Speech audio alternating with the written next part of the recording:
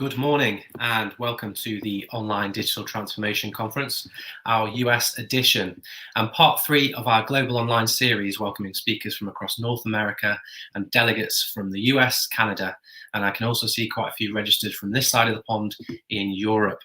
To introduce myself, my name is Chris Towers. I'm the founder and head of events at Raw Media.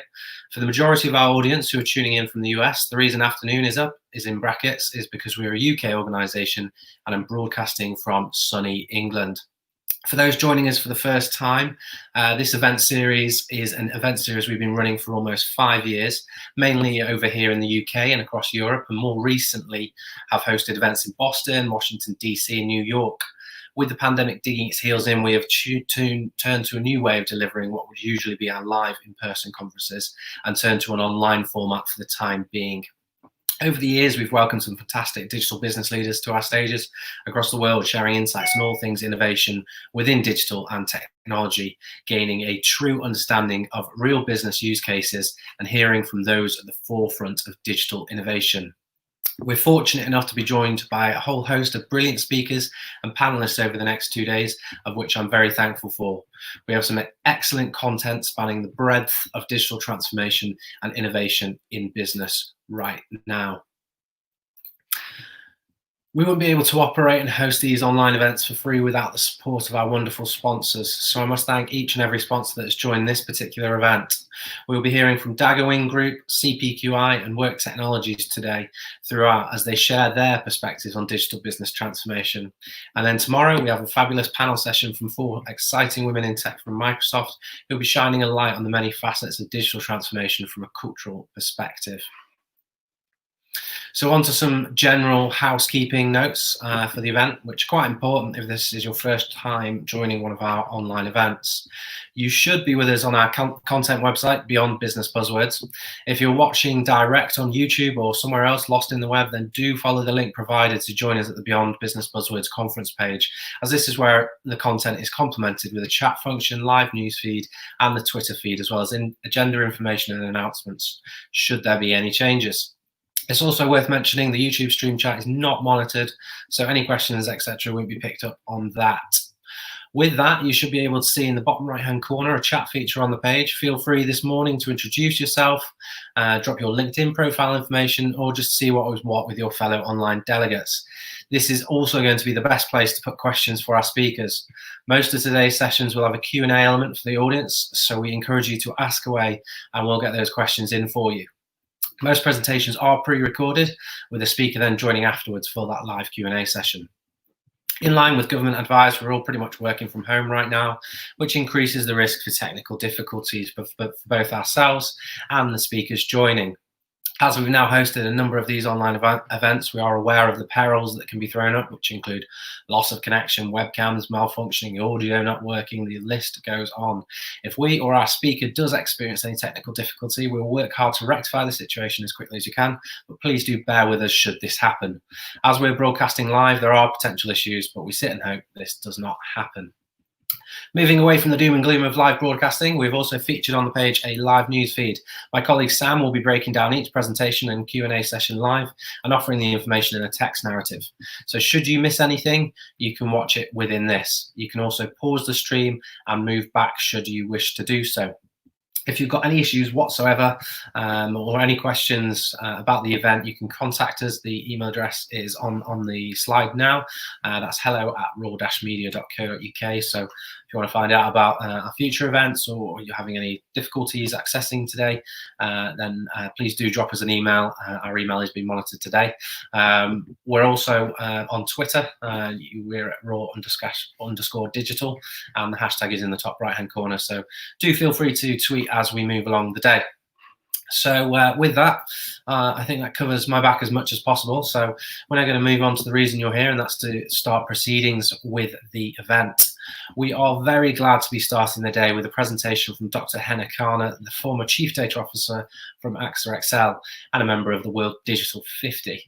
Henna has joined us previously for a live conference in both London and Boston and shares some brilliant insights into digital transformation and what it actually means. In this presentation, Henna will be exploring the challenges of transformation.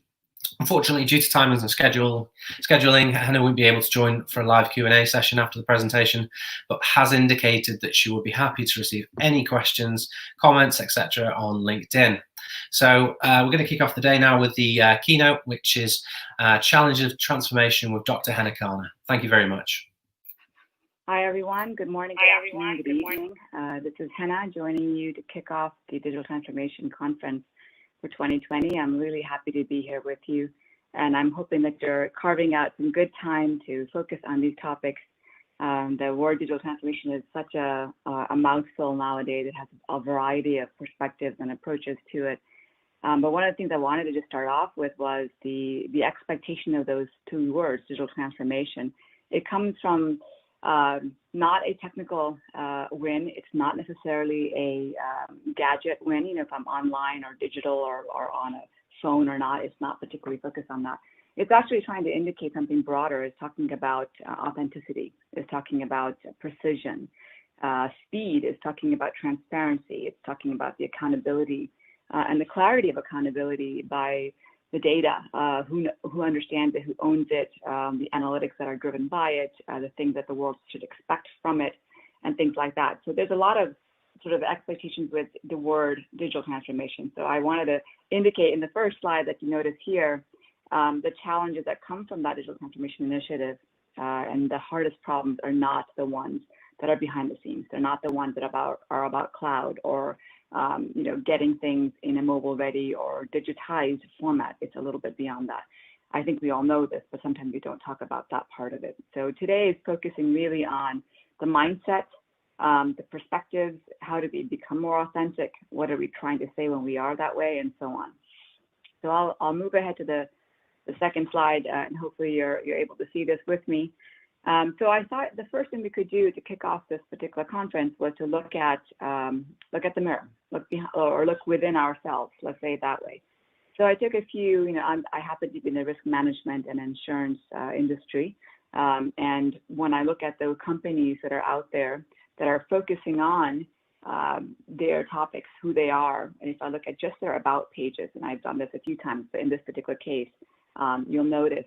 When I look at the about pages and I put them into I just scrape them off the internet as they've described themselves and put it into a cloud, sort of a word cloud, you'll notice the most common words. And the common words are around services. The insurance company describing themselves, it's about financial services, right? So there's things around retirement, providing something.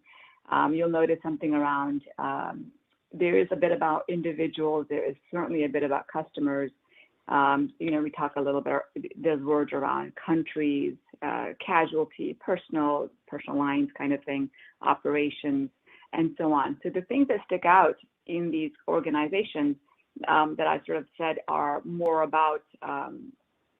focused on, you know, what they describe themselves as, or as you'll notice at the very, very top, it's focusing on companies that are discussing in their about page, what do I provide as a service?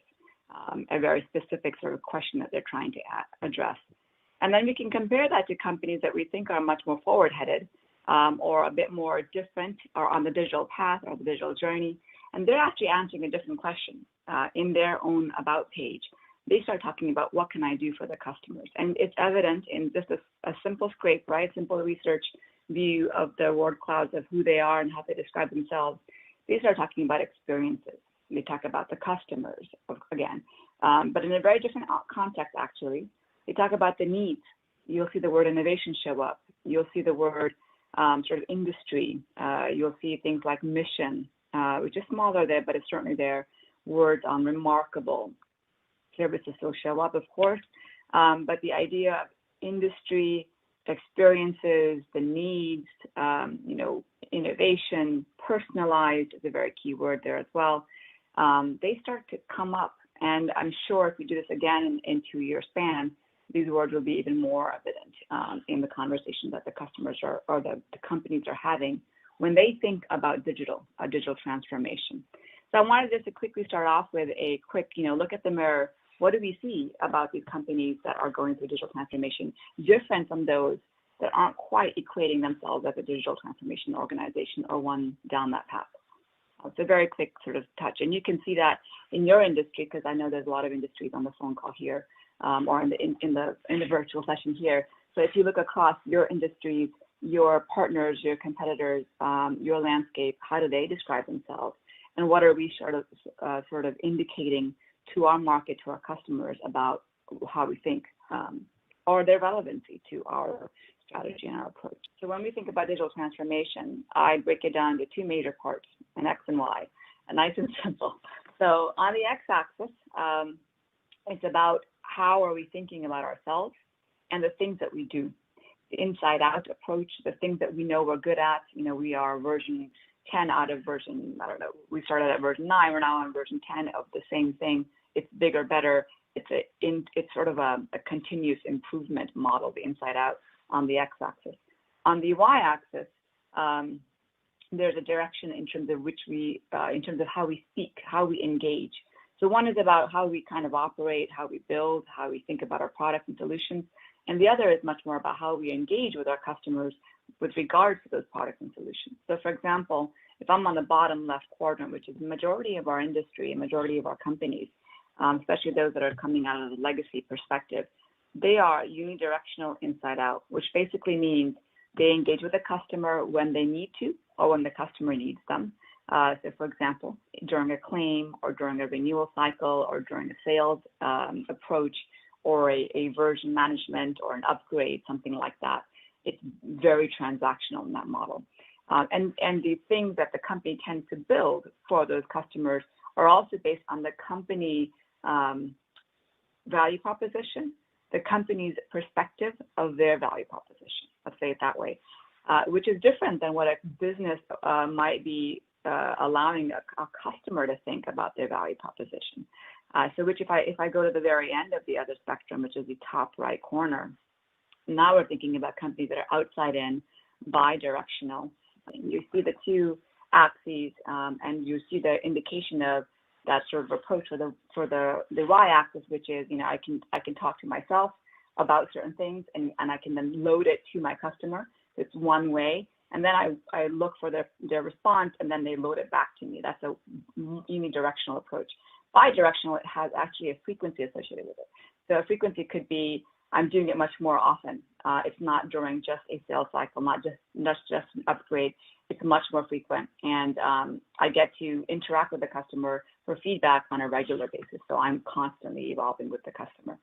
And on the x-axis, I'll just reiterate that this is much more about how I build product and solutions.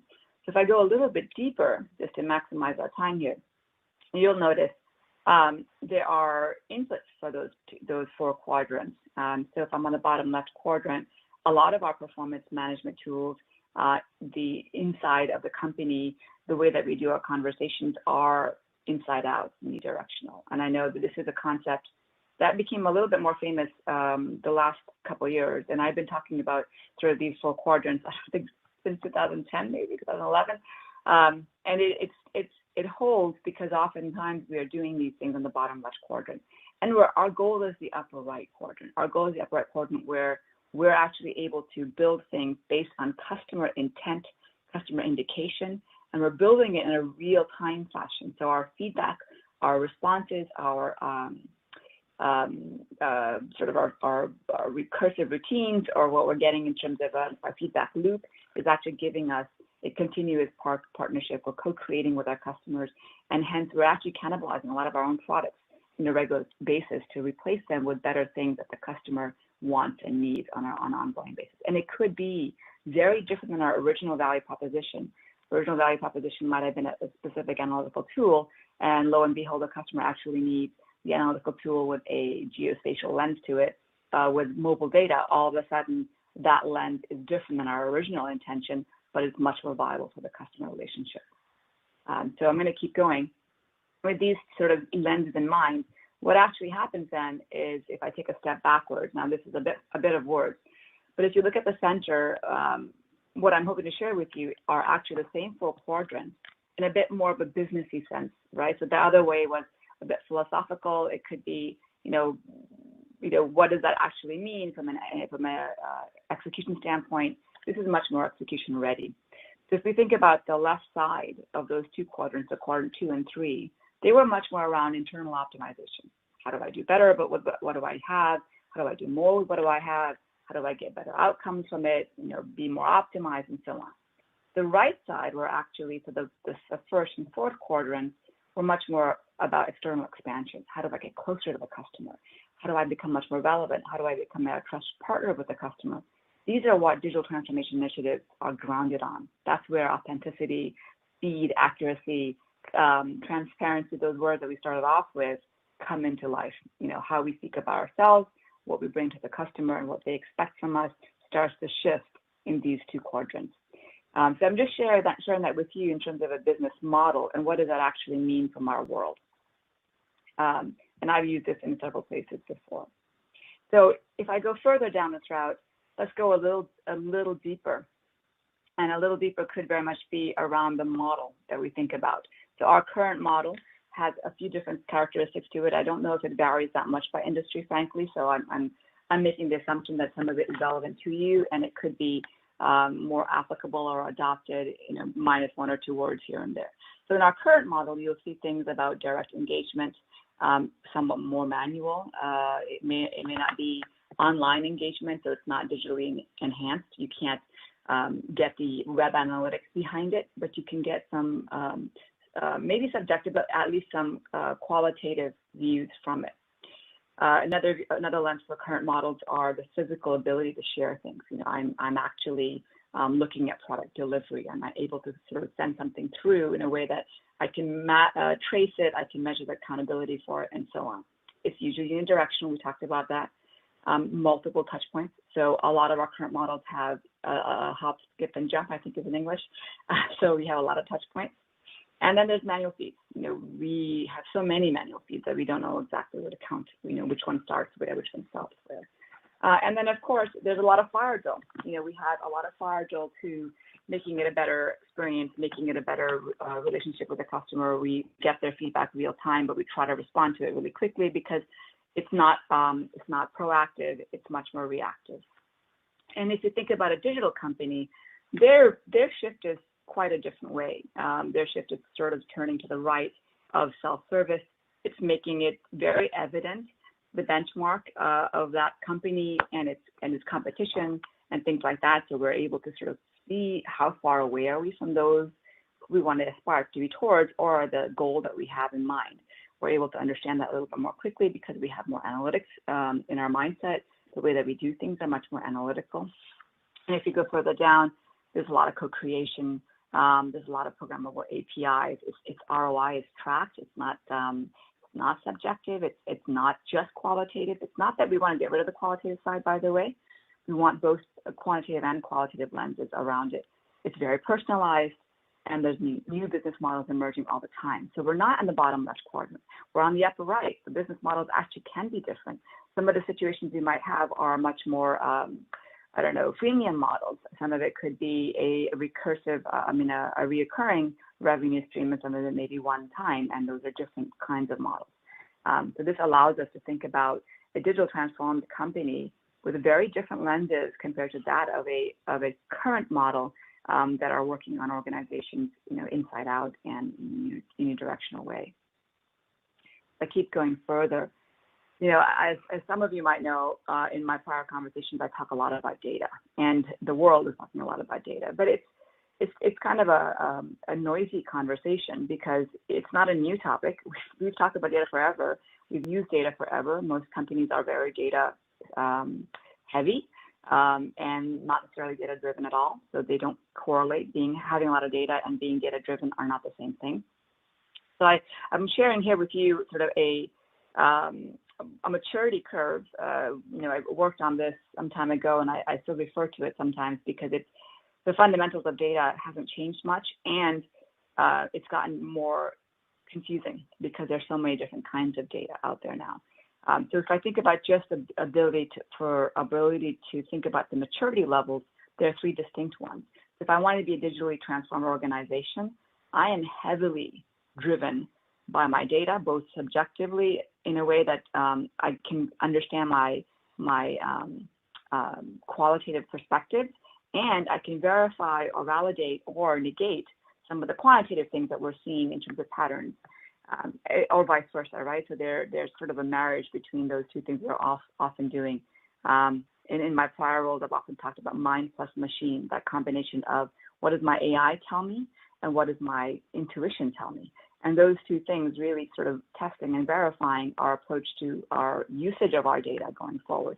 So here you'll notice that this is a statistical analysis as one bare bones view, the predictability, and almost the predictability in terms of modeling, but also the predictability in terms of exercising that information out. How can we do it more and more?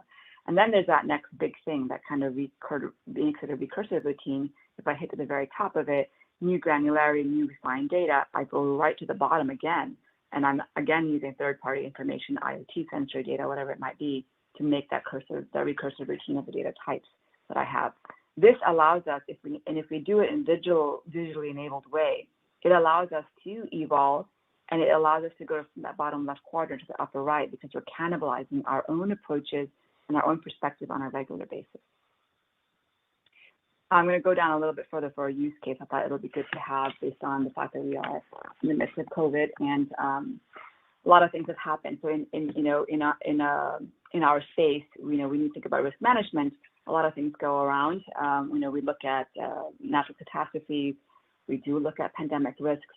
We look at things around the impact of those risks, or with regards to supply chain, with regards to warehouses, commercial property, digital footprint, things like that. There's lots of things that we can assess.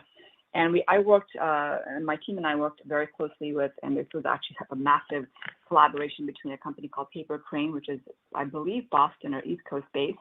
They have a very interesting approach to location-specific data. They look at location intelligence. Their focus is on location intelligence for everyone. And Paper Crane has worked with us in the past for several initiatives, but one of them was looking at mobile information, the pandemic risk, in a digitally enabled way. So we don't have very digitally enabled approaches right now in our industry that are cutting edge enough. In this relationship with them, we actually were able to do that. So I'll walk you through an example. Hopefully that's different enough than what you see on a day-to-day basis, and perhaps something that's more relevant to broader industries than just the risk management space. So here's an example of, I'm going to walk you through 5 really quick use cases, and I'll drill down on some of the examples of the data without disclosing too much. So an idea could be, if I look at mobile-ready information that's coming through our unique IDs, our mobile devices, a lot of our Sentry information.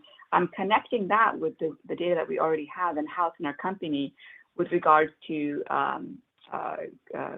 property, supply chain information, maybe a little bit around personnel, workers' comp, things like that. And we can connect those details very real time now with this data with Paper Crane in a way that it's actually tangible for us to understand geospatial intent, geospatial impact, sort of topological impact, and so on. So one of the examples is baseline activity of policy holding property. Another is the macro trends over time. We have spatial redistribution of personnel. A fourth and fifth examples could be, in terms of use cases, could be the redistribution of the personnel, what happened with the pandemic risk, and so on.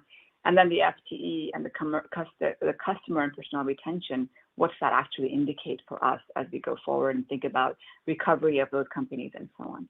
So a quick example here, you'll notice, and I know there's a bit of information here, it's really more of the visual appeal that I'm trying to share with you. You'll notice in November of 2019 versus April 2020, the distance in terms of the data knowledge here that we can sort of indicate of what's happening in this location.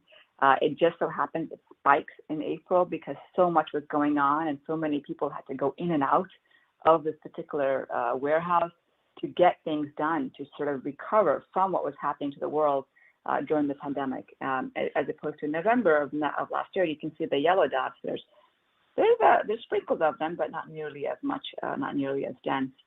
It tells us a little bit about this place and the rush in which human beings were trying to get to the grocery store, trying to get what they need very quickly and very fast. Another example in this case is actually a warehouse structure. You can see the similar sort of clustering. This is less spread out, and actually across a certain area, there's certain buildings that become very prominent, higher risk in those areas. What are those areas, and how do we sort of make sure that that place is most relevant? Do we spread out the things that are in those buildings a little bit faster so that we can control the crowding and so forth? A lot of sort of response of this is real-time feeds of mobile data that PaperClean has pulled together and married it to both our supply chain information and our commercial property information. And it's happening real time in this particular data set. So I wanted to just show you, before I go to that, I wanted to just show you those two examples of, in the pandemic and in the way that we think about digital transformed companies, their reaction to making sure that the customer gets what they need faster and quicker with the kinds of data that are different from what we typically use is possible. It's possible because our business models are shifting. It's possible because we think differently about what we can provide to the customer and what they need immediately versus what do we have and how do we tailor it to the customer. It's quite a different mindset. So I did want to end with an example or a view of, because we're talking about digital transformation, a lot of it is embedded or foundationally pinned to what we can do with our systems and what we can do with our data flow. So I have this view here again that I often bring up. I whiteboard this usually. I don't have I chicken scratch it on a whiteboard so we can walk people through this perspective of systemically things come into our walls from the bottom left side. They go into typical warehouses and typical marts, maybe analytical cubes. These are a little bit outdated. That we actually want a microservices approach to this so that it's highly tailorable. But it becomes a way to get information out, which you'll see on the upper right quadrant. To get the systems out, information, analytical reports, details about what we can do here. There are actuaries, potential actuaries using it. It could be anyone that has a data science perspective and background. Or it can be anyone that's an executive that understands data literacy enough to know what they're looking at from the lens of, both qualitative and quantitative, or mind plus machine, or intuition-based and mathematically based approaches. That's one way of getting information to the customer. And then, of course, as long as that information is then pushed back into what we see on the social listening side, on the social network side, and fed into what we would then call our big data hub. So this sort of cycle that we're seeing, I don't know if you can imagine, this is actually, again, the X and Y axis in live format, where we go from the bottom left to the upper right, and that cycle must go across each other to really get the best out of the company and what it has to offer. So I'm going to conclude by reminding us, when we think about digital transformation, you can plan a lot. You can wait for others to move. We can play the chess game, lose a few pawns here and there. But the intent is very much around doing what you think is necessary for the customers and the responses for the customers in a way that actually is a little bit more than just how you did it before. It is going back to that authenticity, the expectation of I'm going to be there for the customer when they need me the most. And I'm going to be ready for that. And it's very sort of proactive. It's predicting what they need. And I put the word serendipity here because we often forget this. And I would say that one of my more prior, managers strung this in my head several times. And we talked a lot about serendipity. And I've added a few things here, but really the success rates of where companies really do really well and they go beyond what's expected and they survive and then they actually thrive in that space. It's those companies that are not trend followers. They're not need spotting. They're not just doing the market research. They're not just looking for solutions. They're not just doing R&D. They're actually in a different mode of operation. And that's sort of on that upper right quadrant. So I wanted to share that with you as well, thinking about the company-wide culture. How do you look at who you are? How do you speak about who you are? And hopefully that leads to what we often see in the industry about disruption and innovation that's a positive disruption to where we want to head. So I hope that added enough in terms of a start and kickoff for the morning and for the next 2 days that you have with this conference. It's a really rare conference, a lot of different variety of people that come and speak to us here. And I'm looking forward to joining the 2 days with you. And I'm really excited about staying connected as you see fit. You can find me on LinkedIn if needed for any Q&A. I apologize, I couldn't do that in real time here with you, but you knew where to find me. Thank you so much. Roar, back over to you.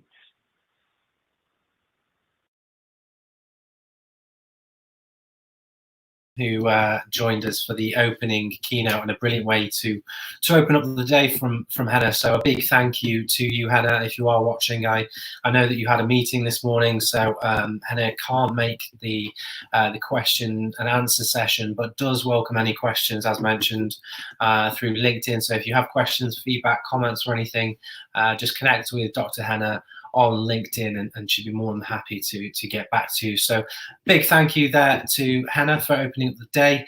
Like I mentioned at the start, Henna has spoken with us in both London and in Boston for our live conferences, and has a real knack of breaking down digital transformation and what it actually means. So I hope there was insights there that kind of resonated with people, reaffirmed ideas. A big thank you to Henna for opening up the day with a great presentation. I can see that quite a few people have joined us since I did the welcome notes this morning. So just very quickly want to kind of run through a few quick points. Most of the sessions today do feature a live Q&A session following the talk. So if you do have questions, pop them in the chat function. If you're on the Beyond Business Buzzwords conference page, just pop them in there. My colleague will pick those up and put them to me, and I can position those to the speakers when they come in for that Q&A session. As mentioned, technical difficulties, as we are all forced to kind of be working from home for the time being. I'm set up at home, so there is risk of loss of connection, things like that. So if we do experience any technical difficulties, we'll endeavour to get that back up and running as quickly as possible. Also, our speakers, sometimes there's connection issues with the cameras, audio, that kind of thing. So if we do experience any of that, just bear with us. We'll try and get it up and running, and if not, we'll just have to move on to the next thing. So with that, if you do have anything, any further comments or anything you'd like to make, you can contact us at hello@raw-media.co.uk. You should have that email address with the link that was sent for you. And also on Twitter, #Digtra, DIGTRA. So if you want to get involved on social media, that is the official event hashtag. Our next presentation comes from Michelle and Edson, both principals within Daggerwing Group. Daggerwing have joined us for our global series of this event here in the UK and within Europe, so it's a real pleasure to welcome Daggerwing back, and this time here from the US side. Daggerwing focus on one of the most crucial elements of digital transformation, and that's the challenges around people and culture, something we hear so much about on this series, and how difficult it is to get right. So glad we can be joined by these two to kind of go further into that. So with that, I am now going to be playing Digital Transformation. It's about your people with Michelle and Edson, who will be joining us afterwards for 10 minutes or so of Q&A. So as mentioned, if you do think anything on the way, just pop it in the chat and we'll get those questions answered for you. And if you are on YouTube, the chat function is not monitored. We're through on our own conference page here, so do go through to that if you're there. So without further ado, I'm going to get that presentation going. Thank you.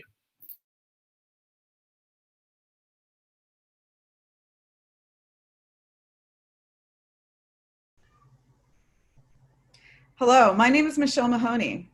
My name is Edson Chase. And welcome to our conversation around focusing on the people side of digital transformation. We've really been looking forward to it. We're going to get going in just a second, but first, just a tiny bit about Daggerwing Group so you know where we're coming from. We're a global change consultancy focused solely on the people side of change. That is all we do day in, day out. You can see we're rated real high in terms of communications, change management consulting. Got to get that in there. Work with some of the largest and most reputable companies in the world, and we do operate globally. When we look at our work, it really spans across these 4 areas. There's hardly ever an initiative or work we do that doesn't in some way touch all of these, but it's everything from making sure your leaders are aligned, to your transformation from an org perspective is working, to that you have the culture you need to achieve what you need to do. Been doing a lot of that lately. And this really all adds up to what does that experience need to look like for employees. Digital transformation is something that really spans all of the areas where we work.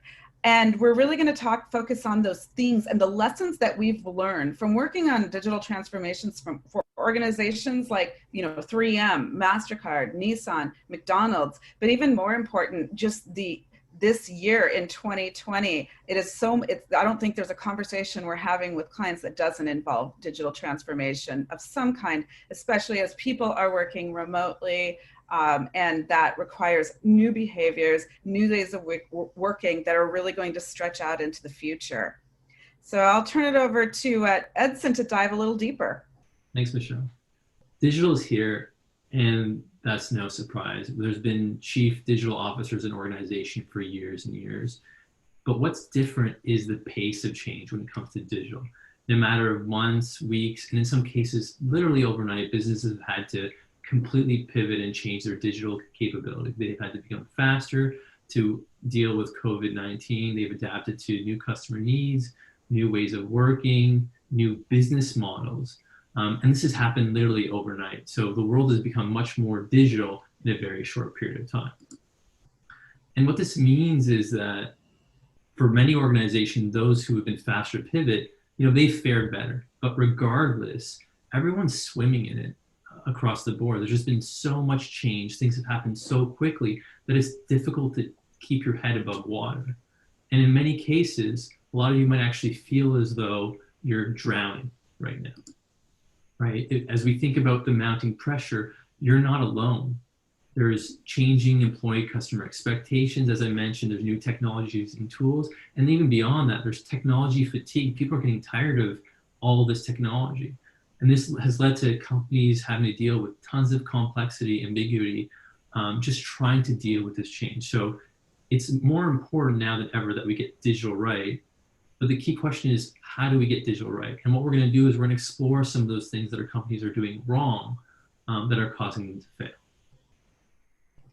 So let's take a step back for a moment. I think this statistic is probably familiar to every single person who's listening and tuning in right now. The fact that 70% of digital transformations fail. There is, as we know, a whole host of reasons for this, and we could spend 3 more hours talking about all of them. But one thing I really want to highlight here is what percentage of this 70% are due to failing to address the people side of change. Well, clearly it's not 20%, or we probably wouldn't be here. It's not 30%. It's not even 50, which would warrant a conversation like we're having right now. But it's a staggering 70%, and this is very well researched. I think this latest research comes from PwC. So what does that look like? There's a myriad of reasons, even when you start to unpack the people side of change. As we talk about this, it's not just about the processes, it's about the people. And we have further evidence if you don't buy it, us just saying it, Harvard Business Review is talking about it as well. This is not to say that systems and processes aren't important, but if you fail to address the people side of change, you're probably not going to exceed. And it's very interesting, looking at Gartner. Right. Organizations are really taking it even more broadly right now and looking at how culture itself and their mindsets and attitudes are shaping the responses to digital transformation. And most organizations right now are focusing on those culture elements that need to change. We'll dive into those a little bit later, but it's a lot of the work that we are doing right now.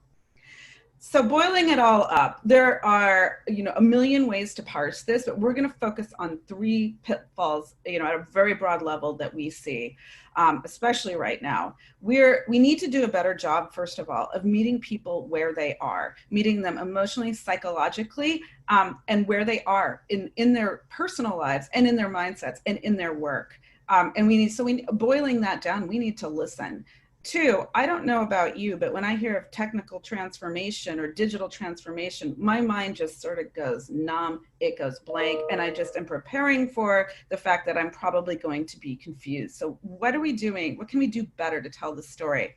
And finally, we're not helping leaders own and lead the change. Employees are looking to their leaders to really take cues from that. And if leaders are not on board and driving, then they're not going to take it as seriously. So what can we do about it? Turn it back over to Edson to start to dive into those elements. Perfect.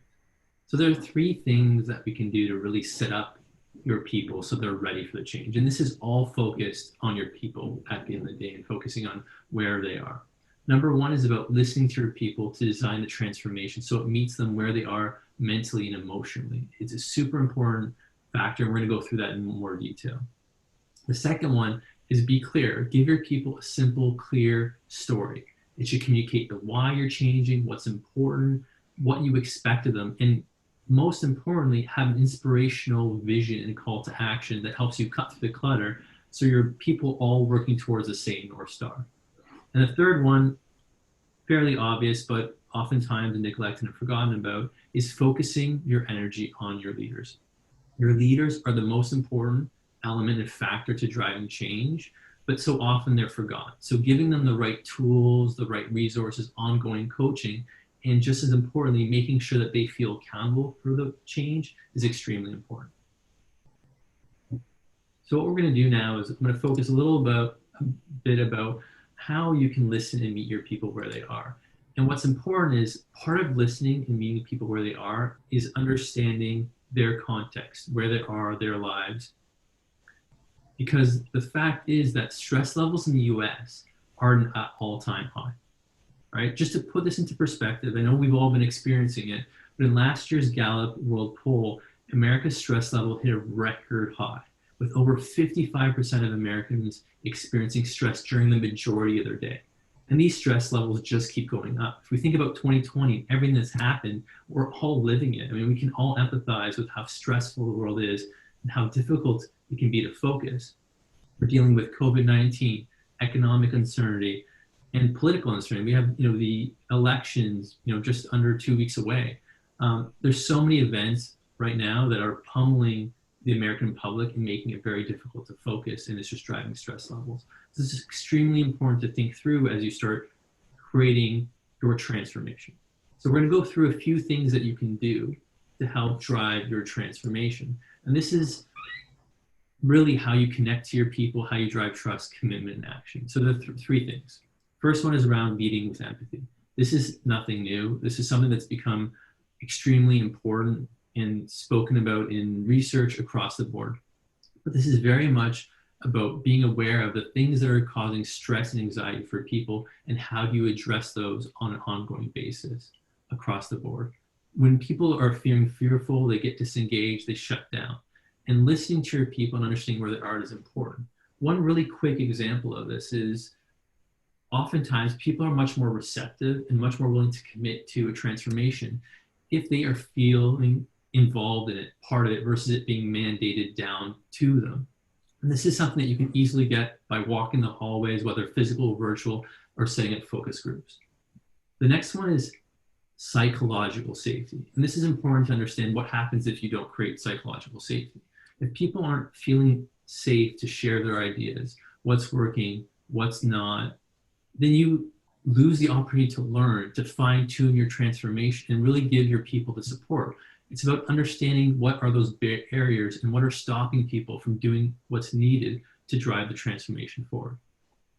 The next one is around giving your employees a voice. What organizations often find is that simple things or simple motivators like giving them and empowering your people to make decisions, to be involved, to share again what's working, what's not, can help you drive the transformation and better understand how to best support them moving forward. I think a real important point to giving employees a voice is not only involving them, which is, as Edson says, incredibly important, but also understanding what can be better about the change and the transformation. What are the barriers that are keeping people from executing as effectively as you'd like them, and then learning from those and iterating as you go along. That's a big cultural element that organizations are focusing on right now, as well as learning and failing fast. Absolutely. The second piece we want to talk about is telling that story and keeping it simple. I really like this quote from Doug Stratton from the Hershey Company, which is about what we just talked about a little bit earlier. As soon as you hear digital transformation, it just conjures up more anxiety and this idea that I'm not going to understand that. So he talks about the importance of building that narrative where people get it. So how do you do that? First of all, it's important. Why are we doing this? A big factor in transformation initiatives, digital transformation initiatives failing is that even at the senior level, leaders all have a different view of like, why are we doing this? What are we striving for? Is it to save money? Is it to get deeper insights into our customers? Is it to help us make better and faster and quicker decisions? Let's get aligned on the goals of what this is going to do for the organization and make sure that we are telling the story consistently, which is the second point. Being specific is really around, what do you want people to do differently? How do you want them to act? What kind of mindset shifts are going to be needed? And making it really clear and even a bit inspirational. So for example, we worked with one global manufacturing organization, which was going through a multi-bazillion-dollar digital transformation kind of initiative. And we didn't make it about the story about the technology. We focused on, how is this going to free people up, since they're not doing, their tape and glue processes that they've been used to. How is it going to free people up to focus on what's important? And we had some fun with it. Can you even make it a little fun? That's your stretch goal for this conversation.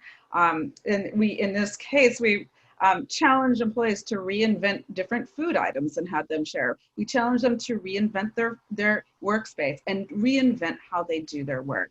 And then finally, reinforcement, making sure they get it, making sure you're going back to them and helping them tell stories of like, hey, this is actually working for me. So that story is super important. And that kind of leads into the third piece, helping leaders lead. Absolutely. And as we mentioned before, leaders are the driving force for digital transformation. Successful transformations ultimately start with your leaders, without a doubt. The problem is that so often leaders are overlooked. They're not set up to succeed and ultimately not set up to help drive the transformation. And the case in point on this page is less than 40% of managers believe they're being kept in the loop by leadership. What this means is that the majority of managers don't feel like they have the information they need to really do their jobs and to successfully drive the transformation and help you meet your objectives. The thing is, the jobs of leaders and managers are super difficult. There's a reason why it's called the messy middle. I mean, they spend so much of their time trying to create clarity, navigate the needs of the business and their people. So that in itself is a very challenging situation, but to bring it one step further, their job is getting more difficult and more difficult every day. And they're dealing with so much change. We talked about the pace of change, right? But now they're dealing with new ways of working, new business models. And more research is demonstrating the fact that a large number of leaders today are really struggling with how to lead remote teams in this new virtual collaboration that's likely not to go back the way it was before. So the thing is, what we need to keep reminding ourselves, and we're all leaders, but is that leaders don't show up with all the right answers. And just like employees, leaders feel frustration, they feel confusion. And just like employees, leaders really do need support to successfully drive your transformation. In fact, they need more support now than ever. The good news, because we're not all bearers of bad news, the good news is that the basics haven't changed, right? As we think about digital transformation, we're all going through it. So it's still important to bring leaders along the way and help them tell your transformation story to make sure everyone's on the same page and moving in the same direction. We also need to support leaders. This provides ongoing coaching, training, tools, and resources to help drive the change. This is about guiding them so they can lead differently. And this also includes being very specific about the behaviors you expect of them and then recognizing them when they're bringing those to the table. And the last one, which is often forgotten, is make it super clear that their leaders are accountable for this change, right? Oftentimes this is forgotten. There was a recent IBM study that found that nearly 50% of organizations don't hold their leaders accountable for effectively managing the change. And because managers are so transformation, this is a huge lost opportunity and something that all of us need to be thinking about as we think about how to drive digital transformation. Now, there are some things that feel a bit different as it relates to driving digital transformation from a leadership perspective. Some of the key things are at the top of the list: practicing empathy. You need to coach your leaders to be empathetic and to lead differently. There's so much complexity that your employees are dealing with, both at home and at work. So really empathizing with your employees, you'll see huge benefits into their level of commitment and the ability to drive the change. The second point is give your leaders a space that they need. This means giving them the coaching and the guidance, but then you need to empower them and give them the space to work through their own issues, think through how they're going to lead differently, because every leader has a slightly different leadership style, and it needs to be their own for it to really be authentic and believable. The next one is about learning like mad. You need to build in tolerance so your leaders can lead and they can learn along the way. Change is a moment in time where leaders are challenged the most and they learn the most. So you need to build in that comfort so they know they can fail, but most importantly, they are empowered to learn, get up, and help drive that change forward. And the final point is about keeping it simple. This is both for your leaders and for your employees. You want to keep it straightforward and bite-sized as possible. As we said, there's so much stress, there's so much noise right now in everyone's lives. So we want to make sure we can cut through that clutter. Making it as simple as possible helps your people, makes it simpler so they can focus on what's most important and they don't get distracted by all the noise and the enormity of the full transformation. And those are really the major things from a leadership perspective that have changed due to COVID-19. So I'm going to pass it off to Michelle to talk a little bit about what we've covered off today. Bring it all home. Yes. Hopefully you've seen this all in action as my teenage daughter has walked through the room and my cat started meowing next to me. But this is an example of the real world we are living in right now. So in summary, I think what we really want to reemphasize is, one, listen to your employees before you do anything and understand where they are so that you can design your change solution that fits where they are sitting. And two, make sure that you're telling a clear story and that everybody is telling the same story and people know what they're reaching for in the future with this transformation and how it connects to them and what they need to do differently. And third, again, making sure that your leaders are super well equipped and ready to lead and that you give them a chance to sort of work it through on their own so that they can show up confidently with their people.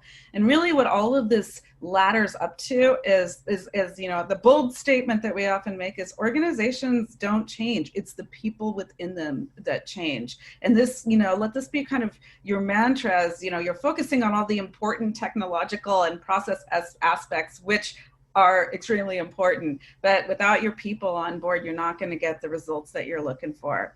We really appreciate you spending this time listening to us, and we look forward to hearing your interactions and getting your questions. So thanks so much for joining us.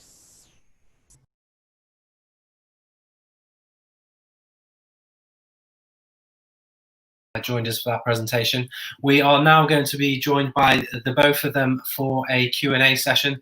I can see Michelle and Edson are in the backstage with us, so if I can just invite you both to turn on your mic and audio feeds, and then we can kick off the Q&A session. I can see Michelle. How are you today, Michelle? Thank you for joining us.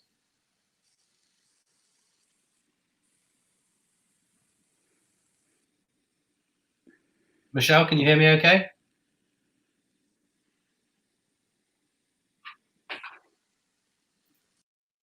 Are we live? Hi, Michelle. Can you hear me?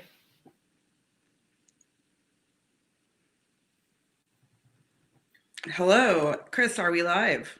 We certainly are. Can you hear me okay? Can folks hear? Hey everyone. Michelle, I can see you and hear you, but I don't think you can. You're picking me up. Can you hear me now?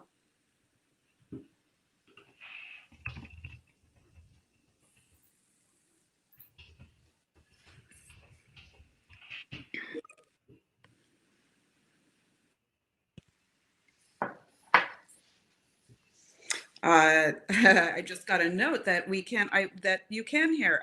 Does anyone have any questions, or can I hear you, or can it come through the chat box? Or Edson, can either of you hear me? I'm speaking through here, but I can hear you now. Okay, Michelle, are you picking me up? Yes, Chris, I am. Are you hearing me? Yes. Apologies. I'm not sure what went wrong there. So do forgive me. I did say, no problem. I did say my welcome notes about the perils of online events and live broadcasting. So that's a fine example of it there. That's okay. That's the world we're in. Exactly. It's like the cat making the appearance in the presentation. I love it. Exactly. I did look. And the teenage girl. Yes, exactly. Well, look, thanks both so much for joining for the live element and for your presentation. Really glad that we can have you involved, and it's and I always love the presentations that are centric around people and culture, because it's something organizations are always struggling with as we kind of go through digital transformation. There's always a big focus on kind of the technology element of digital transformation, and sometimes less about the people transformation or the cultural transformation that's required as the engine for that. So thanks for a great presentation. Absolutely. We're happy to be here. And as you can tell, we could talk about this stuff all day. Yeah, definitely.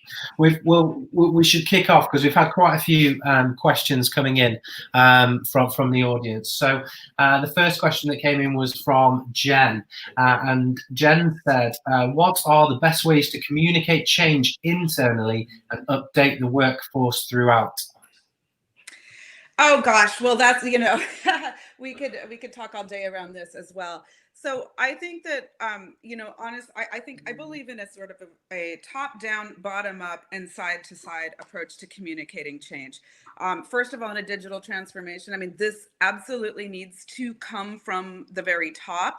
I believe from your CEO, who should really kick off and lead the communications in whatever channels or media you have available to do that.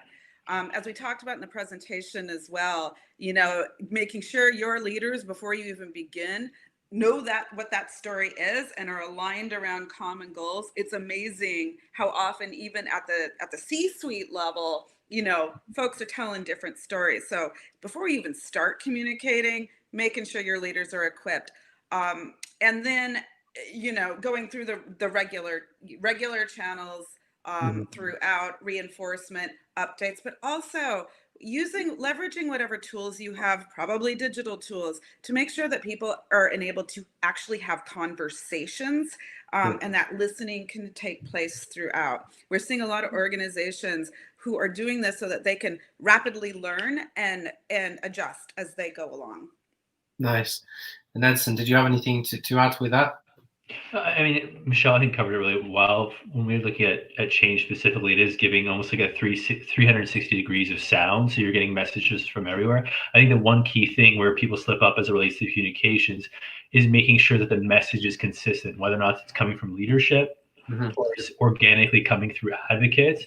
Making sure that everyone's on the same page makes all the difference, because you can have as many communications as you want, and if people are on the same page, you're actually creating a lot more confusion then you're driving your actual change. Nice. Good answers there. Thank you. And then another great question from Briel. Hope I'm pronouncing that correctly. With all this uncertainty, what can leaders do and tell their employees when you don't know what the next several months will look like, let alone the next 2 years? It feels like the story keeps on changing. And again, that's a big, massive question for right now. And it's something we're struggling with. But do you have any kind of thoughts on that one? Yeah, we're all feeling that, aren't we? One of the things we're talking with companies and leaders about is this idea of building this muscle of leading through the dark. People don't know what is, this idea of strategic planning, even for next year, is really, really challenging for organizations when, you can't look at predict what's going to happen in the next 2 weeks, let alone the next year.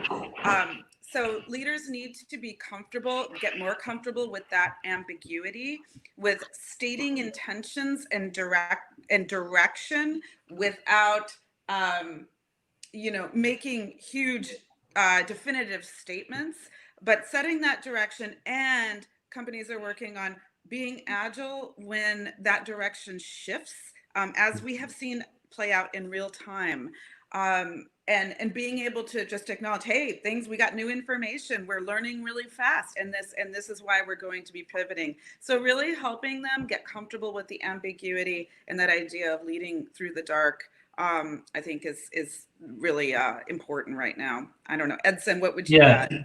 I have a few thoughts. I mean, one thing is, and I think COVID-19 specifically has taught us a lot in terms of how governments are handling this and how they're communicating. Some have handled it so much better than others, and I think it directly relates to digital transformation. One point I think leaders need to do is admit that they don't have all the answers. That's just part of being human, and it helps you connect with your people. I think the other thing that really helps is having a vision, right? Because the vision should be, a 5-year roadmap. So regardless of what's going to happen over the next few months or even longer term, you should still be driving towards that vision, but acknowledge the fact that you don't have all the answers, and that and set expectations that you need to be adaptable.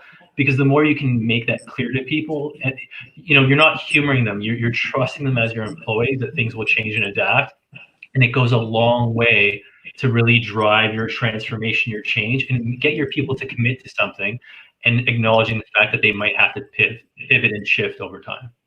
Yeah, nice. It is all about that pivot and shift right now. It's what we're hearing a lot of.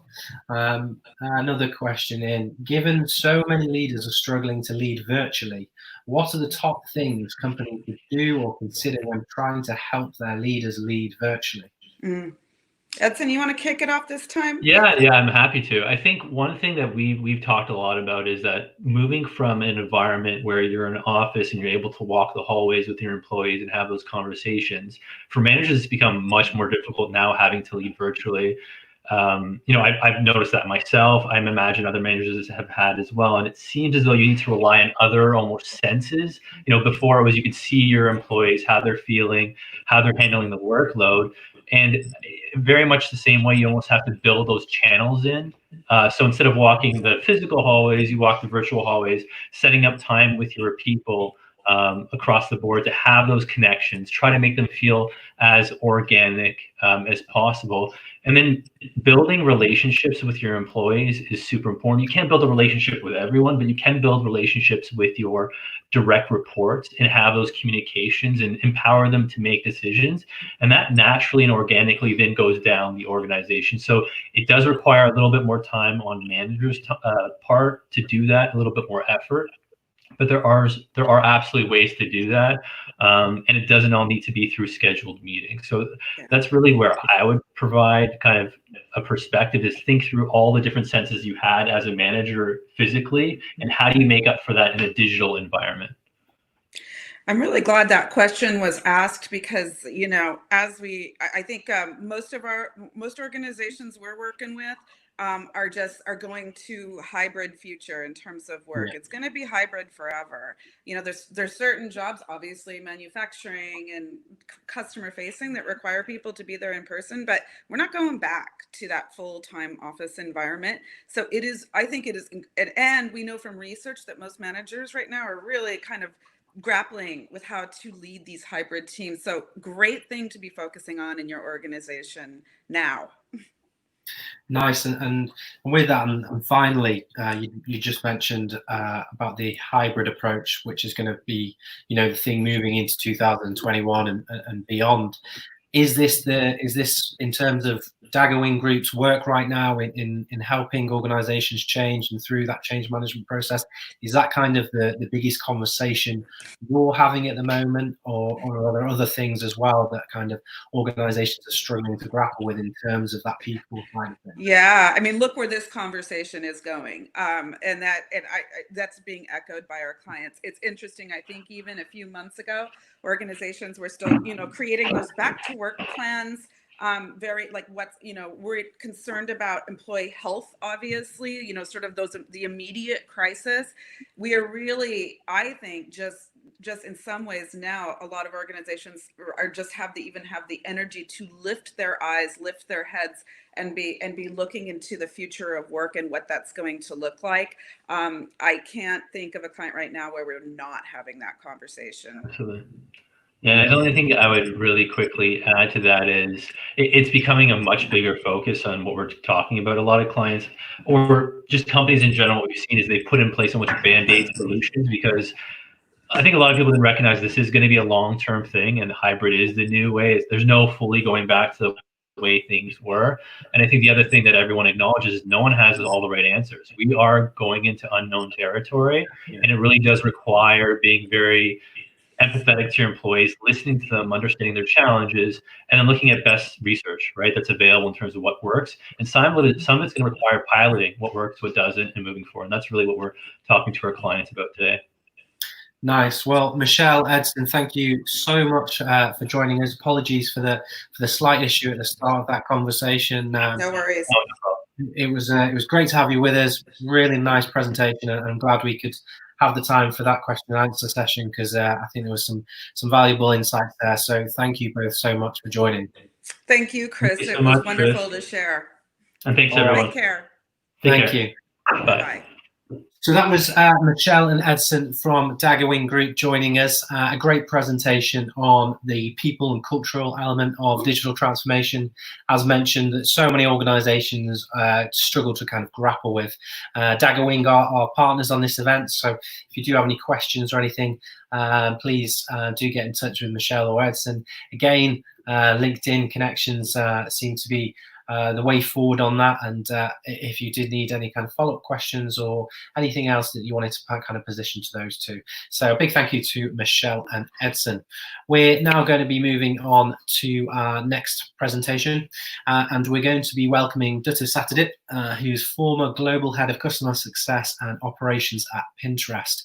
Dutta specializes in customer strategy, acquisition, retention, and scaling operations. Within both Pinterest and Google, he's built organizations that engage customers to scale and profitability. Dutta has more than 20 years of industry experience and held various senior leadership roles in most key operating areas, specializing in transforming organizations. Dutta today will be speaking on scaling your organization by building data and prediction capabilities. So I'm now going to get that presentation up and running, and we will be joined by Dutta afterwards for a live Q&A session. As if you were with us with that one, apologies for the kind of the error at the start, as we are working from home, and so are speakers. The likelihood of these technical difficulties are apparent, but we will get them fixed as soon as we can. So over to Dutta now. Thank you, and we'll be back for Q&A afterwards.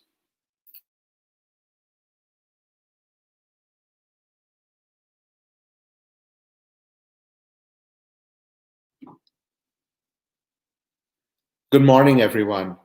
My name is Dutta, and today I want to talk a little bit about scaling organizations. And really what I want to focus on is picking up some examples from my time at Google and at Pinterest, where we really spent a lot of time building data and prediction capabilities.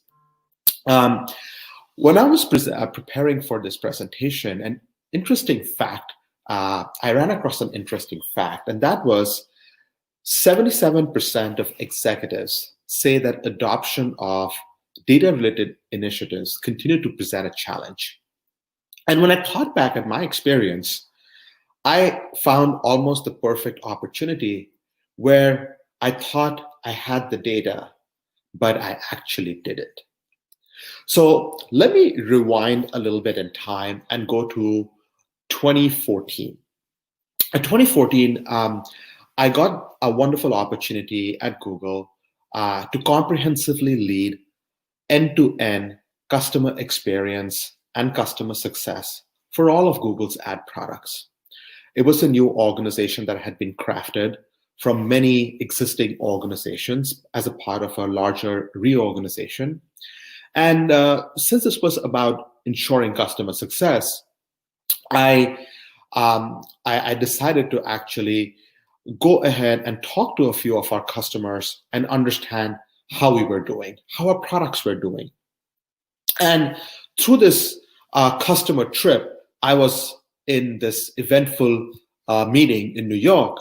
And I vividly remember the day. It was a beautiful day, sprawling Manhattan office, great views of Manhattan.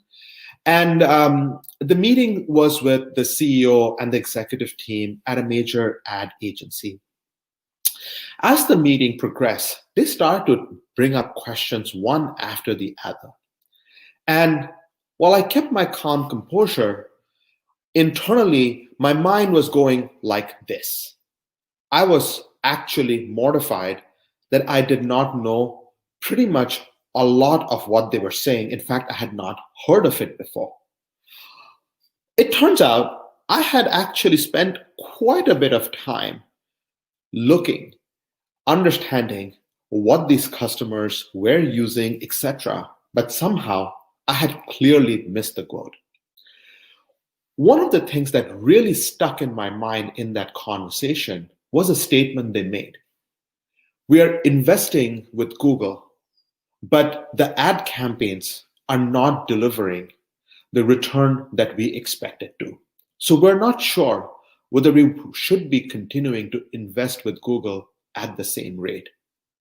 These words really stuck with me. One thing that I took out of this was something was not only off, but if we didn't fix these types of problems, we may have a broader challenge around customer churn. So I started to sort of dig in with the folks and really start to understand why were our customers saying that our campaigns were not spending? What went wrong? And as I started to sort of unpack, I encountered the first challenge. And that was our data really existed in different silos. Yes, it is true. I did look at a lot of the information, but it turned out I had missed some pretty critical information that was stored in our support team. I had looked at the numbers, things like, are we answering questions, etc. But I had failed to look into some of the information around what are the types of questions they were asking, when they were asking these questions, which were all tied to how well their campaigns performed. So to sort of correct this problem, we started on this pretty big, I would say, data reconciliation project, where we took a step back and we tried to frame what was our customer journey. And did we have metrics to sort of understand the customer journey and connect them in a more seamless manner? Our customer journey was really around starting with education, engaging, then once somebody bought the product, we would implement it. There would be some level of optimization to drive product adoption. Ultimately, there may be cases of doing some upsells, and if everything works on, they would renew with us. And when we looked at the spectrum of databases, we found that we had information in about 9 different areas. And that was the whole project of really trying to go ahead and stitch them together to really create this customer 360. The second thing that what we found was, as we were trying to stitch these together, we found that we were effectively trying to put a giant jigsaw puzzle in place. And the reason I call it a jigsaw puzzle is very, very simple. It's because it's not like we didn't have the data. The data seemed to be missing about many, many, many areas. Areas, some were important, and some we didn't know if they were important or not, but it seemed like we should have captured them. The root cause of this, honestly, is not surprising. Everybody collects data to optimize for their organizational remit. As an example, the marketing organization was all about engagement with the content, lead generation, and they had great information around that, but they didn't have any information that ultimately connected on those leads. How many of those leads had actually tried the product in the past and what was the experience? Fast forward, I want to talk a little bit about this because this is one of those things that seems easy, but unfortunately takes a lot of time. What we found was we had many pieces of data that were really completely missing at random.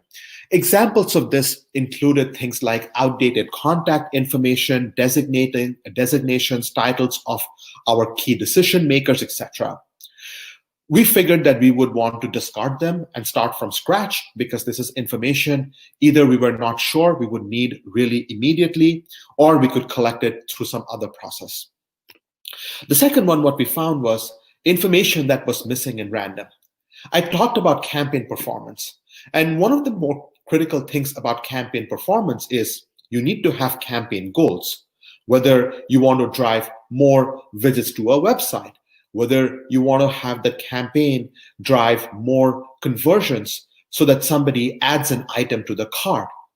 And we found that most cases, that information was not there. Or even if it was there, it was captured in different description fields or other fields. We made a constructive decision to say, we're going to start to actually collect this information right in the product itself. And we work with product and engineering to build some of those features directly into our product. Last but not the least, we found that many times people were not willing to share information, or due to internal reasons, we were actually purging data. A campaign performance over a long period of time can be very voluminous. So it wasn't surprising that certain pieces of the data was just purged, because technically it would be too much of data to store in perpetuity. And for these types of things, we chose to model and come up with the best case approximation, whether the campaign objectives were met or were not met. At the end of the day, the reason I'm going through this in so much of detail is building a data is not just about connecting all the data sources. It really is about plugging the data gaps. So we do this, what happens? Well, one of the areas that this customer had complained about was our shopping ads. And what they had said was, hey, we are running these campaigns for our different retail partners, but the campaigns are not delivering the right number of add to cart actions. Ultimately, what we found was most campaign delivery could be predicted by the type of products or SKUs that were being displayed. In this example, you can see if somebody looks for a credenza, there are certain things that are coming from Overstock and Pottery Barn, but it's the next level down, which is what are the types of credenzas that are available. And that is what our algorithm ultimately worked to really find and suggest are what are these items to be shown so that it would maximize the campaign's objectives, which for most retailers tended to be adding an item to the cart. Now, moving a little bit forward to Pinterest, obviously, I had learned a lot of this from my experience before. And at Pinterest, the role is also very similar in terms of looking at customer experience, looking for customer success across all of Pinterest advertisers. And in this case, we had a slightly different problem. Pinterest was growing significantly.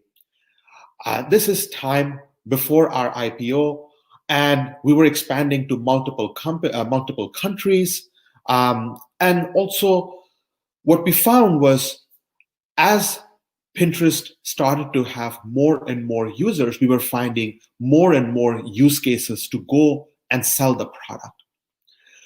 One of the challenges that we faced was the challenge around upselling the campaign.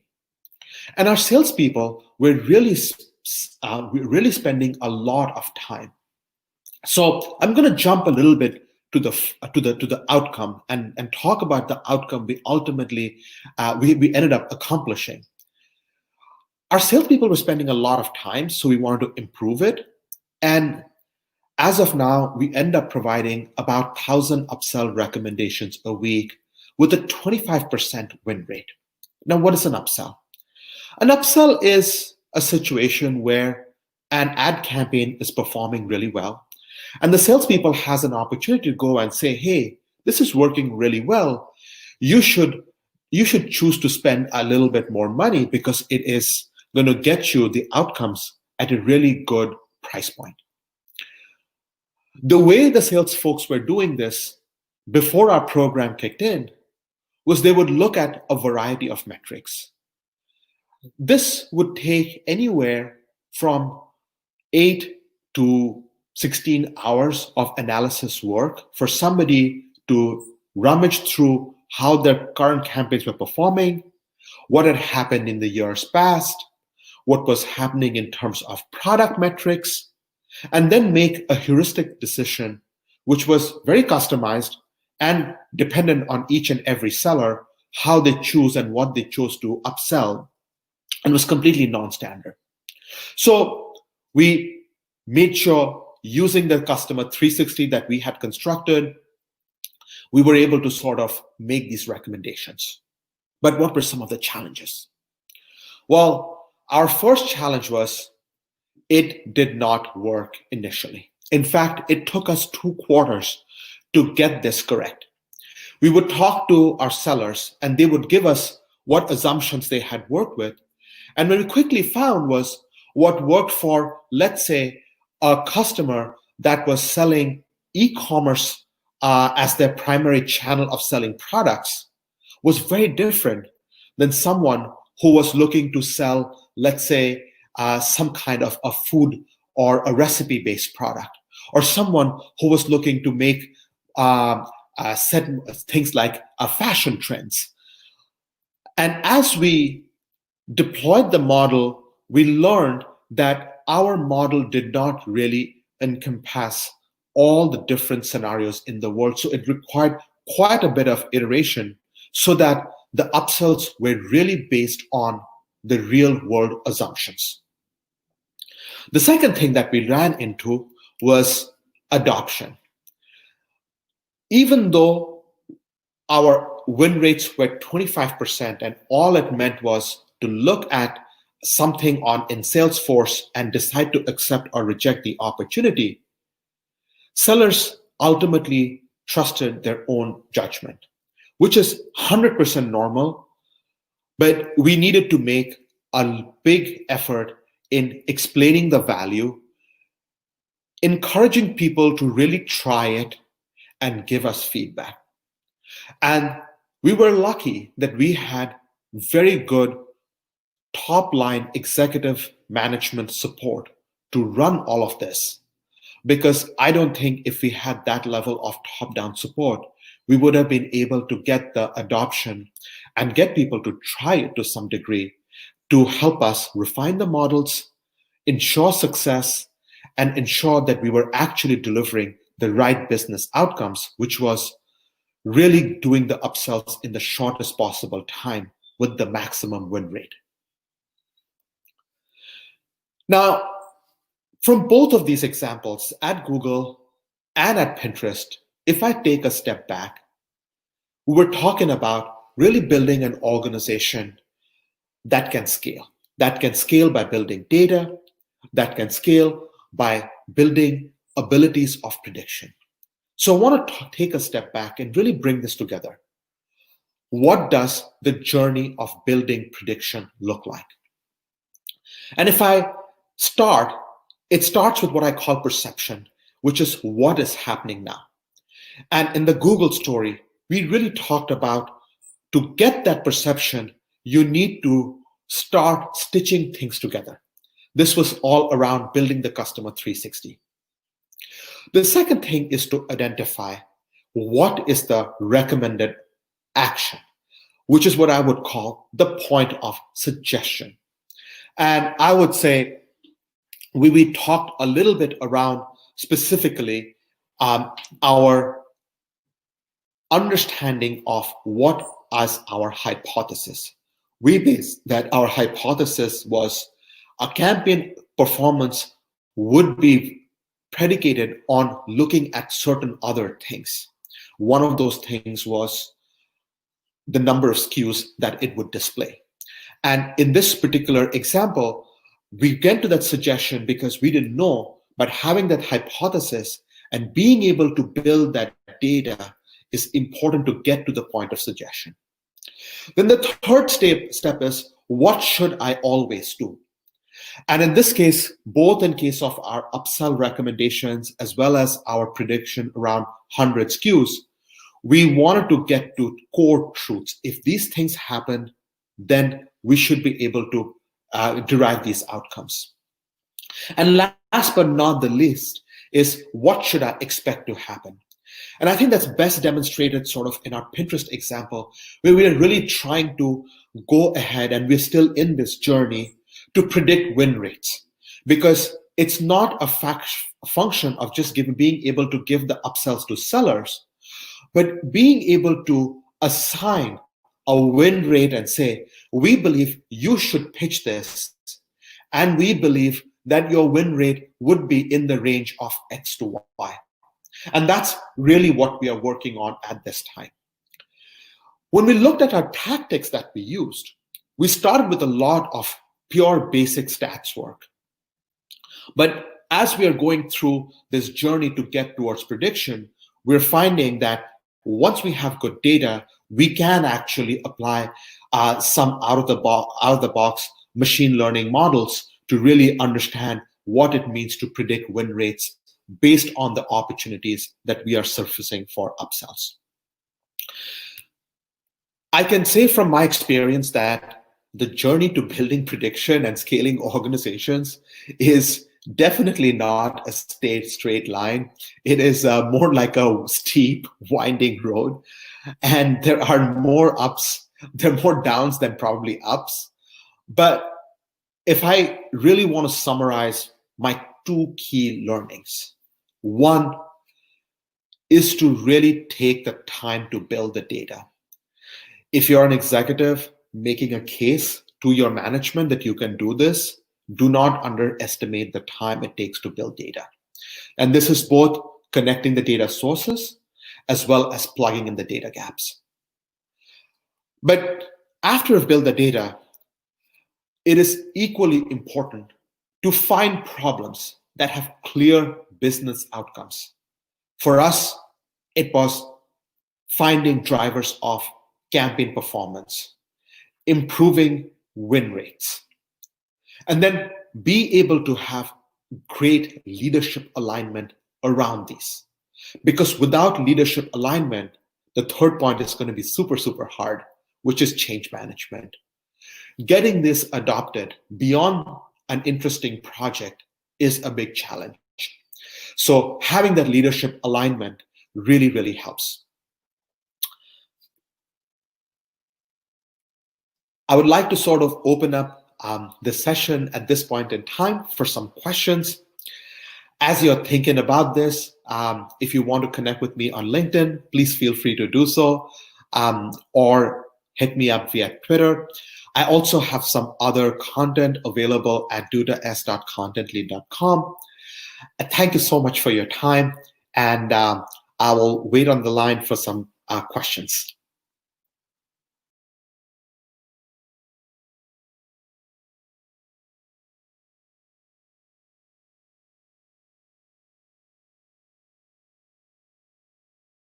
In the backstage room, so hopefully, Duster, if you can turn on mic and audio and come through. We've had a bit of a difficulty earlier, so hopefully you can hear me, and we can kick off the Q&A momentarily. So we'll just hang on there for just for a few seconds, and hopefully that will come through.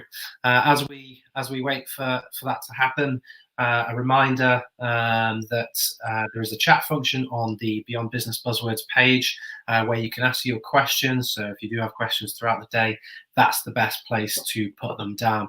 I can see Dustin with us now. Can you hear me okay? Yes. How are you today? Thanks for joining. Very good. Good stuff. Well, look, thanks for a real great presentation there. It was really interesting to see how you built those capabilities and kind of your journey within Pinterest and Google. We've had some interesting questions kind of come through. One of which I kind of want to position to you straight off, which was how much of a fail fast, learn fast kind of culture is part of organizations like Google, Pinterest, and with that, I think we often read about it, hear about it, but is there that is that an actual thing, and is it generally accepted to kind of fail and learn from that failure? I think that is a big determinant of success for things like this, what type of culture. And I would definitely say there is a version of fail fast or fail fast to get good learnings, or whatever you want to call it, iterate quickly. That has played a big portion in the success of both of these areas. I'll give a quick example. I mean, I talked about in the upsell scenario, we ran the models. We thought we had pretty good idea about why things would work. And very quickly, we found out that we had not taken into a variable called seasonality, which is just not looking at the yearly spend, but looking over year spend, because not every customer spends the same way linearly. So simple things like that. Normally, it could have been deemed, oh, how come you didn't look for it? But in the world that I lived in, it was accepted like these are tweaks that would have to be made in order to optimize for the higher end goal. Nice. That's a good answer. And then one come in from Howard here. How would an organization with little experience with machine learning even get started? Obviously, it's a very complex area, and those that don't have the capabilities in place yet, how do they go about kind of instilling that and bringing that into their organization? I feel, and I have heard this question from other people. Well, I don't have more people. I don't have this. The first thing you have to, I would encourage people to assess is, do they have a good data set? And along with having a good data set, do they have a good problem? I think sometimes folks, especially in top management, they like to sort of like solve for like very big issues. And that's where the problem starts. If the issue is very big, you need much more comprehensive data sets, which are very hard to construct. So having something that you can really play with that is somewhat bounded, and then build on top of it is, I think, a best practice. I can say this is this is not from my experience, but for something I observed at Google. It isn't like they intended to like do all kinds of content moderation first. They just wanted to say, hey, do we understand by looking at the text, does this violate the basic keywords that are there in the text? And is it good or not good? It was like a very simple thing that was started. And then over a period of time, additional functionality got laid on top of that. Nice, thank you. And then you mentioned in the presentation a little bit about kind of top-down support and how that's kind of crucial to success. Can you explain that in a bit more detail? I think this goes hand in hand with sort of like the first question that was asked. The reality is there is a reason a big portion of this is driven by data science. And what data science effectively means is you are observing the world and you're drawing conclusions, and you are able to find ways to solve the problem. But a key component of anything that is science-based is success is not guaranteed. You're validating a theory, a hypothesis. That is the alignment that's required at the top, because if every single time something goes wrong and the leader hears challenges and they are not excited anymore to pursue, that does not yield more than these projects being interesting experiments that never get deployed. The second point I would like to make is I talk about like the tying into the business outcomes. Ultimately, people may not like portions of how they're doing things, but if it is really answering the why, the connection to the business outcomes, we can all figure out how to bring everybody else along. So those are the two reasons I feel like are very important to get the leadership executive buy-in. Nice, that's a really good answer. And then finally, with regards to, you mentioned a few times about the change management side of things, particularly now with the pandemic, very much set in, and without kind of an end in sight. What do you think is a key thing for organizations who are going through a change management to kind of particularly focus on? I think first and foremost, I would say this is a little bit of a mistake we did. We tried to initially, our initial cohort of users were probably larger than what we should have started with. Mm-hmm. I would definitely encourage to start small, but be very focused around who you're sort of like working for. That allows you to get some initial successes. There'll be some failures, but there'll be initial successes. The second thing I would say is to find folks who have adopted the solution and what benefits it has gone or they have derived from it. When somebody personally is able to tell a story, hey, it's not because of saving time. I was able to do these upsells quickly, and that left me time to go and prepare for this big pitch for a bigger account, which was good for my personal success. That's the kind of storytelling that really resonates with people in terms of adoption. So starting a little bit small, a little bit conservative, finding champions who have benefited and making them evangelists for the solution is probably the way I would think about the question. Answering the question, yeah. Yeah, no, that's a really good answer. Well, that's all we've got time for. A big thank you for your presentation. Really interesting story, and really glad that you could come in live and answer those questions. So appreciate it all. Thank you so much. Thank you so much.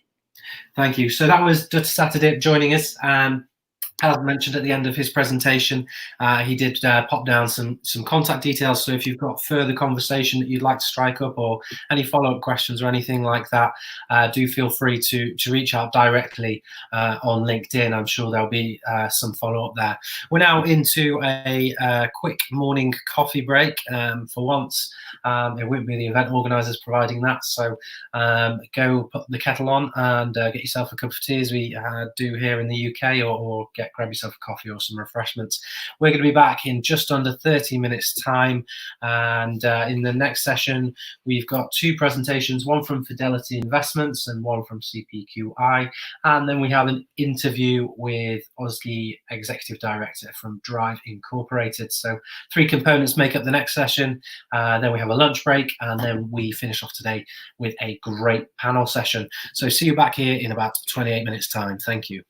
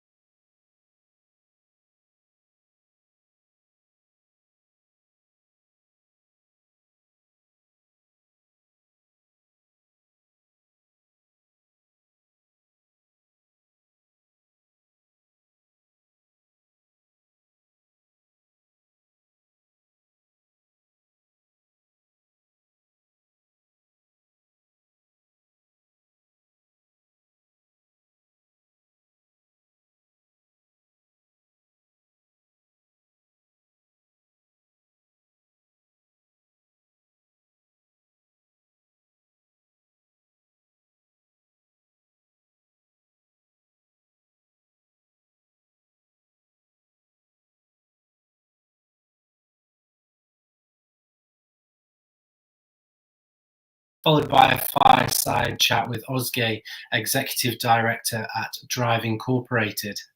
Focus on customer journeys is now paramount for pretty much every industry. So I'm thrilled that we have a presentation from Deba Sahu, SVP and Head of Product for Customer Journeys at Fidelity Investments. Deba is a Senior Product Executive at Fidelity Investments. He leads a large cross-functional product organization that is focused on simplifying, digitizing, and radically transforming the customer and associate experience for servicing Fidelity's 22,000 employer clients in its market-leading business. His team is leading digital transformation of key customer journeys by re-engineering them and applying new age technologies. So we now hear from Deba on the transformation of customer journeys. And we will, after the presentation, be joined by Deba for a live Q&A session.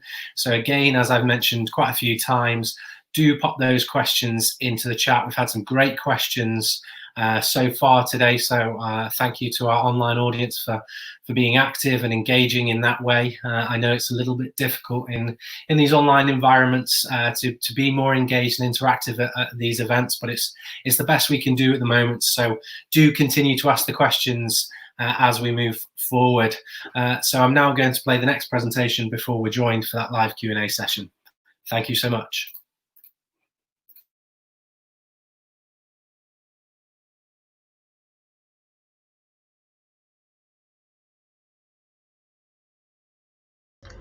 Hello everybody, welcome and thank you for joining our session. My name is Deba Sahu. I'm currently a Senior Vice President and Head of Product for Customer Journeys at Fidelity Investments.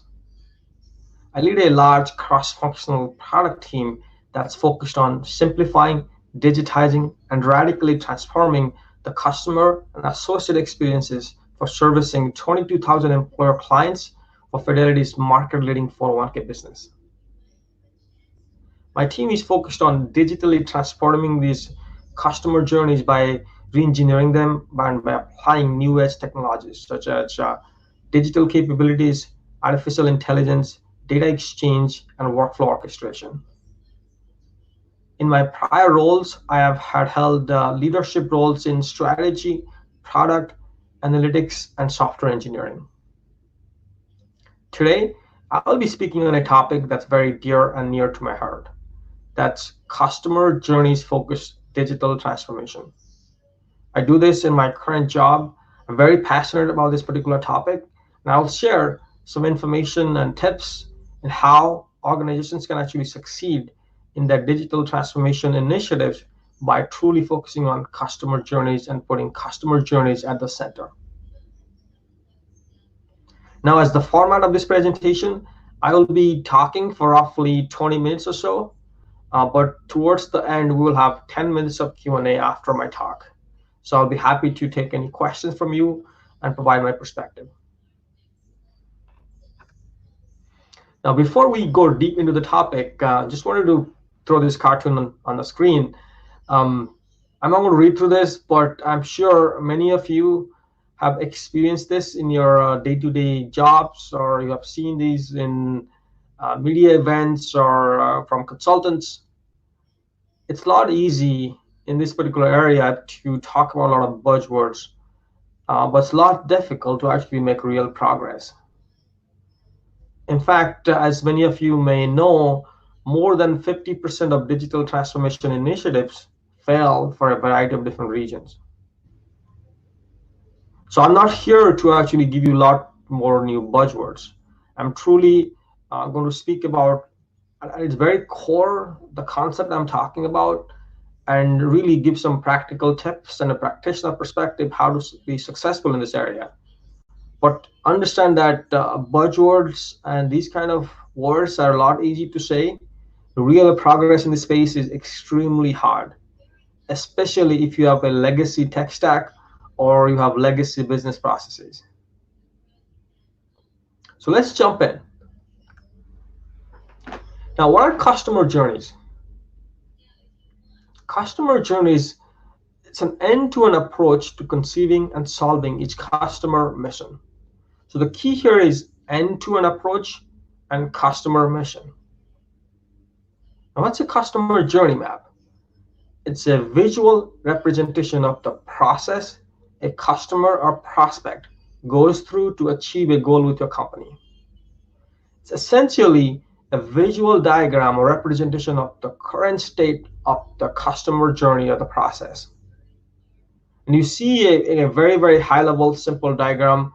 If you Google customer journey maps, I'm sure you'll find a lot of complex and deep templates and diagrams and examples. So I'm not here to give you all those stuff, but to kind of, in its simplest form, we're really mapping out the journey or the process a customer goes through in completing a particular objective. In the way the customer interacts with your digital channel, with your people. It may include your internal processes and systems. You may highlight where the customer is happy, where the customer is not satisfied. You may highlight where we have gaps or opportunities. You may highlight the amount of time it takes. Is the customer able to complete the process in what percent of time? It's really a current state understanding in a visual way of the entire process the customer goes through that gives us kind of a really deep understanding of where to focus our effort and energy to improve. Now, what do I mean by really real world examples? So on the right hand side, you see some examples of journeys and sub journeys, and you may have other processes behind the sub journeys. So again, these will vary based on your own context, but this is just an example. So the journeys I have outlined here could be becoming a customer, or using the company's products and services, or expanding relationships, or solving problems and issues. These are some example journeys. Now within a journey, you could have different sub-journeys. Let's say, for example, in the journey of becoming a customer, you could have sub-journeys such as evaluating the company's products and services, buying the company's products and services, onboarding into the company's products and services, right? Or within the journey of solving problems and issues, you could have sub-journeys such as help me resolve an issue, or help me edit my information. Within each of the sub-journeys, you may have a lot deeper processes and sub-processes to map into. But this should give you kind of a really good understanding of what I mean by journeys and sub-journeys. Now, what do you do with this? Typically, you do this current state map, and then collectively, with the right stakeholders, with your customers, with the right folks, really think about how do you transform this particular customer journey from the current state to your desired future state. So you set your vision, you set your strategy in terms of how you get there from today's current state to the future state. You build your roadmap, you align your teams, and that's how you're going to move forward. So hopefully this gives you a little bit of what I mean by customer journeys. Now let's go deeper into what I mean by customer journeys focused digital transformation. In its simplicity, it's all about organizing various digital transformation initiatives around a set of end-to-end customer journeys instead of running several uncoordinated initiatives. So you really focus your digital transformation initiatives and work around these customer journeys. That's aligned with the future vision, strategy, roadmap of these journeys. Now let's take the example of one of the sub-journeys we looked at in the prior slide. That is, help me resolve an issue. So what you see on the page, again, is a very simple representative example. A real journey map for this would be way more complex and with a lot of details. But let's say in this particular journey, the customer wants to resolve an issue. The customer could actually call your call center. Based on the intent of the call may get routed to certain customer service rep. Sometimes it gets completed by a robot. A customer may be coming and trying to resolve the issue through your web channel. And then based on the type of request, there may be some kind of request triaging. Then different type of requests may go to different particular areas to be completed. So you may have request processing completed through certain back office groups. In some cases, you may have robots or robotics completing those processes, or in some cases, it's maybe just straight through system-based processing. It's possible that the customer is also coming through the email channel for resolving an issue, and that may, let's say, internally gets routed through the same web channel. So my point is, this is just an example of how within a company, a customer may be trying to resolve an issue. Now, it is possible today that there may be different programs, initiatives in place to improve in these areas. There may be separate back office automation work. There may be separate work going on to modernize your call center applications. But what I mean by customer journey focus is really look at the current process. You think about how to reimagine the process. You think about your future vision and strategy, and you orient your initiatives that you see on the bottom around your journey. So let's say as part of the vision and strategy, we want to redesign the digital experience in which the customer is actually engaging. Or we want to make the request triaging process much more automated by applying artificial intelligence and natural language processing. Or we want to do a lot of back-end process automation to reduce cycle time and increase accuracy. The fact that the customer is coming through multiple channels, we may want to have an initiative around omni-channel integrated experience. Or let's say this particular process takes 2 days, 3 days, 5 days, and we need a lot of transparency to our customer, to our internal associates of how things are progressing. So let's say we want to bring an initiative around end-to-end workflow orchestration. Now, you basically organize all those initiatives around this customer journey so that you're looking to solve and transform the entire journey through these initiatives in a much more coordinated and organized manner.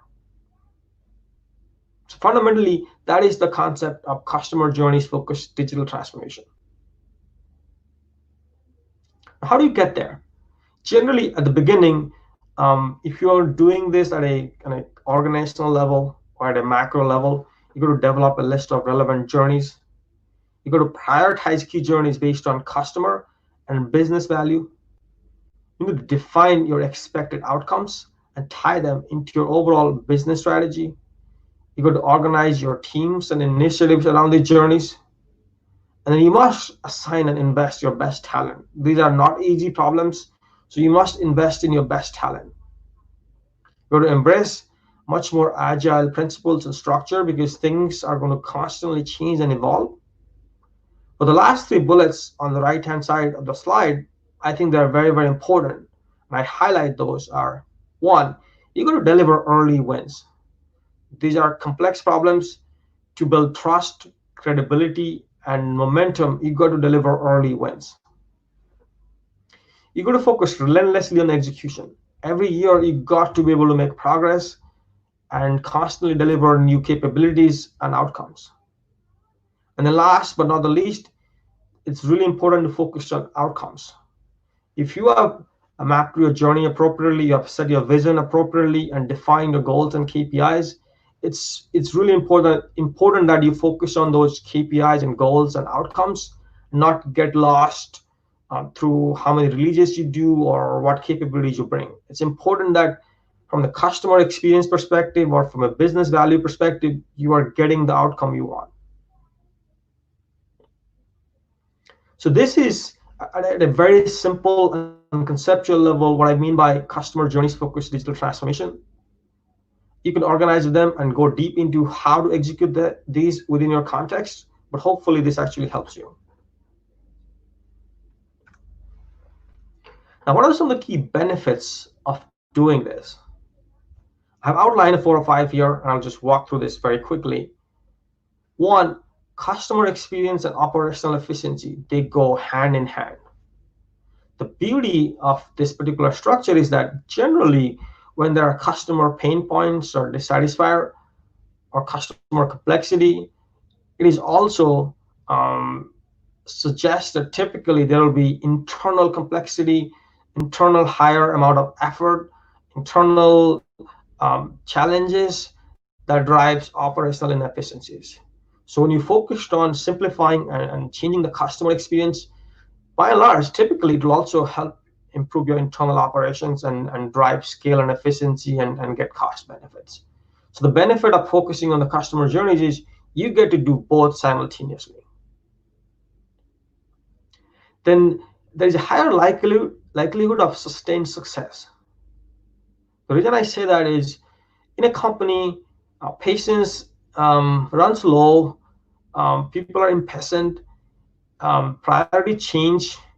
One year it may be focused on cost, other year may be focused on revenue, different things change, but the focus on customers and customer experience always stays the same. It is always at a sustained level. So by focusing on this, there is a higher likelihood of sustained success. And then you also build a customer and change-centric culture. Focusing on customers is a lot easy to orient people within the organization around the customer, and you kind of build that culture. And then over time, these customer journeys actually become your main mechanism and catalyst for change. You do a lot of change and transformation around these customer journeys. And then last but not the least, customer experience always drives top-line growth. In today's digitized world, the customer experience is always improving. Customers demand more. So by focusing on these, either you are protecting your existing revenues, or you are likely to even gain more because customers are willing to pay, or you will be competitively differentiated in the marketplace where you can actually command more. Because this is no longer kind of a nice to have. I think focusing on customer experience and improving it is or has become a very, very table stake and core part of any company's offering. So I think collectively, there's some really important benefits of focusing in this particular aspect. Now, in the real world though, I mean, this is great in concept, but how do you apply this and be successful with a lot of the challenges you may have already in your company or ecosystem? So what I show you on the screen is, these are some tips that I'm sharing from my own personal experience that I've seen work in many contexts. One, you got to focus on applying the concept within your own organizational context. The concept is great, but every organization has its own context, one set of people, one culture. You got to apply this within that particular context. Second, it's a must. It's a must to secure commitment from the top leadership. Without commitment from the top of the house, it's going to be really hard to succeed on a long-term basis. So make sure you get the commitment from your topmost leadership. Set realistic expectations. A lot of programs like this fail because they may get lost in the sales and marketing shuffle around this. But make sure, even though you're selling the future and you're focusing on the future vision and strategy, you set realistic expectations what could be achieved. These things are hard, these things take time, so make sure you set realistic expectations. Fourth, you got to deliver early wins. For a program like this, you got to make sure in the first year or 3 months, 6 months, you have early wins that proves what you're trying to do, that gives a lot of people confidence, trust, you build your credibility, and then you basically get the rope to actually play longer and continue to make progress in this particular area. And then last, you got to focus on relentless execution. In every company, everything operates in a year to year basis. So you got to make sure that every year, every 2 years, every 6 months, you're constantly delivering capabilities, constantly improving the outcomes, and you cannot really operate with the hope or expectation that for 3 years you'll be working and then value will start to materialize after 3 years or 4 years. It's going to be very difficult to succeed like that. So make sure that you have a constant pipeline of capabilities. You are relentlessly focused on execution and not get lost in the sales and marketing shuffle around this. That's how you will succeed. So that's really the gist of my presentation. I'm here. I hope you found this helpful, and I'm happy to take any questions from you for the next 10 minutes. And I'll be happy to share my personal perspective as well as any question you have from the presentation I just gave. Thank you so much.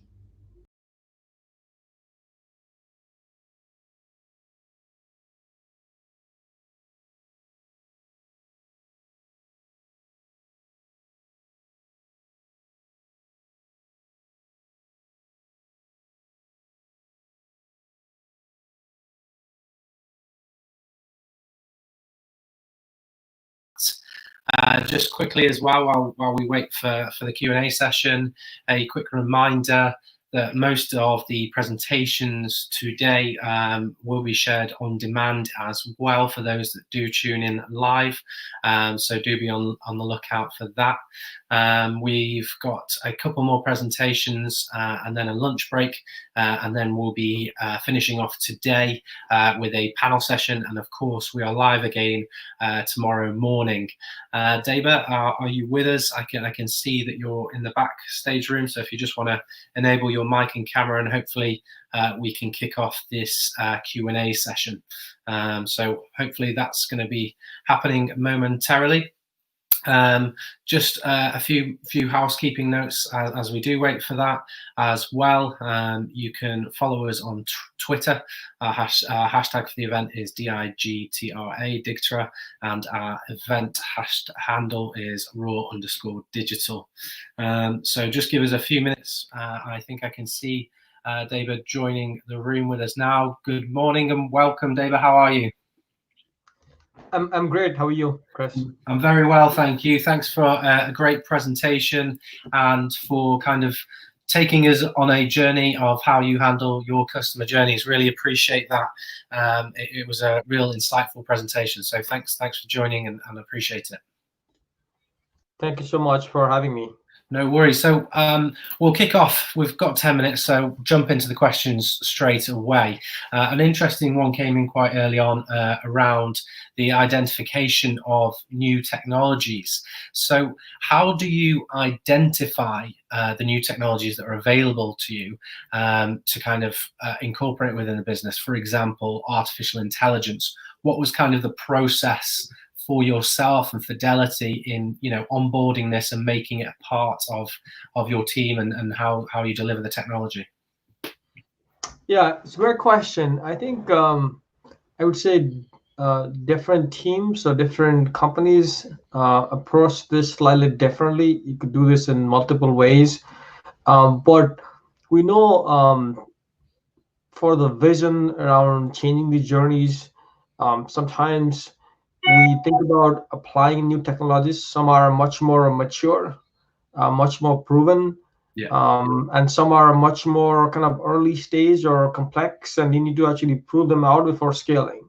So, for example, let's say, digital capabilities, a website or portal. I think those technologies are pretty mature, proven, and you don't need to have a lot of experimentation with that, but you focus more on experimenting around the user experience, your concept, and getting feedback from your customers.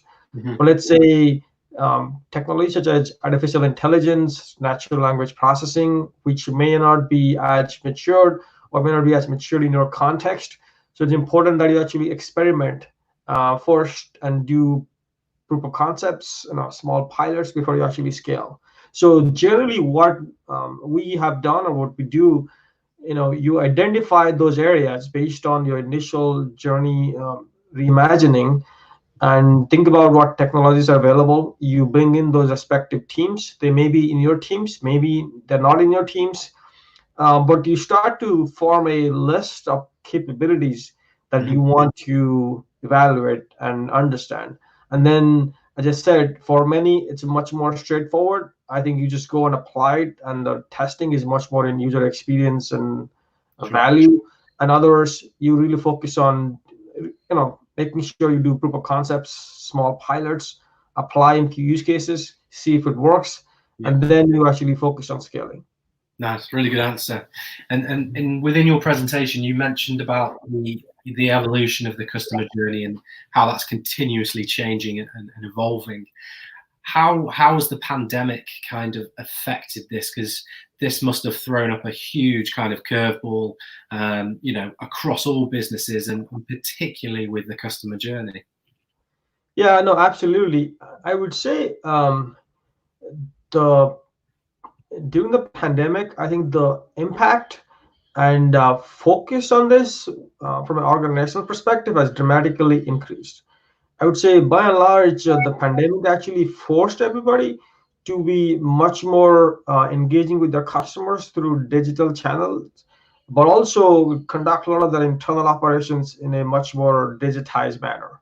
Sure. So the roadmap to digital transformation actually got accelerated in most places. So I think it's true in our company, but it's true probably in most companies that the focus, the energy, the investment, and the longer term approach around this has definitely accelerated, which is a good thing because I would say in the past there's been cases where there have been challenges in getting adoption, whether from customers, whether from leadership, or from investment, and a lot of those barriers actually got removed by the pandemic, and things have moved even much more aggressively to invest more in these areas.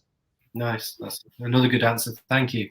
And again, in the presentation, you mentioned an agile approach. How long have you been using agile methodologies in the work that you do?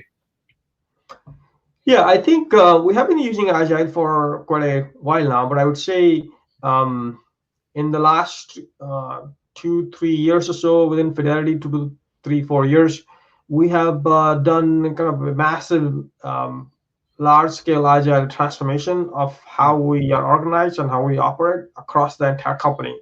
So I think as of today, pretty much every product team, every tech team operates in an agile manner across the entire company. And we have gone through and completed that major transformation where the right organizational culture, organizational structures have been set, and then a lot of training and focus on, again, coaching our people to operate agile, coaching our leaders, and putting all the right systems and processes to operate that way. I think right now that is how we operate. There is no other way we actually operate right now. Nice. We've had a great question come in from Darcy. How do you take a holistic approach to understand how the customer interacts with the Fidelity organization, operations, processes, systems, data, etc., in laying out the customer journey? Yeah, it's a great question. So we do this, again, you can do this in different ways. Typically, we do you can call these journey mapping sessions or futurism sessions or reimagining sessions. Typically, for high volume, high priority journeys that we've identified, we will identify all the key stakeholders, key internal customers. We may include external customers, and then really plan out how to bring all of them together in mapping out the current journeys, understanding their pain points, really focusing on understanding the entire process end to end, both from a customer perspective, internal perspective, our technology and system perspective, and then be the kind of the I call the baseline from which we think about how to reimagine the journeys. I think we engage with customers in more in the research phase and understanding the current state, right? And then obviously we do a lot of solutioning with the right people from product, technology, operations, client service.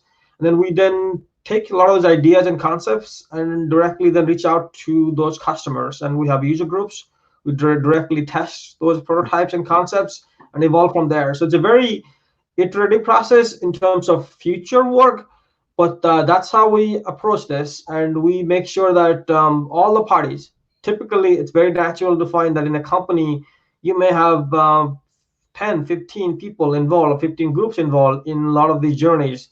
And having them collectively describe their pain points, their processes, actually is very eye-opening and allows everybody to have a common understanding of the journey, even though they may be operating in their own silos, and then reimagine from there.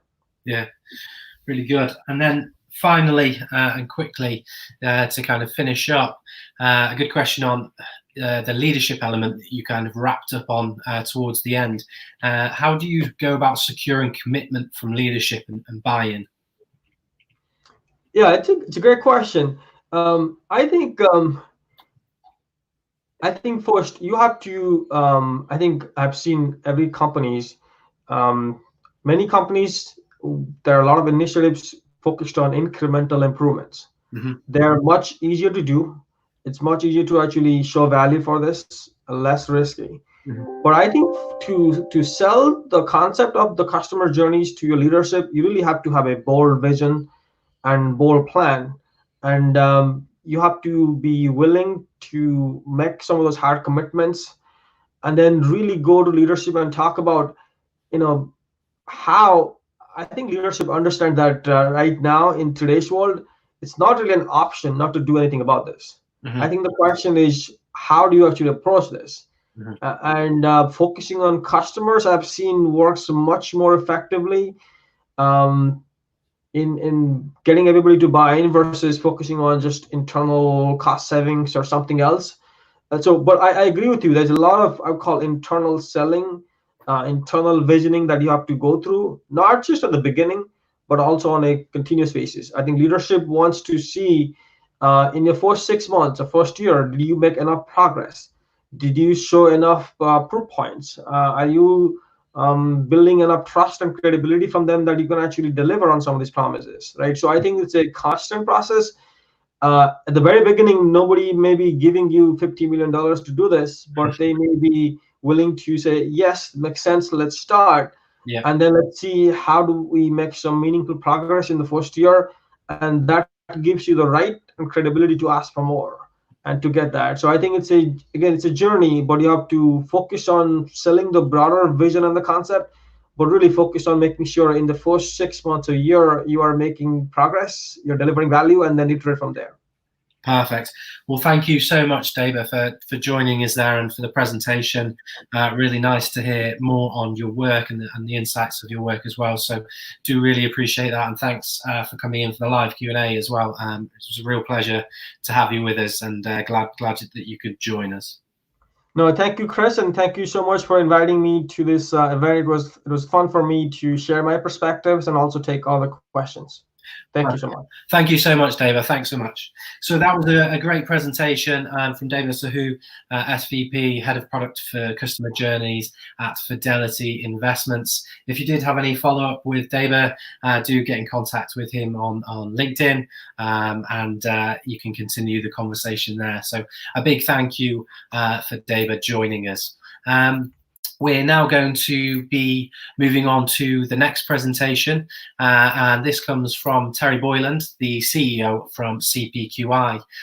From cloud migration to highly accurate AI-powered prediction models, of which we've heard quite a bit about this morning, CPQI help organizations lead the way into the 21st century. In this presentation, Terry is going to talk through with us the 4 pillars of digital transformation, particularly for financial markets. Unfortunately, there's not going to be a Q&A following this presentation, but contact details will be provided within the live event feed, and you can contact Terry or his team directly on LinkedIn. I think I have seen Terry active on the chat function today as well, so if there is anything there, do feel free to say hello to him. So I'm going to play the presentation now from CPQI's Terry Boyland. Thank you.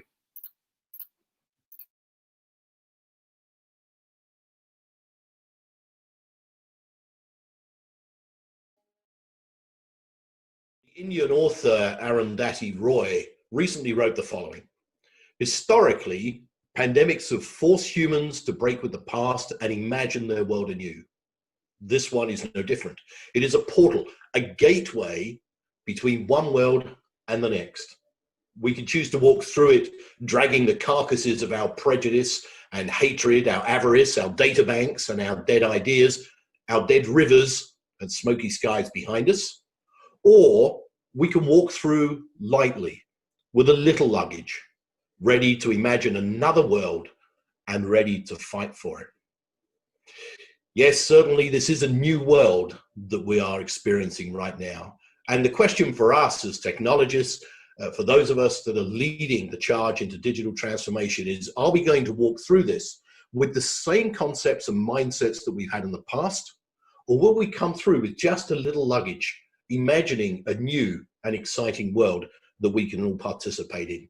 It is essential that we have new thinking. The world dynamic has changed beyond belief now. The need for regionalization rather than globalization, a new concept of Cold War in different ways, the inability for us to meet face to face and to contact each other. These things have driven a need for us to be able to participate in marketing, selling, and delivering financial services in a completely new and unique way. So what is that way? Well, the response has been digital transformation. Why? Digital transformation enables us to reach our client base without the need for physical contact, to allow them to be able to execute what they need to and to build trusted communications between us and them in an entirely digital way. As a result, there has been a tremendous acceleration for digital transformation over the pandemic period. A recent study that was carried out by Twilio has estimated that the acceleration of digital transformation from its existing course, but during COVID-19, has been the equivalent to bringing it forward by 5 years and 3 months. Wow. That basically means that those budgets over a 5-year period have now been crammed into a much shorter time frame. But is this just another crazy idea that everybody has? Is this another bubble or boom that we're going through? Or is this really a valuable and substantial change that drives economic value for us and proper and better services for our clients? Well, the answer, as with all these things, is the same. It depends on how you're approaching the problem. So in order to answer that, we need to ask ourselves the question, when we say digital transformation, what is that? Well, let's answer that question clearly. Digital transformation exists in 3 layers. And the top layer describes in 4 blocks the main elements that are needed in order to make up a truly digital strategy. Block number 1. This is moving our applications to the cloud. This is often the first point that people start their digital transformation journey. Why is it important? Well, in order for us to avoid having on-premises machines with all the commissioning and decommissioning, physical contact, the need to be able to buy more machines if we're expanding up due to higher volumes or volatility, but to be able to control costs. All of these are problems that exist when we have on-premises architectures. When we take these away and we put them into the cloud, but then we can have machines which are pre-commissioned for us. We don't need people to go into an office to be able to touch them. We don't have machine operations.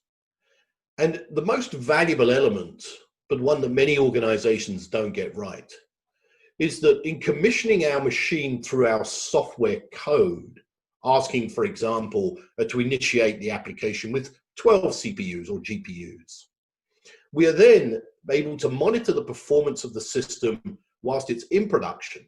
And as we begin to reach a capacity, we can, through our software, ask the architecture to increase itself by another 4 processors, or if we find that we have far too many and that we're not using the capacity, then in order to constrain our cost, we can ask the software to reduce that architecture for us.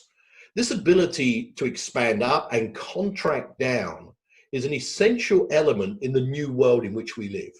Why? Because I don't have a crystal ball and neither do you. We don't know whether the future is going to drive more volume, more volatility, or whether things are going to substantially drop off. In fact, we don't know whether there will be a 3-month period of growth, followed by a 2-month period of stagnation, followed by a recession, followed by high growth. This prediction now of the future has become far more difficult for us in various markets, and not just equities. The bond markets, the foreign exchange markets have all suffered from a lack of being able to be previsible. And as a result, we don't know what level of capacity we require at any given time. So moving to the cloud enables us to do that. And it is the first step in a digital transformation strategy. The second element is the introduction of new techniques and methods in the delivery of both software and, through that software, the services to our end clients. What do we call that? Well, the modern methods that are being used are described as DevOps.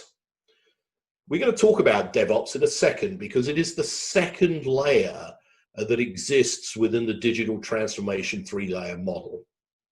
But in summary, it requires a cultural change, a cultural mindset shift in the way in which organizations are delivering their technology to their clients and internally as well. But we'll come back to that in a second. What is the third element? The third element is the introduction of predictive technologies. So we've heard a lot about artificial intelligence, machine learning, deep learning. Organizations have been proud to spend small fortunes, if not in fact large fortunes, on creating artificial intelligence models and employing data scientists.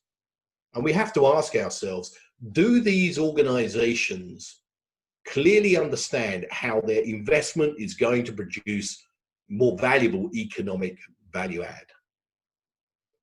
Well, many of those companies haven't considered that aspect. And they're not the only ones. There are many large organizations we think of as being successful that actually make no money. Uber is an example. They've never made a profit. Tesla, in reality, has never made a profit. Is it correct for us to think of investing in new technology in that way? Well, it's certainly not necessary. Why do we say that? Because when we consider what artificial intelligence, machine learning, and deep learning really are, and break them down into their most simplest concept, we begin to understand that they are in fact no more than a prediction. A prediction is not an automation, and a prediction is not a decision. It's a prediction. So why does that make things simpler, given that automation is perhaps where we find our savings?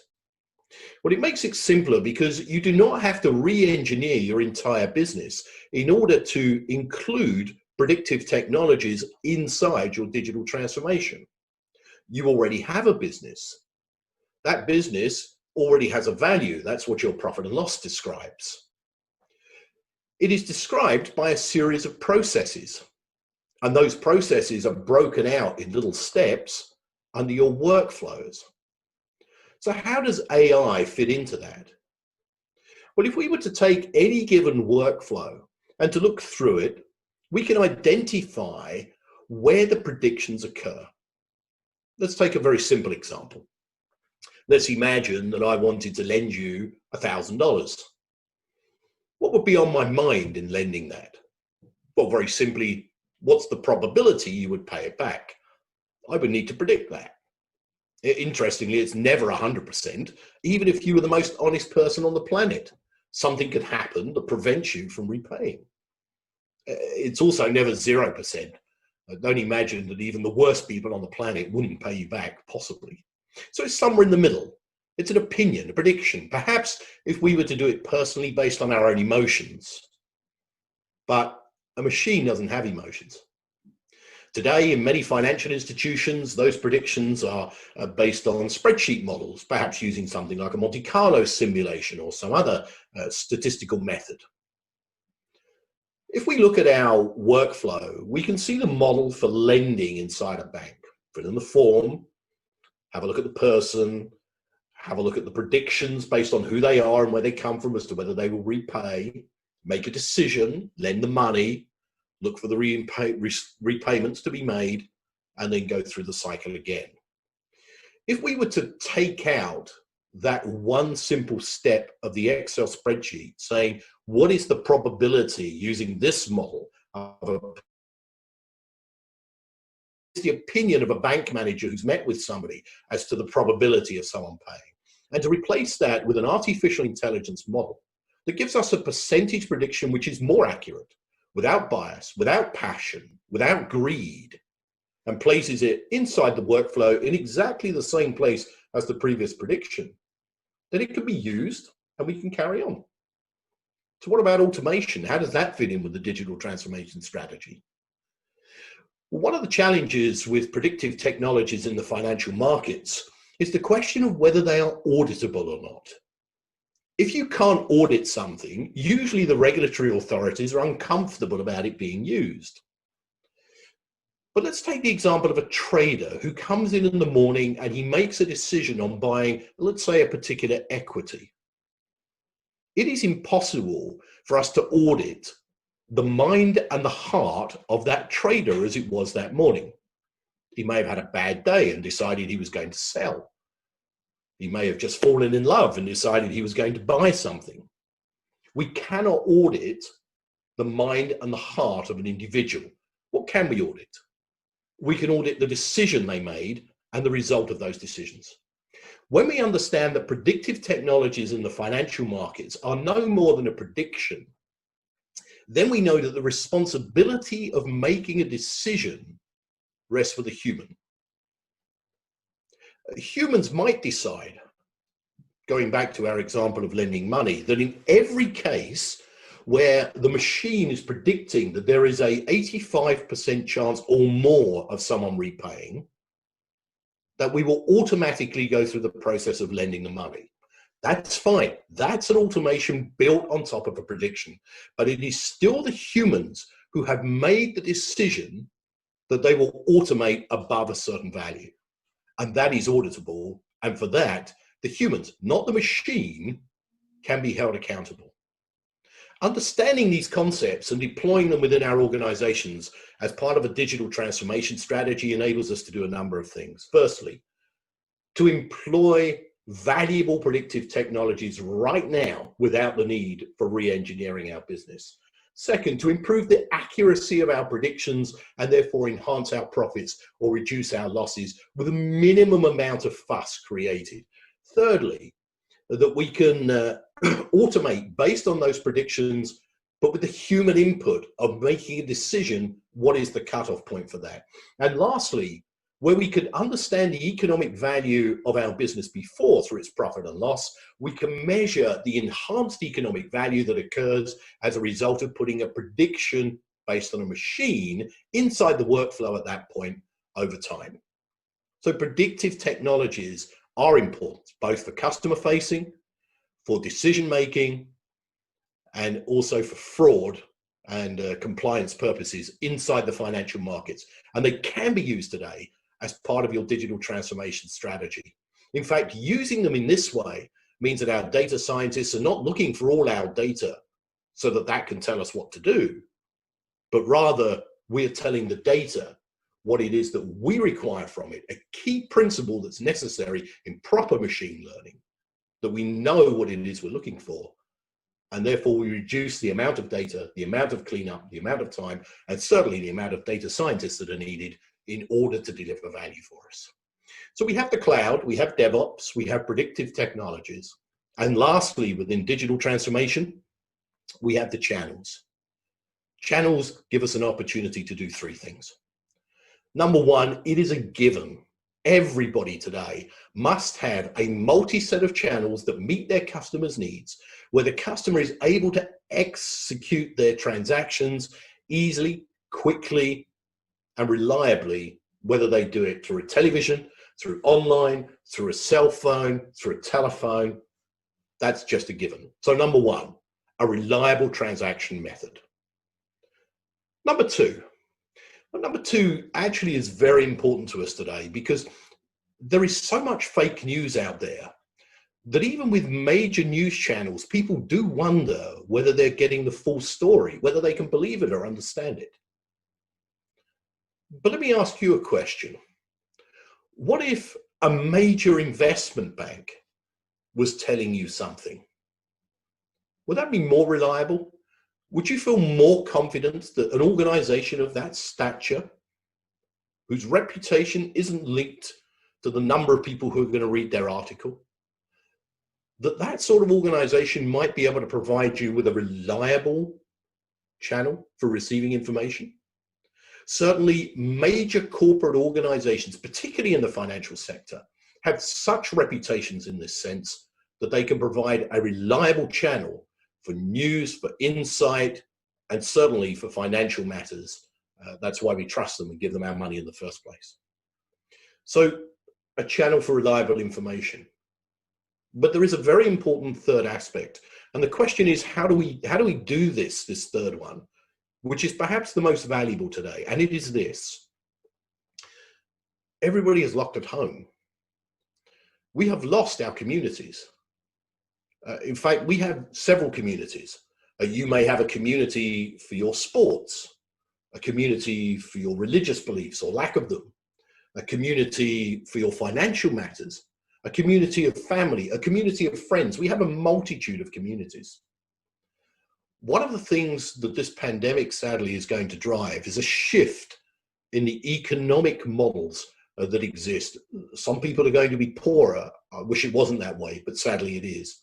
Others will become richer as a result of this.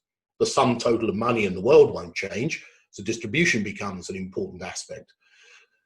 But people are afraid, and they need to be able to feel part of a community that can support them with their financial decisions and financial matters. How do we use channel strategies to rebuild electronically the interactions that occur on a human basis that builds a community around someone?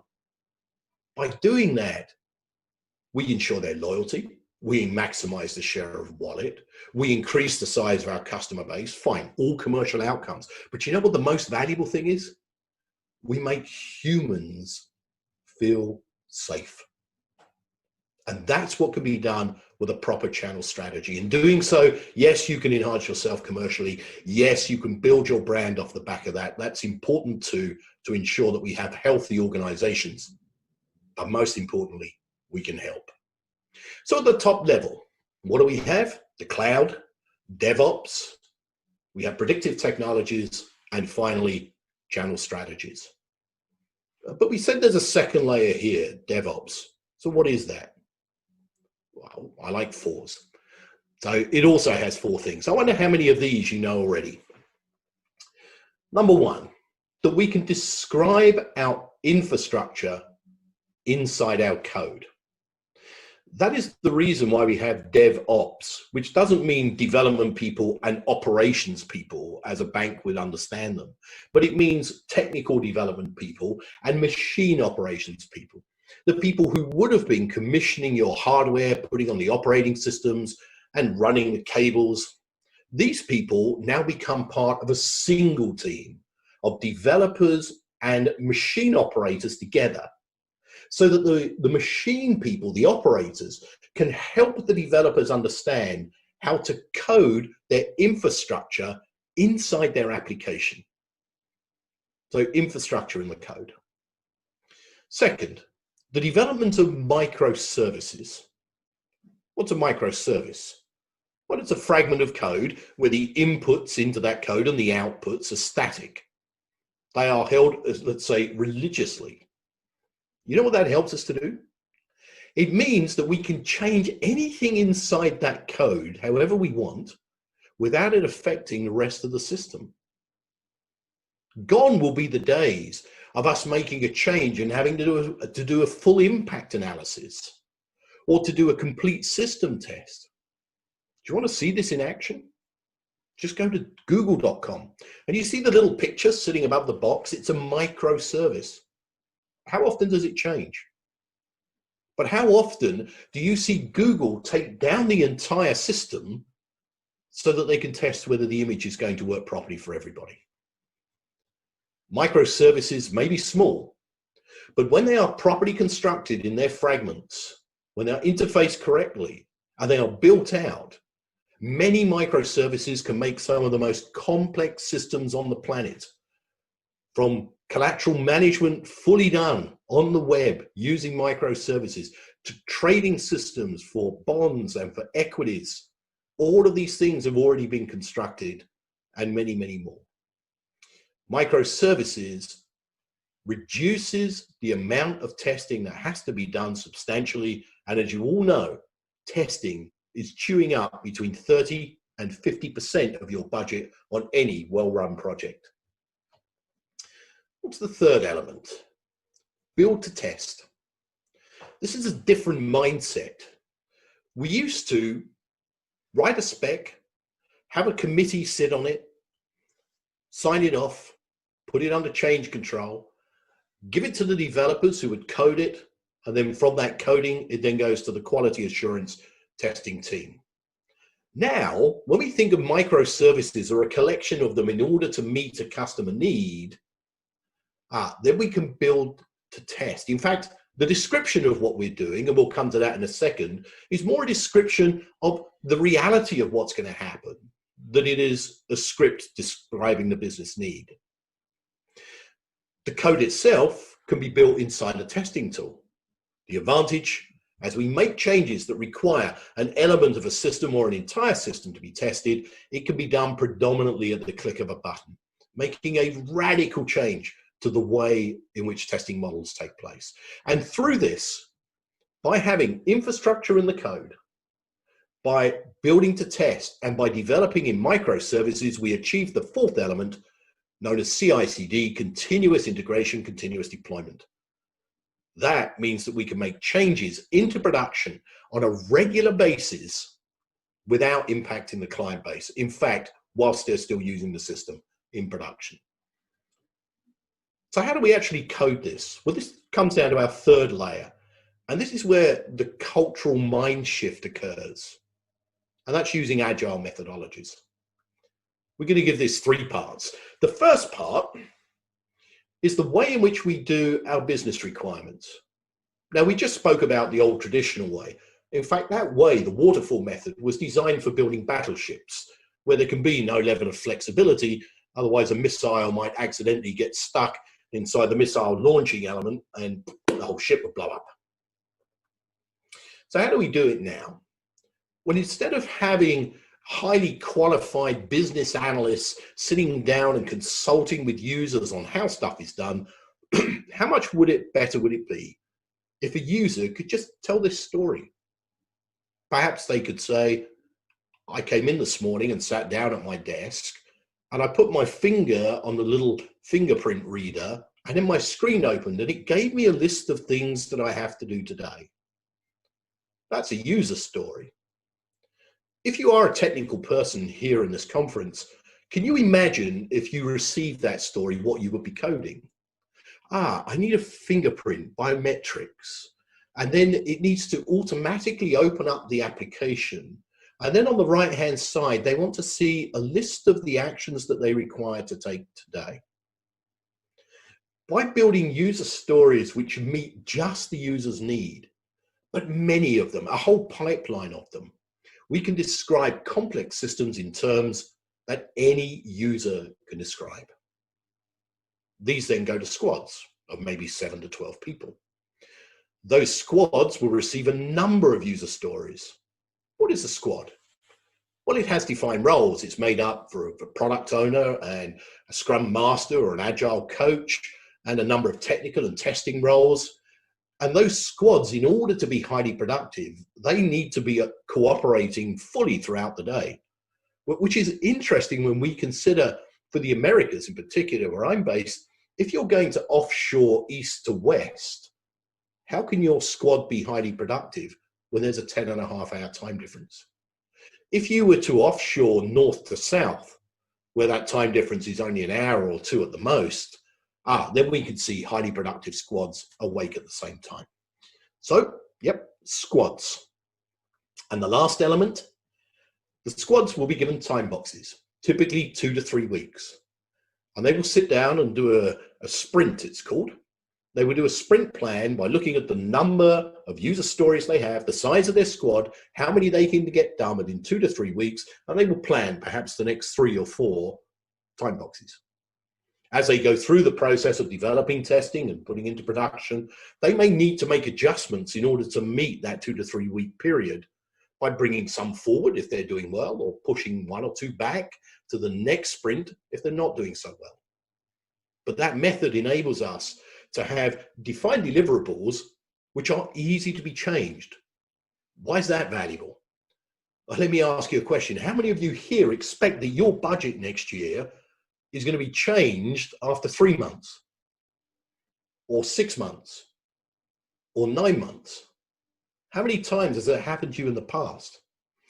By using these agile methods, the ability for you to chop and change means that you could better control your budgets in a very volatile world. And let's face it, the world has changed. Yes, the world is different. Digital transformation is a response to it. And digital transformation is those three layers, but driven by the top layer on the cloud with predictive technologies and channels and delivered using DevOps techniques. So what do you need to do? Well, I'm sure many of you are already well on your digital transformation journey. But if you're not, that's okay. The first thing to look at is your cloud strategy.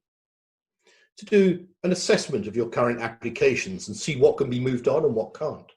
What can be reconstructed, what needs to be componentized off of the cloud, but that can be accessed as if it were a very large microservice from the cloud. To make the decision and to stick with it that all new development must be cloud-based. And in that cloud base, to use those techniques we've spoken about. You also need to consider where predictive technologies can be added into your organization in a valuable way. And then to speak to your user base, your clients, not only the ones that you have today, but those that you love and want to come and join you in order to grow your business, and to ask them how they would like to interact with you, and to develop your channel strategy based exactly on that.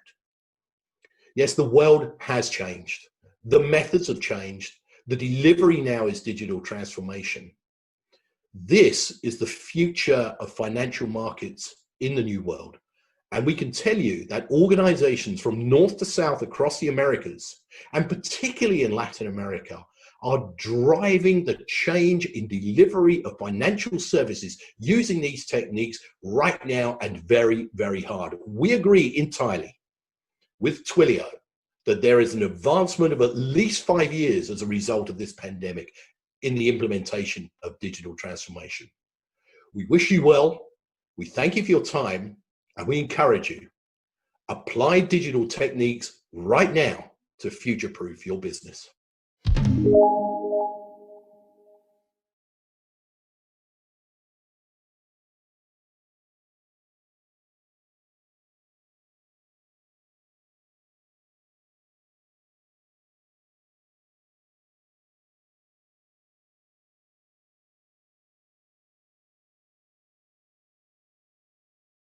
Right now in the midst of this pandemic. So a big thank you to Terry for joining us for that presentation.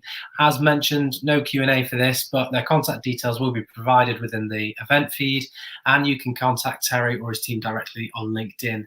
There'll probably be some follow-up after the event on that as well. So big thank you to Terry for joining us. We're now going to be moving on to the next session, and I'm going to be joined by Ozgi, who is an executive director for Drive Incorporated, a $6 billion startup company dedicated to innovation within the automotive industry. Reporting directly to the president of Motorparts, hang on, I think Ozgi, if you're trying to join, the camera side is on the right hand side, not the left hand side. I can see you trying to come through there. It's just the video function on the top right hand side of the backstage platform here. Ozgi focuses on building strategic pricing capability in the form of people, processes, tools, and infrastructure needed to bring increasingly profitable share growth to drive Motorparts globally. We've previously welcomed Ozgi to our Boston conference, where her position lay within Pearson, where Ozgi built the strategic pricing capability in support of the company's digital transformation. Ozgi joined Pearson from General Electric, where she was the Senior Director of Global Marketing for GE Healthcare, a $20 billion US business unit of General Electric. I'm excited to catch up with Ozgi now, as she's got a new position since we last spoke. I can see that we're joined now by her. I'm looking forward to kind of discussing a role a little bit more and how she goes about developing that strategy. So I hope you can hear me okay, and welcome. Yes. Can you hear me? Yes, I certainly can. How are you today?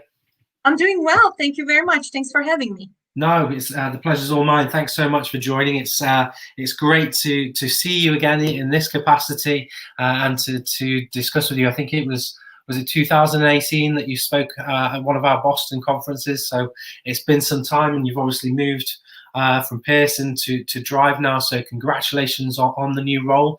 I guess for the purpose of this conversation, and a great place to start would be to, I mean, I've given you a few introductory notes there, but maybe offer a little bit more and tell us about your new role within Drive.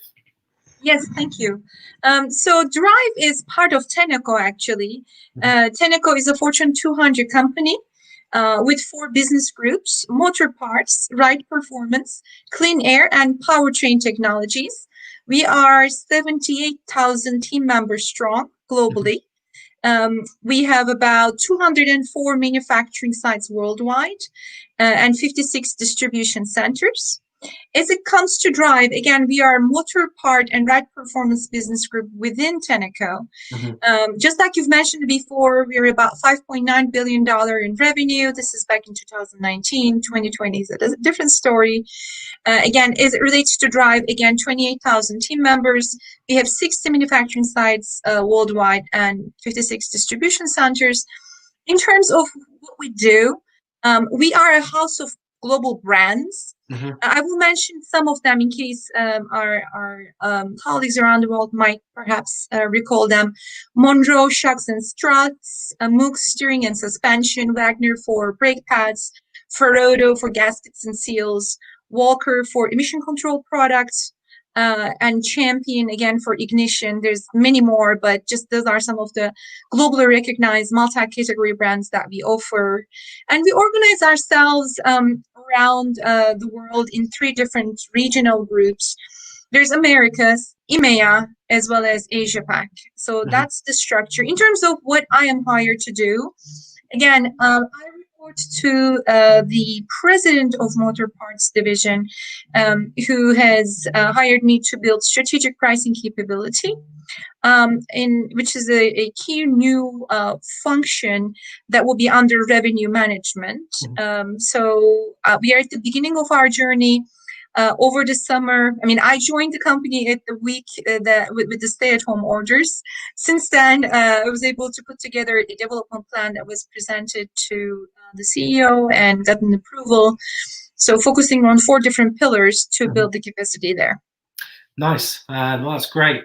So you'd mentioned there it's kind of your responsibility to help the organization achieve long-term growth and profitability, bringing it kind of towards, back towards digital transformation. How much does digital transformation play a part when it comes to pricing, strategy, and focus?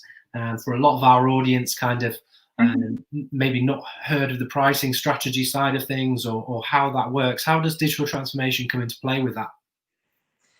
In 2 different areas, actually. In terms of what are our goals as a company, we are putting a lot of emphasis on our EBITDA margin. So we want to grow profitably. And of course, cash is obviously, divisional cash and cash are key sort of metrics that we're looking at. Now, if you think about pricing, there are 2 different areas where we're impacted by digital transformation and we can benefit from that change. First and foremost, if I just take any region, any country, any product group, we are being transformed by e-commerce. I mean, again, this has accelerated throughout the COVID period. We have seen surge of demand specifically from e-commerce channel, the ability to deliver to, again, we sell directly to retailers and wholesalers, including Amazon, who sells to the installers who install these aftermarket parts in the case of repairs. So in that value chain, the part of the pie that e-commerce gets throughout this COVID period from, let's say, April until now is further emphasized. But we're still at the beginning of the road from that standpoint. Now, at the same time, if you think about pricing and the impact of e-commerce, obviously, I don't need to mention that it brings a lot of pricing transparency along with ability. So if we have established brands, the opportunity to further emphasize the price position as well as brand position of that brand. But at the same time, it also opens the door for, let's say, low-cost country competitors or private brands to exist and grab share from branded products. So that's the first and very formative, very important impact of e-commerce that I think we have definitely an opportunity as a company to leverage, but at the same time, it's quite critical for pricing strategy across the board. Now, on the other hand, there is another more internal impact of digital transformation, one where with the access to information and data, and let's face it, automotive industry, the whole transportation industry is so rich with data. There's data about mobility, there's data about the age of the vehicles that are currently on the road, there's data about how often certain parts are replaced or not replaced based on the technology that is inherent in them. So there's a wealth of information, and of course with e-commerce, more and more ability of reaching pricing and positioning type of information. Now, this is, again, a great opportunity for those companies that can seize it. And that will come in the form of having the right application, having the right data and insight mechanisms to draw that insight, having the right type of software and applications to process that insight towards a pricing decision and being able to administer that price decision across the board. So, do these technologies exist currently? Absolutely. And obviously, there's a long list of vendors who are active in this regard. But at the same time, could a company do it internally? Yes, it's possible to do so. But obviously, there is a timing element in terms of time to market. If you're leading such digital transformation, it might make sense to consider a code base that's sort of further along than one can develop in-house.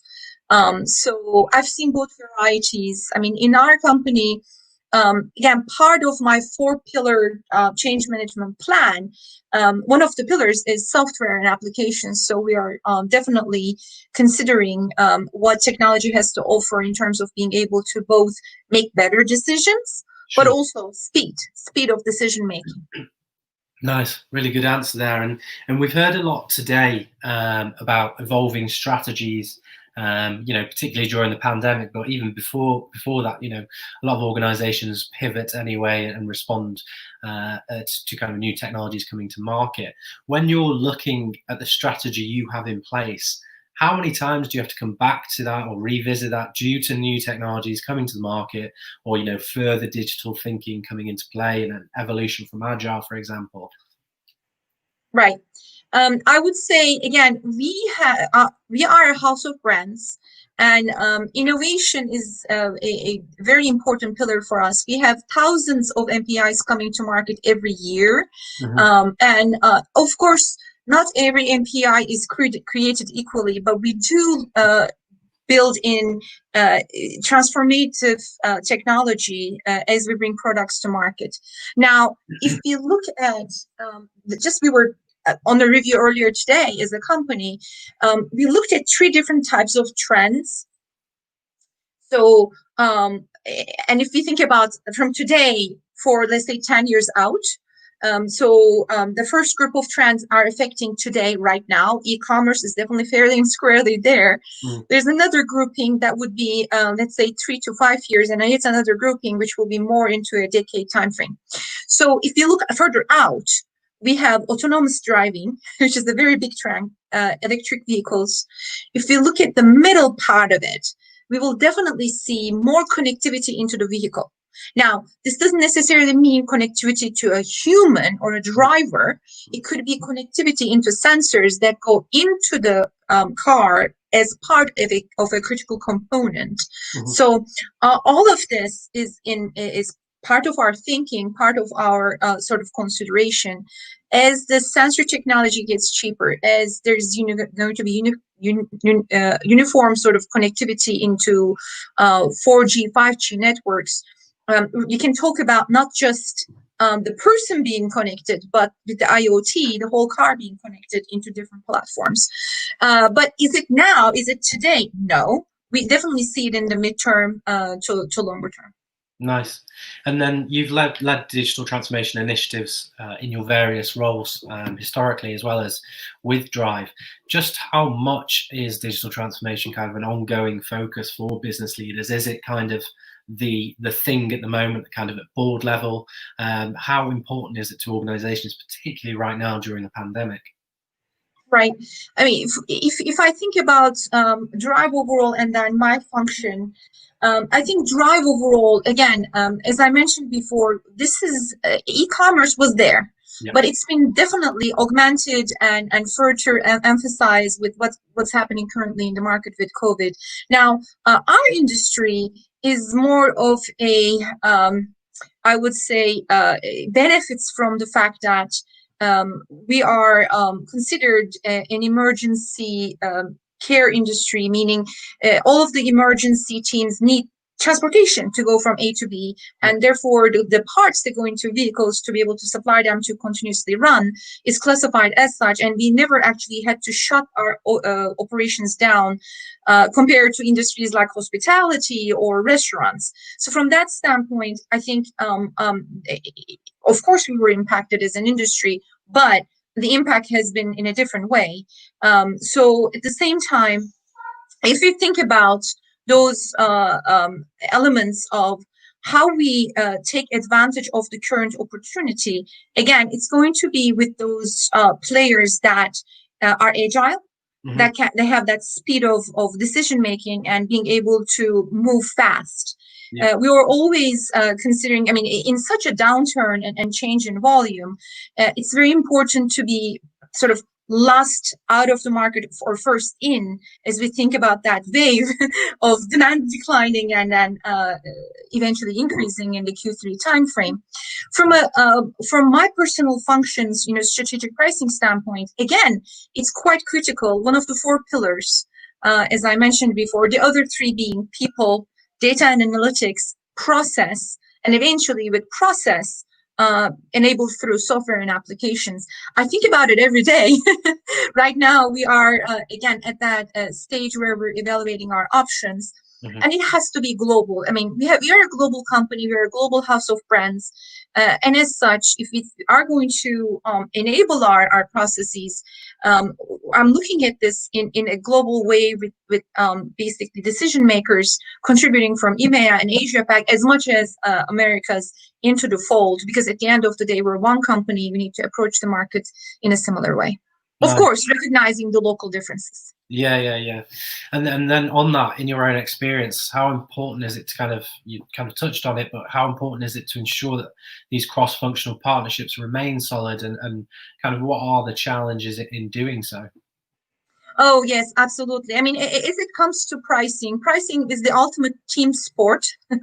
So, I mean, at the end of the day, actually, our customers pay price for the value proposition. So if you think about pricing well, we need to think about building the value proposition well. So I think they go hand in hand. So from that standpoint, there is a big interdependency with the product team and the service teams that deliver part of the value proposition. But at the same time, it's quite critical to have the right partnerships with finance, with marketing, with regional leadership throughout the company. So I think for me, if we think about just the software pillar in terms of the digital transformation that I'm trying to lead, again, we have built representation from all of the regions and from most of those functional groups, so that we're able to make the right decisions with the right partners and being able to have speed into that sort of transformation. For me, again, it's quite critical, not only having that cross-functional partnerships, but how do we come together to make decisions in an effective way? It's easy to include people, but it's harder to sort of define a RACI that is both flexible, but also the decision mechanism where different functions can contribute, but without necessarily putting a lot of brakes in terms of the speed of decision making or ease of doing business element, because those are also critical. We don't want to take months and months to make a cross-functional decision, but we need to make that decision. So how do we enable that process of coming together in a flexible way? Sure. And then with that, how much do kind of digital tools and technologies within kind of the workplace or remote workplace have a part in to play in this? Oh, they're quite critical. I mean, as a company, I've been extremely pleasantly surprised and impressed by Drive. The way that the company was able to shift almost seamlessly into a complete virtual platform. Of course, we have manufacturing operations. We still had those operations ongoing with in-person personnel, obviously, on the sites and the distribution centers. But it's been quite a seamless transformation in terms of both from a culture standpoint, but also leveraging what technology has to offer, both in terms of video calling, but also the company has done a really, I think, a great job in terms of the culture of remote working, leveraging things like the little video chats that they share in terms of best practices in this environment, or also what are the best practices regarding COVID? How do we keep us and our teams safe? Yeah. So I think from that standpoint, internally, I've been extremely pleasantly surprised and impressed by the company's muscles. At the same time, like how do we use technology to drive that speed of decision making? Again, this is where I think having processes that are encapsulated into software is very helpful. I mean, there is software out there, especially CPQ, configure price quote software, where we can actually embed delegation of authority levels. Let's say, for example, we're trying to quote for a deal.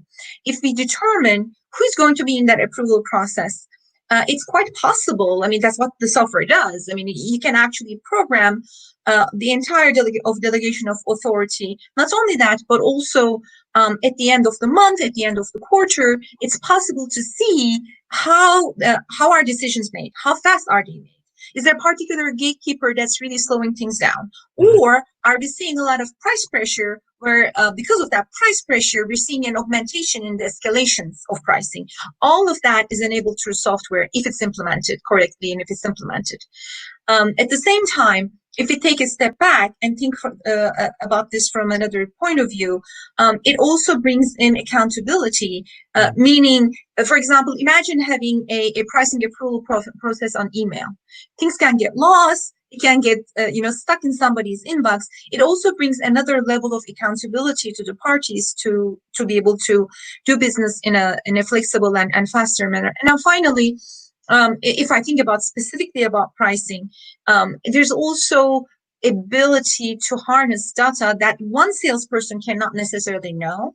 For example, was there a similar size deal made with a similar type of customer, let's say in another geography, in the same country, where we could learn things or take suggestions from? So all of that is enabled through software. It's very possible to connect with an account manager that closed a very similar type of project and then ping that person and get learnings from that deal, which wouldn't be possible if we didn't have software on our side helping us. So I have, again, in a previous role, especially at GE Healthcare, we have done this. We implemented a CPQ solution, which really helped that type of collaboration, which wouldn't naturally occur simply because it's just not possible for one person to know all the deals in a geography. So, sure, that's a really good answer. Thank you.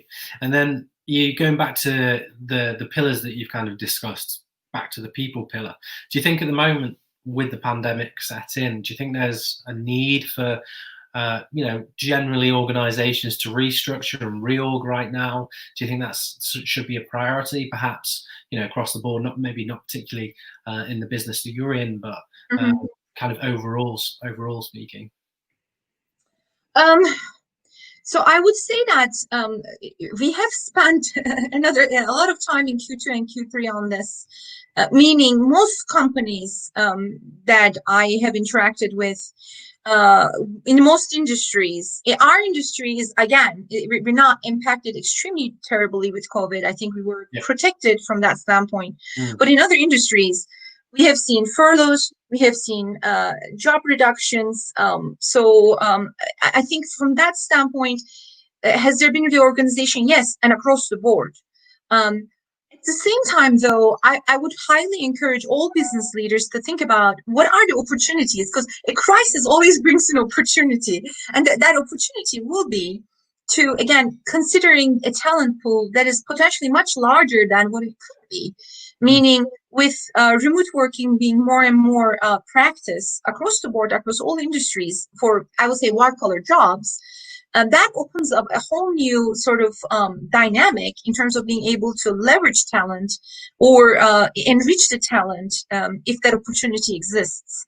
And at the same time, I think another element of reorg is being able to balance.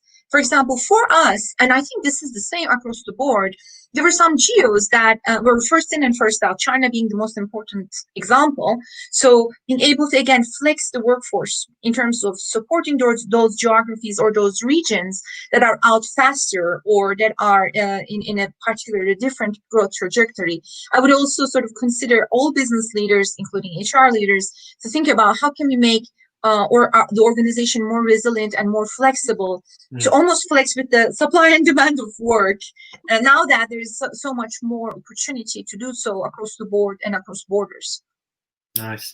And then we've talked a lot about the components of transformation and the pillars, but what in your opinion makes up, the most successful components of a transformation effort?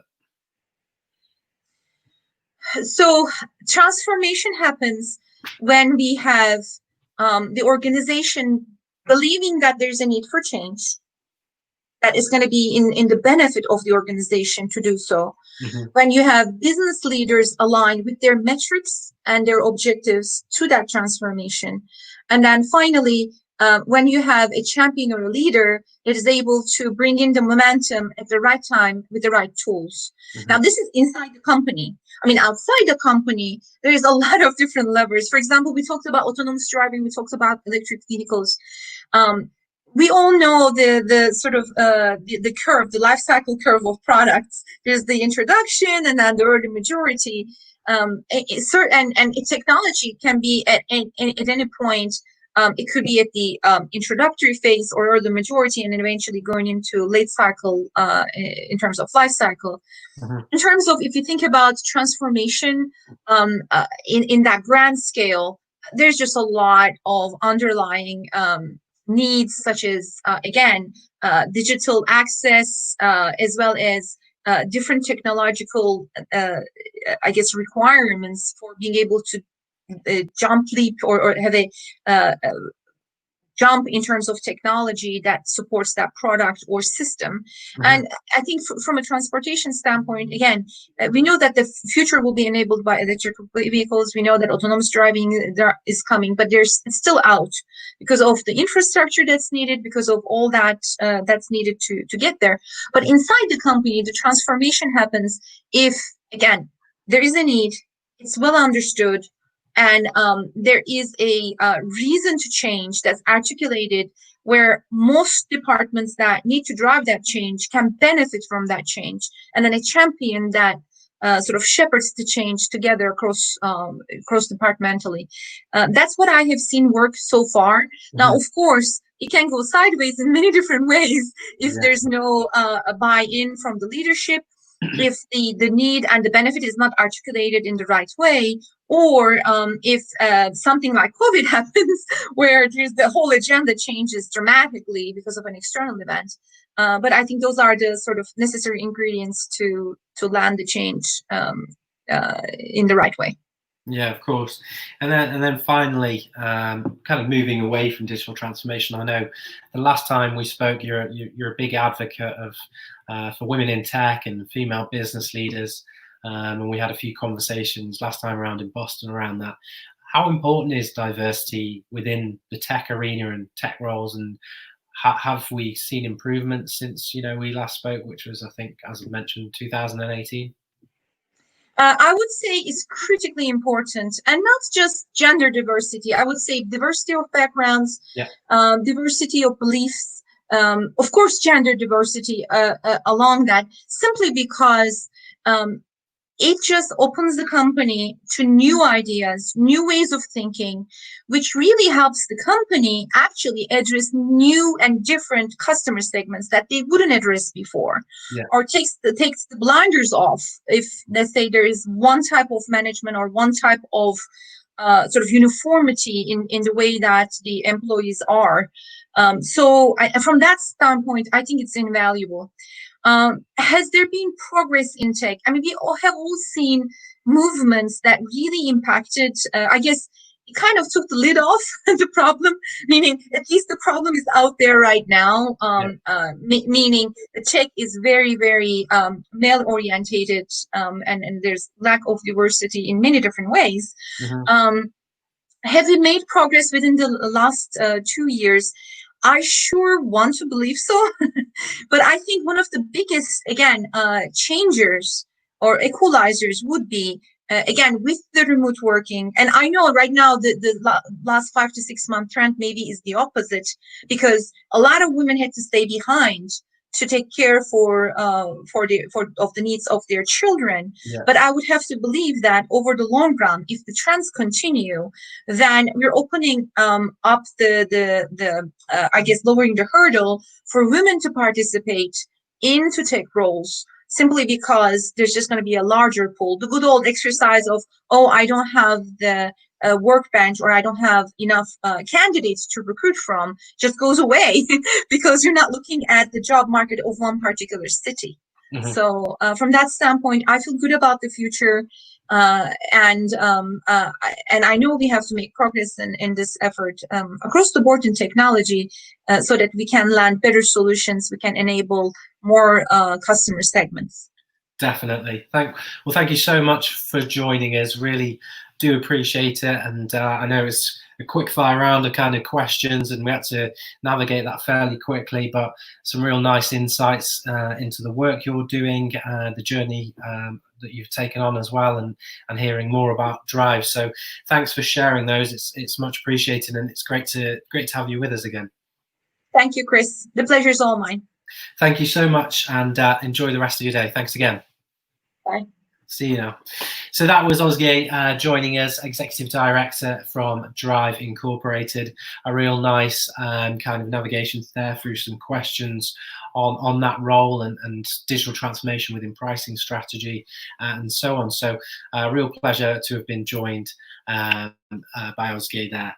So we're now going to be moving into a lunch break, and we're going to be back on air at 2 p.m. Eastern time. We have a great panel session lined up. We've got the CIO from the US Navy, Chief Digital Officer from City of Boston, CEO from Work Technologies, and Global Chief Product Owner, from Pearson. So it's going to be a great panel session. Within that panel session, we're going to be kind of exploring the future of digital transformation, exploring kind of the tools and technologies required in moving forward through the pandemic, more about kind of pandemic response, culture, remote working, and digital innovation. So do join us back on air in just under an hour's time, where we have that panel session, and do enjoy lunch and catching up on those emails. Thanks so much, and see you shortly.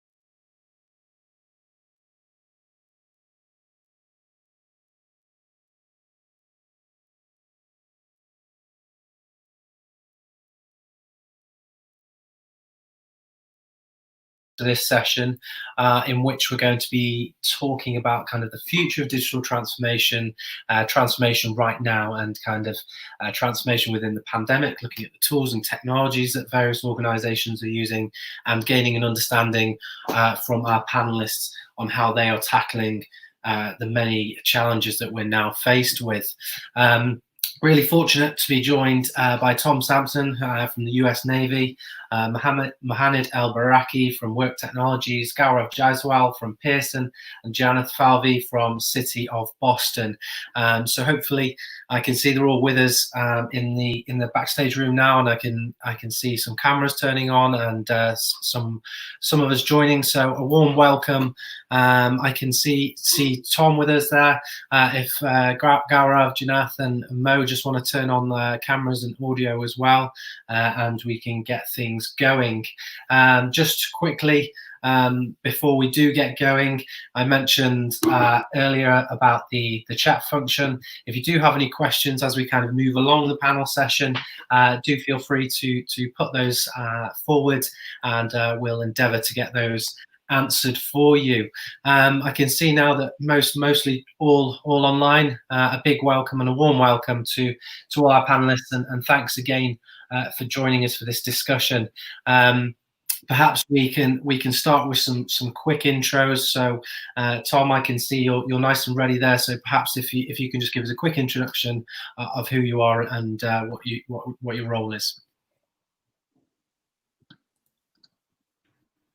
Well, thank you very much, Chris. I appreciate it, and I appreciate the opportunity to be here with the other panelists. And I'm the Chief Information Officer for the F-35 Joint Strike Fighter Program Office.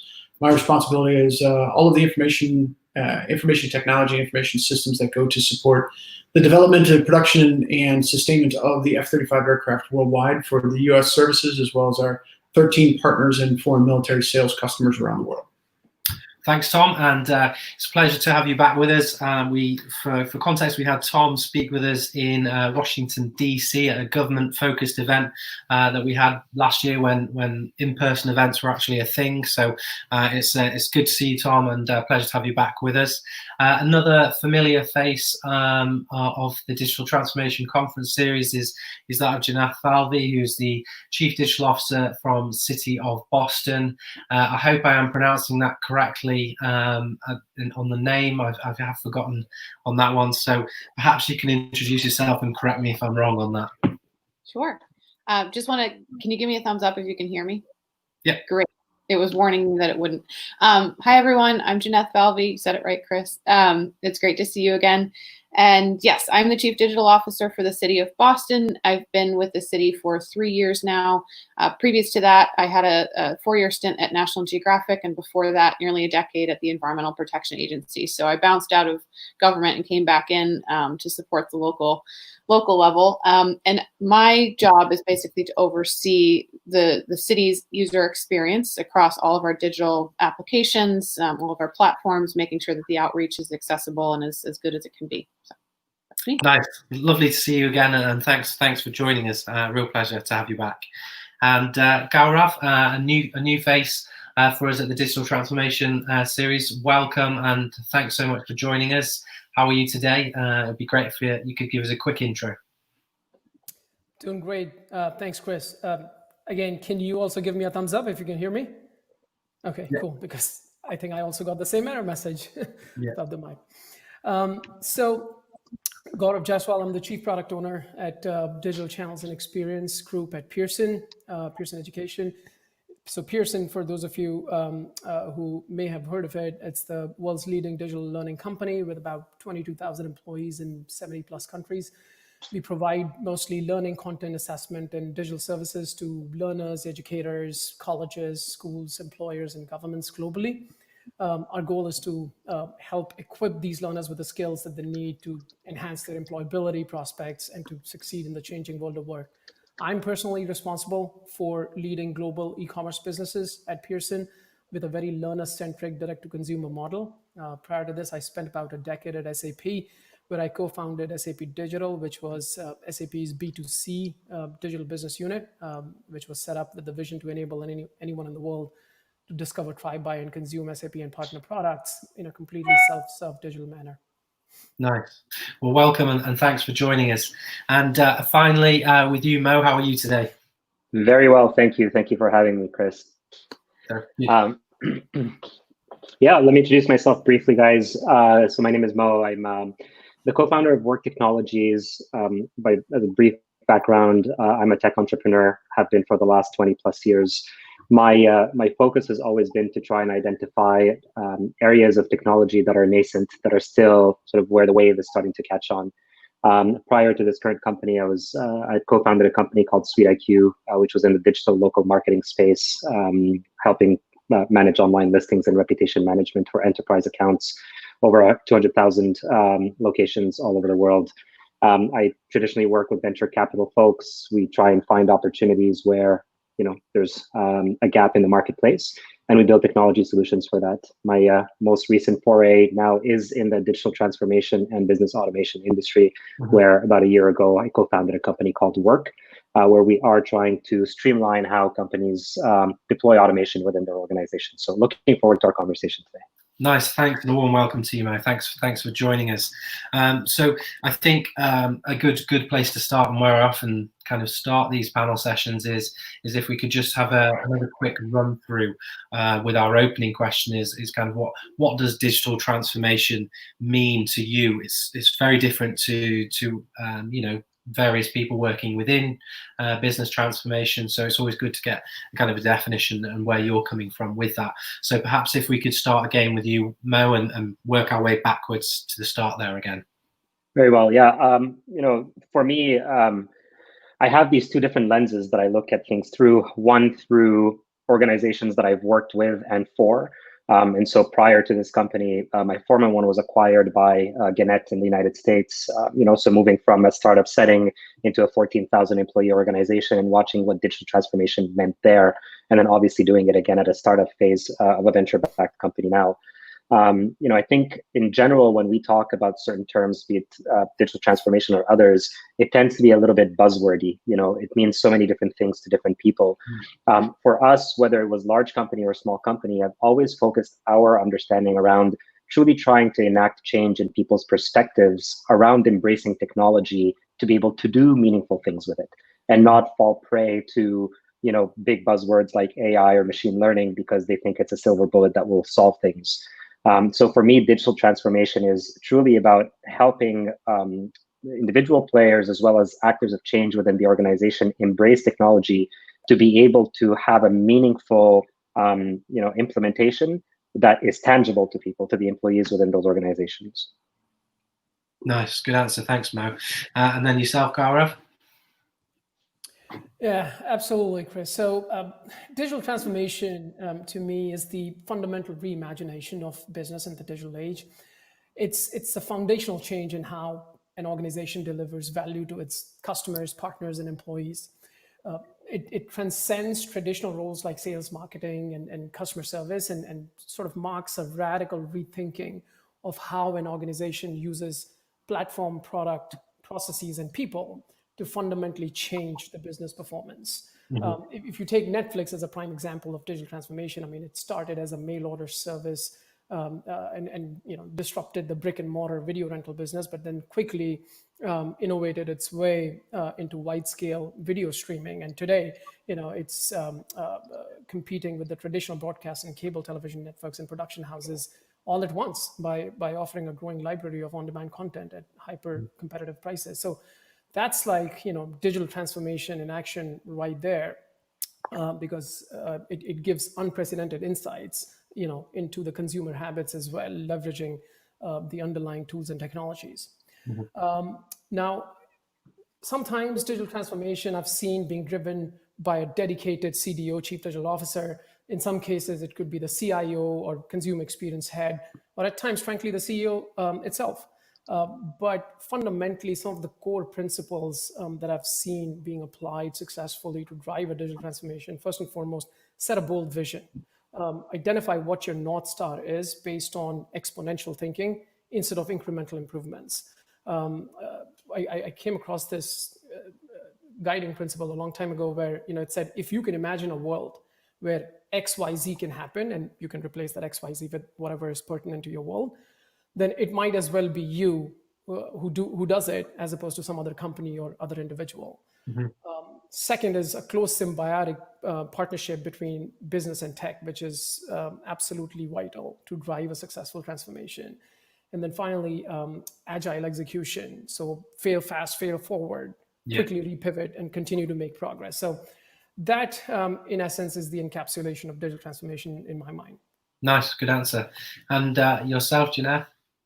Yeah, so obviously digital transformation is not a point in time that starts or stops, but for me, it's really about that evolution and how your organization is changing and how willing they are and open the organization is to that change. So at the city, we've seen a lot of this. COVID really pushed this to the forefront in the past year. Mm-hmm. But the question I always fundamentally ask is your organization getting better through the use of tools? Are employees becoming more collaborative with digital tools? Is the experience that employees are having internally getting better? And is the experience for your external audiences getting better as a result of these? And you can end up piling a lot of things on. So what I also always say is that it's important to make sure that the tool set that you do have is efficient and effective, and you're not just adding to the pile and you're not just forgetting all the legacy weight. I mean, there's really no way you can. It's probably in your face because of maintenance concerns, but you really do have to do a lot of that cleanup, that historical cleanup along the way, so that you can run faster when you do adopt something new. Nice, thank you. And back with you, Tom, your interpretation and understanding of digital transformation. First I say, yeah, what they said. It's coming at the tail end of a question like that. It's each Mohammed, Garv, Jonathan have touched on all of the points, everything from the big vision up front to embracing the technology, to changing the individuals, to identifying where the value is, and to measuring that at the achievement of that value. Within our program, and within the government and DoD acquisition as a whole, we have books and books of regulation upon regulation that we have to follow and we have to move forward with. And we move at the light speed of snails. And in digital transformation, I like to just take the word digital out of it. And it's transformation and transformation of the organization. How you approach the work that you're doing, and what are the tools, the people, and the policies that are able to transform that work that you have. Mm-hmm. In the talk that I gave last year, I touched on 65 different applications with 150 different sources of data that were not integrated in any way. And we have many manual processes. And it's getting the organization to understand when we're talking about the embracing the technology that can help you, and also talking about the changing people and the changing organization to really get the effectiveness out of those tools that are there. So changing the mindset and changing the people within the organization, so that not only is it a new tool or a new database or a new platform that is available, but the individual and the steps and the process that that individual follows changes, and it becomes more efficient. Of course, great answer. Thank you, Tom. And then going back to what you said there, Jeanette, you were saying it's about the tools and technology in place that kind of allows for that transformation. And clearly the pandemic's forced many organizations and industries to kind of tackle new ways of working and operating, especially within digital transformation. So in your mind, should the major focus now for organizations with respect to digital and technology transformation be on those internal workplace tools and technologies? Yeah, absolutely. I mean, with the city, we had to rapidly ensure that people were comfortable with collaborative tools that had existed, but hadn't really been as necessary for so much of our workforce, because so much of city operations relies on physical presence in the city. So much work gets done via relationships or walking cube to cube. So using Google Hangouts or Zoom just was hardly used before, and then overnight was a necessity. So what I would encourage all organizations to do at this time is to not forget the people that you're trying to help. You know, don't just pile on new tools for the sake of new tools, but really understand your employees and their needs and what they're trying to accomplish, and do it all in service and support of them, because they're the ones that are going to carry forward the mission from home or in the office whenever we return. Nice. And then with yourself, Tom, do you think that should be the major focus right now for organizations and yourself? Very much so. When we started with COVID, you can imagine the information security concerns around a program like ours. Our virtual private network, our VPN, was designed for a minimum number of people who might be traveling or who might be homesick and not able to go into the office. It was not designed for remote work. Mm-hmm. However, back in March, just today, it's 8 months since we've been remote. We went to a 92% remote workforce on that VPN, and bandwidth considerations, the DoD information network considerations, all proved to be challenges in people being able to execute their normal processes from home. Mm-hmm. And just that kind of limitation forced our individuals to rethink how they were engaging with each other and in which ways that they were engaging with each other. Mm-hmm. And then from our organizational point of view, everybody's at home and they see their kids on Google Hangouts and they see they got a free account from Zoom, and it's absolutely awesome. I can talk to my parents in Florida and my sister in Seattle, and why can't we do that at work? Yeah.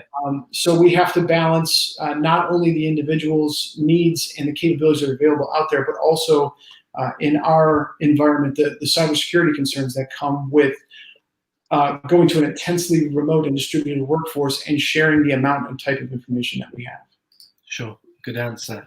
And then yourself, Mo, obviously this is something very close to what you do with regards to kind of the digital tools and technologies in the workplace. So what's your take on that? Yeah, I think there's a general tendency of thinking about projects like digital transformation as a multi-year process that involves sort of a deep understanding and analysis of what's going on a departmental basis, and then connecting the pieces together. If I'm an employee in our customer service operation and I'm hearing about this grandiose plan, that sounds great. But if it doesn't really impact my day-to-day, then I'm not really that interested. And so it goes back to what I was talking about earlier in terms of what does digital transformation mean for me. It is truly about helping your employees embrace and understand that change can happen now. And it's not these big grandiose plans that will take a long time to happen. They can happen right now in very meaningful ways. Just like my fellow folks here on the call have alluded to, something as simple as Zoom calls or Hangouts already make a huge difference. Mm-hmm. And so, my biggest piece of advice is, if you're thinking about it today, especially with the push that we've had due to COVID, don't worry too much about the big major plan. Think about the small, low-hanging fruits that you can deploy to your team now to make them that much more successful in their day-to-day. Yeah. How do they become more efficient? How do we automate some of their mundane, repetitive tasks so that they can upskill themselves and really spend their human cognition on things that are worth more? Help them embrace this notion of working from home. Organization after organization have now said working from home is going to be forever, the likes of Twitter and Microsoft and so forth. And so I think embracing this and not thinking, oh, maybe down the line we'll come back. No, why don't we start implementing programs that will allow them to thrive mm-hmm. in this working from home condition? And then, the last two pieces are all around, it's great to try and be a top-down organization where you're pushing automation and digital transformation, but it's that much more meaningful if you empower your own employee core to automate themselves. Give them the tools, and it's not for a lack of solutions. There's tons of them out there that can allow them to automate simple tasks they do all the way to more difficult stuff. Just give them those keys. And then to Tom's point, obviously very important for the military, but I think in general, instilling the sense and importance of security and privacy. Now that much more than ever. Before, okay, you're at the workplace, you can go over and talk to someone, but now we're sharing files like, it's no one's business. So having these come together, allowing it to bubble up, I think, will create for a right successful strategy. Nice, good answer. Thank you, Mo. And finally, Gaurav, yourself. Yeah, so for businesses, one consequence of COVID-19 crisis has been a dramatic uptick in the use of digital technologies that help reduce the face-to-face interactions between customers and employees, right? This is everything that you guys just said, so totally resonates with me on that. And companies have had to respond with extraordinary speed and vigor, in some cases like implementing years worth of digital transformation in a span of just a few months, which is, I guess, what Mo, you were alluding to as well, like now is the time, right? So slow and steady in this case does not win the race in the current crisis situation. So maybe I'll focus a little bit, on a few different set of topics outside of the remote working tools and technologies, because you guys have well covered that. In my mind, first and foremost, in terms of new ways of working, as a company, as an organization, and business leaders, we have to focus on safeguarding customer and employees' mental and physical health and well-being. For example, creating digital contact tracing apps for your customers and employees, or offering free exercise or yoga virtual classes for improving fitness levels. Because that's the front and center, right? Like you got to make sure that you have productive employees, and if they're not fit, you're dead in the water. Then secondly, you got to invest in appropriate policies and technologies, yes, to prepare them for the future of work. So this is not just about enabling them to work remotely. I mean, that obviously needs to happen, but also more importantly, invest in the right training programs to equip your workers with the most relevant skills that promotes the concept of lifelong learning and helps them adapt to the future labor market, because learning doesn't stop once you get out of school, right? I mean, all of us are learning in our everyday job. So we got to focus on that a lot and provide them with the right tools to constantly upgrade their skills. Third is investing in data security.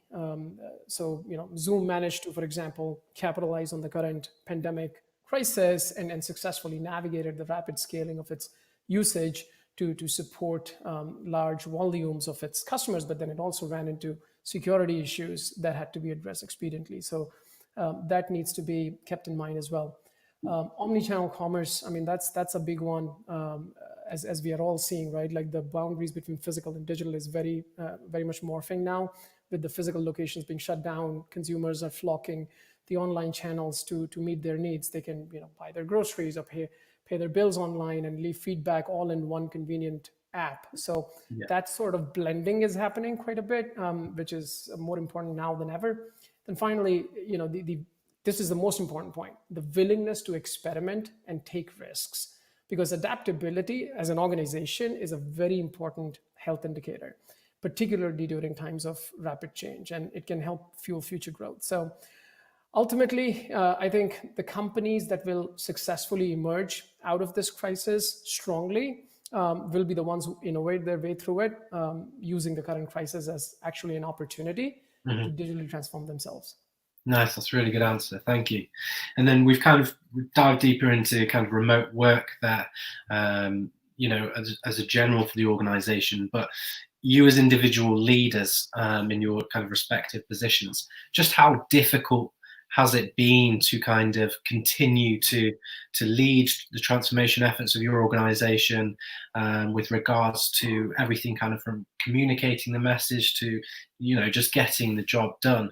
It must have been quite it's been a difficult year for everyone involved in most businesses and most industries.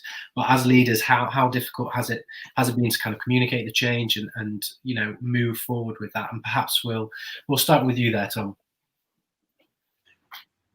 When it comes to the transformation, digital transformation, I started the effort almost 2 years ago, originally as the Chief Digital Officer. So well before COVID, I was saddled with the task of how do we take this organization from our legacy manual processes into centralized information and more collaborative environment.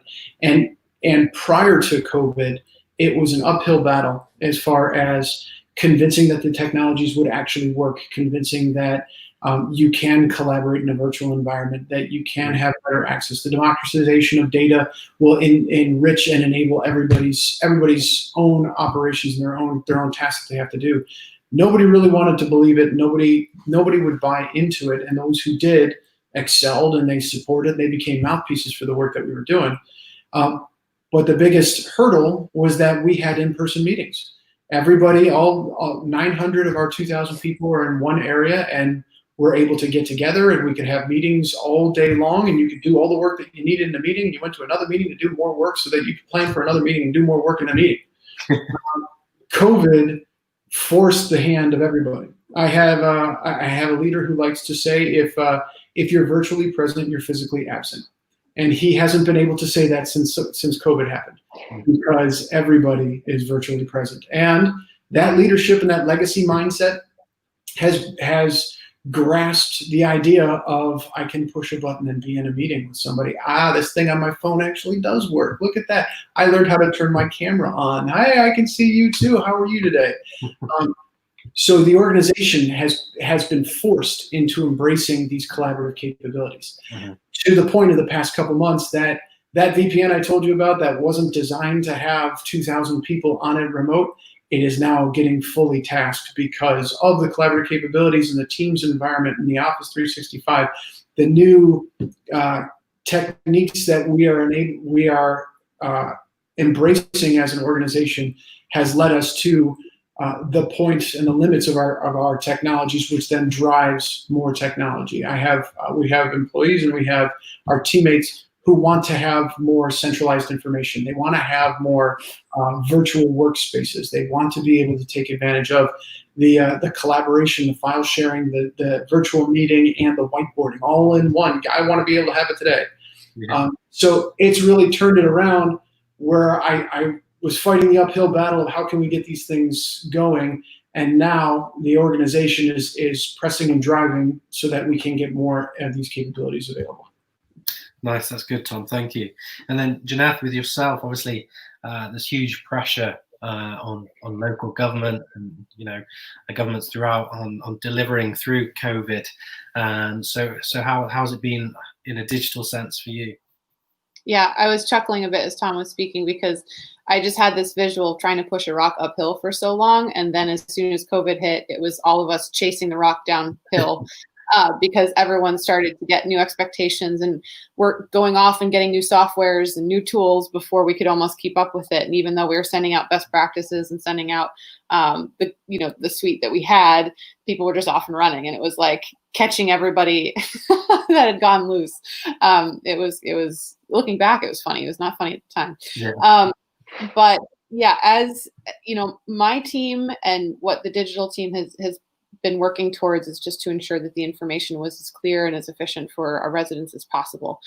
We've been really pushing hard on social media to get the most accurate updates out frequently and figuring out how local we need to get, down to neighborhood zip code, because even citywide numbers are too distant for folks to often react to. So there's kind of a twofold perspective that I've had to take. From the beginning of the pandemic, I was supporting our CIO in a much broader sense with regard to getting people out the door with laptops, getting VPNs set up, working around the clock just to ensure their operations were meeting the needs.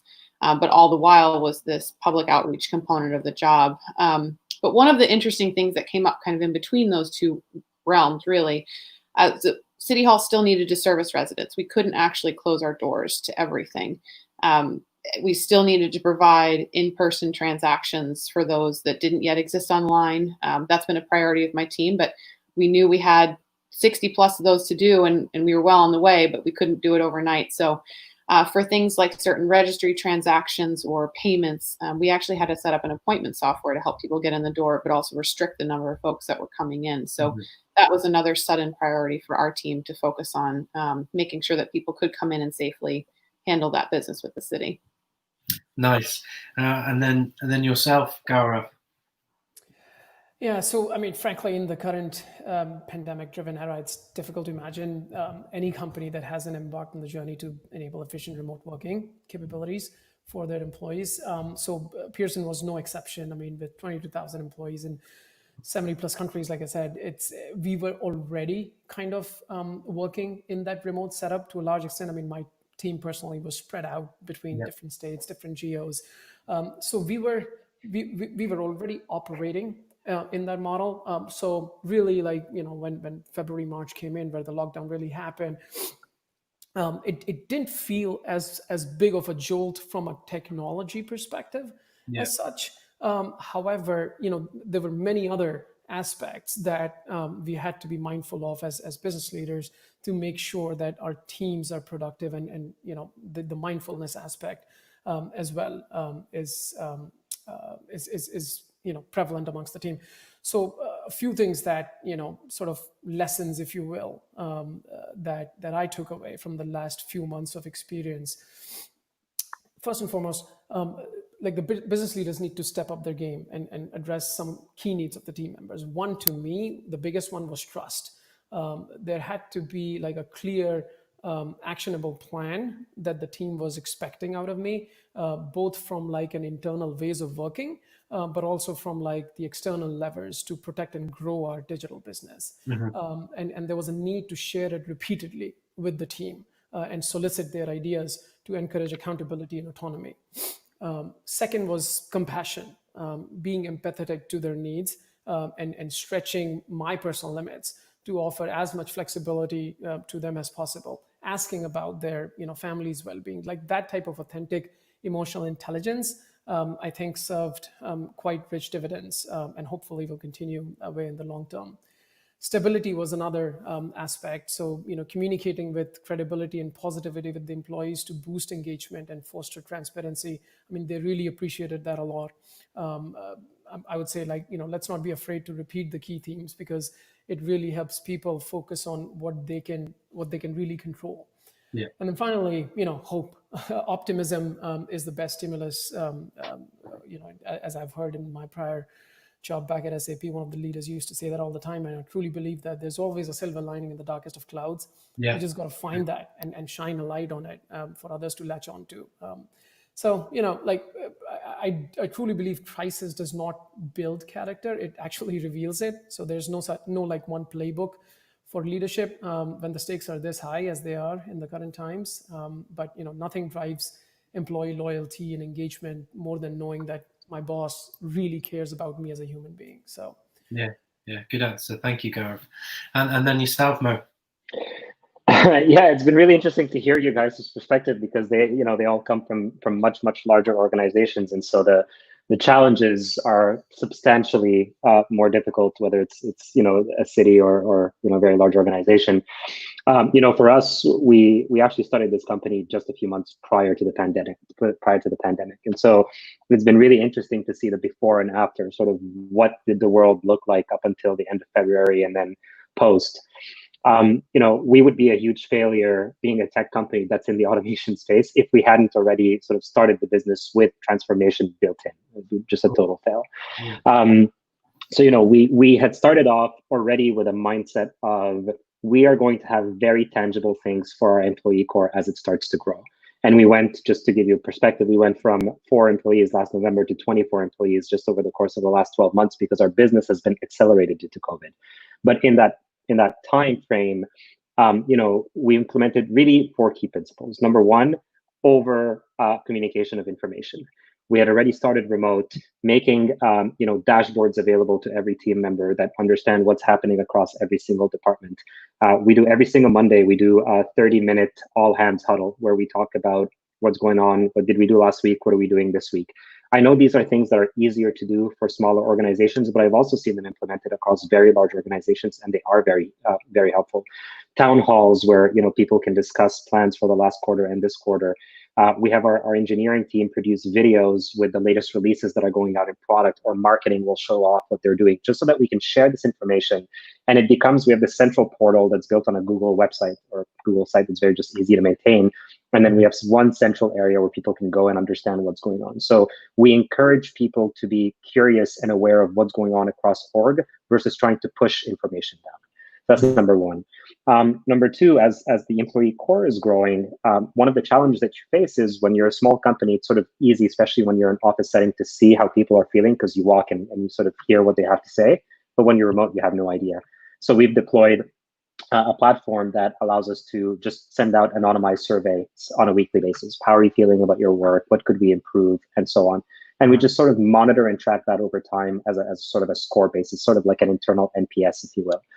And then, finally, are we helping make our employees happy working from home, right? Like, we've embraced it. And so, we've given everyone a budget to set up their home office. We've allowed everybody to buy like a really cool machine that they really wanted, and so forth. So it's this whole notion of just embracing and giving them, again, if there's a central theme that I guess I'm going to stick to during this whole talk, is about tangible, examples of quick wins that enable digital transformation automation. It's truly all about just helping your company and your employees be happy and have the tools necessary for them to succeed. Nice. Cheers, Mo.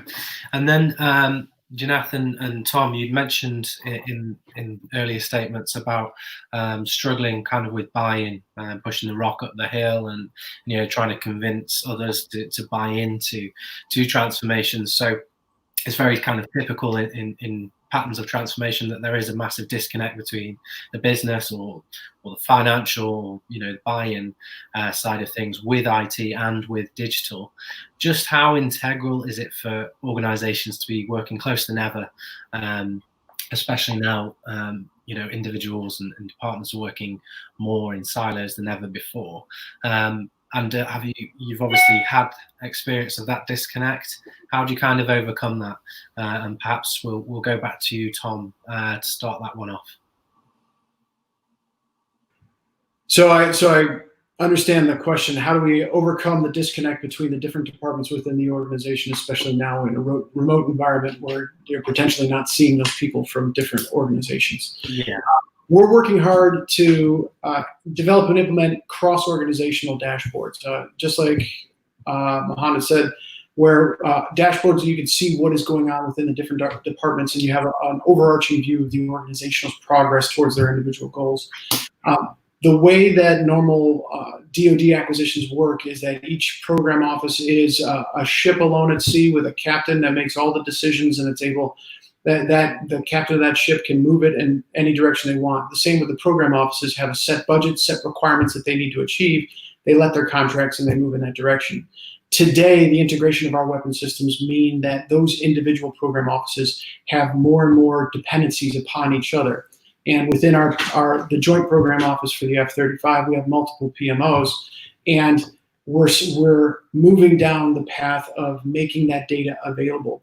It's still, with the legacy, understanding the legacy acquisition process, there's still that growing pain and that learning of why do I want to share what's going on? I don't want to tell people what my schedule is. I don't want to tell people how I'm executing my dollars, because it is a growth. Yeah.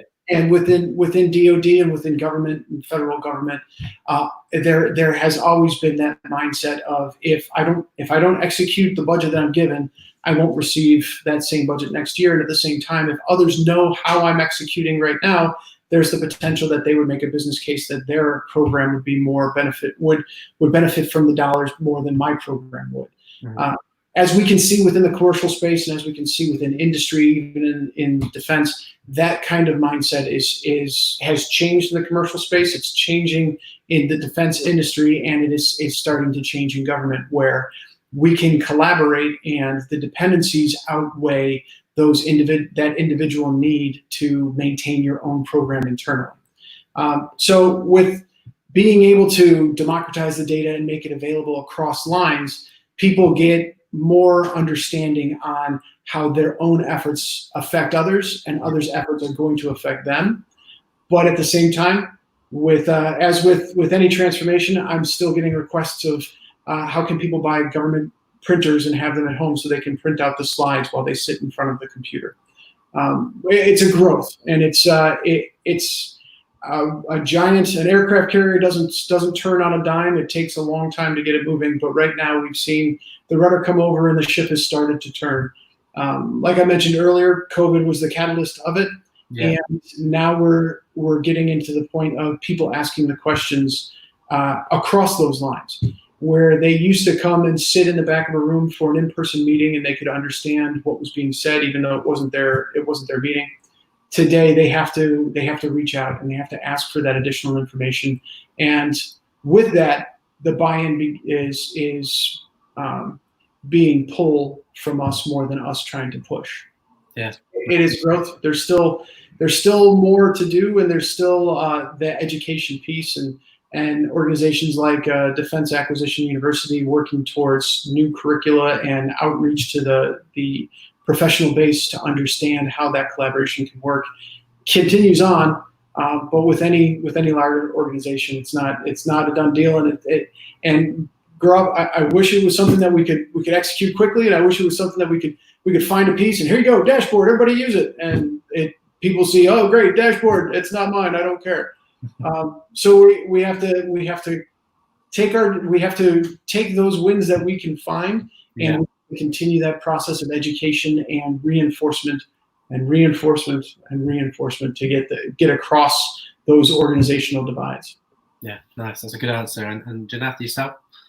Yeah, I'm envious of that dashboard. I have a design of one sitting in my office rolled up that we never got to put out there, just to showcase really the digital capacity and the IT capacity of all the departments that we service. So we could basically color code it and give a display to leadership to say, this is what we're here for. We need to get everybody up to green. But that's somewhere in the future. I'd say my experience has been over this past year that many departments, although they already knew it, it became incredibly clarified how vital our department was to them. And that's the Department of Innovation and Technology, the IT to digital services. Many of them knew it before, but they're singing our praises. They're coming to us more than ever. They need our support more than ever, and they understand how integral our work is to their success. The unfortunate thing is our department is really at a precarious position. Going into COVID, we had some budgetary issues, and so we've not been able to really backfill some critical roles. In July, the city basically put a hiring freeze in place to secure our budgets. So we're at quite a critical point of a lot of single points of failure and not being able to backfill positions where people are getting burned out or leaving or retiring. So where we're at a point where there's more expectation than ever, more appreciation than ever for the services we provide. Our ability to meet those expectations is going to be quite a challenge. So I'm hoping that this clicks for leadership. I'm hoping that it turns around, but IT operations, I'm not the first nor last to say it's not a sexy thing. It's not something you get PR about, but it is what keeps the lights on and the water running and everything you take for granted. So I'm hoping to see some more top-down support of the criticality of the work that we do. Nice. And then with you, Mo? I'm petrified by what I just heard from you, Janine. It's really of deep concern that there's that much level of friction, I suppose, in trying to get these things done. And I can only imagine how difficult it is when you're trying to push all of that proverbial rock up the mountain. I mean, look, for us, we're again in a different ball game completely, in that we are a business that offers digital transformation as a service. And for us, this whole notion of the disconnect between IT, that's actually why we exist. As a computer science grad and a former programmer who understands very deeply how these organizations run, I can tell you unequivocally that IT just sucks. And this is 100% true.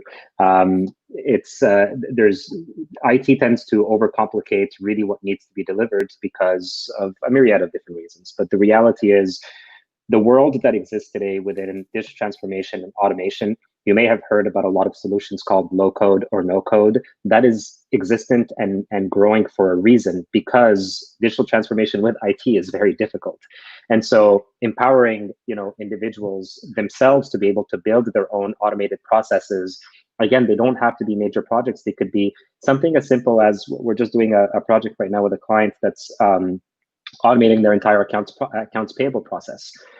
So you take something that is so old and archaic, manual invoices being incoming and then having to process them in some capacity. There are solutions that will allow you today to disintermediate from these points of friction, whether it's IT or engineering or security or whatnot, so you can try and at least get a solution up and running very quickly.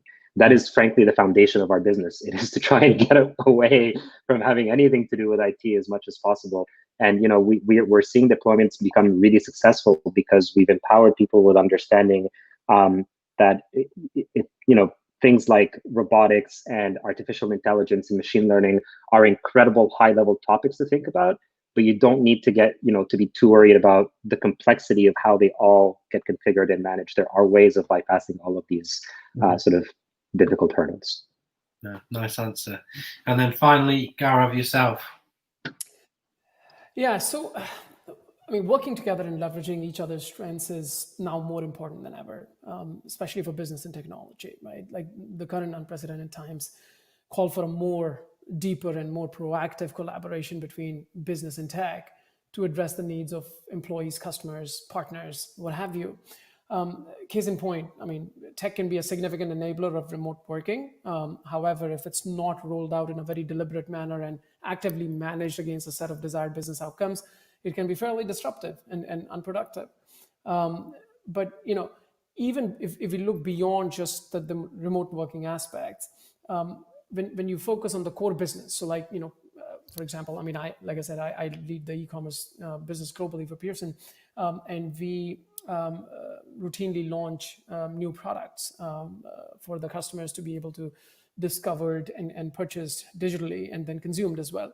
Now, creating and launching these innovative new digital products to capitalize on the strong wave of digital consumption actually requires a very close partnership between a multitude of different teams. So it's not just product management and tech. It's like customer support, marketing, sales, legal, RevRec, etc. I mean, you name it. So I'll give you an example. I mean, we about in July came together, a few of these teams, and it was just an idea. We said, okay, like let's focus on this specific business vertical.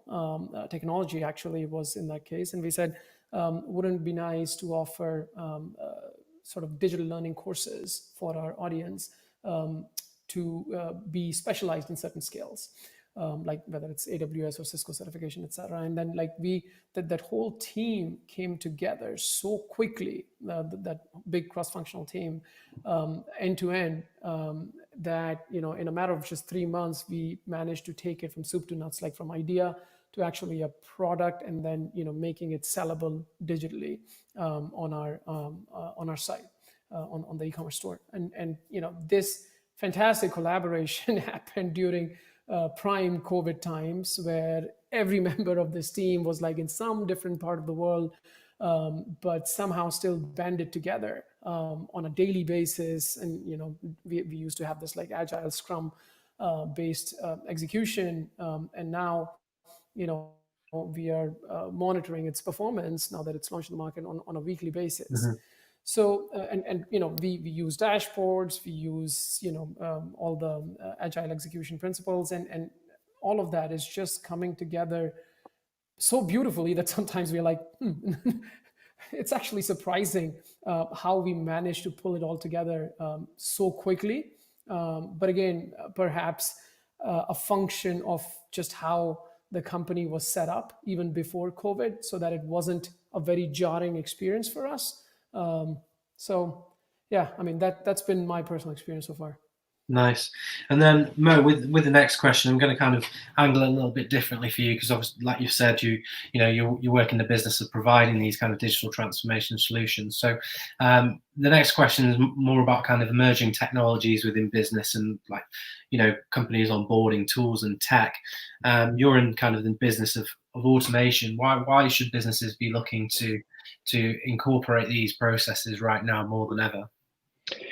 Yeah, I mean, look, I don't think that I have to sing the praises of automation. The automation industry raked in $11 billion last year. And so it's a growing industry. It's being deployed everywhere.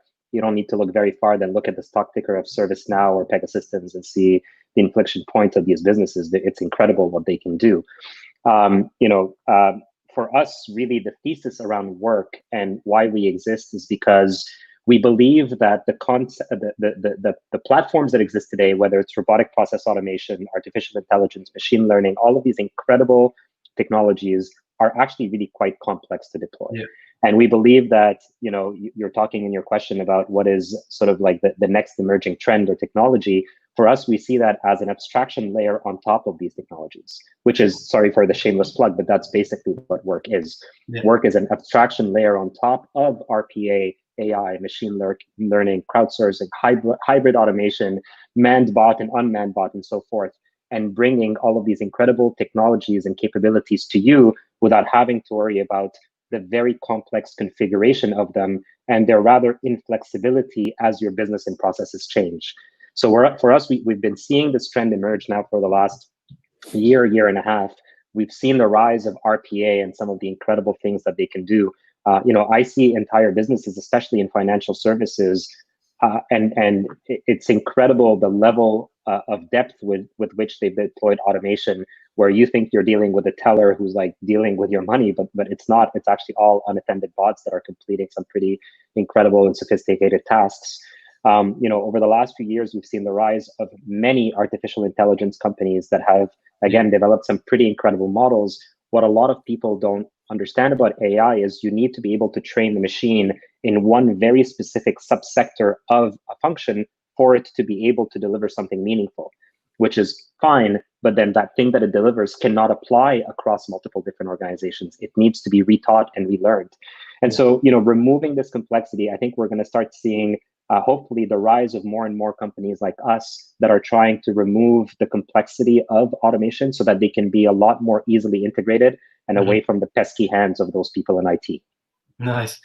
I mean, that's really good. We had a presentation earlier today, and a question came through in the Q&A regarding kind of how an organization can onboard machine learning. If they've got none of that capability, how do they go about starting it? So it's a clear kind of obstacle and challenge for quite a few organizations in identifying how to bring that in and understanding it. So the simplification of such is great. So good work.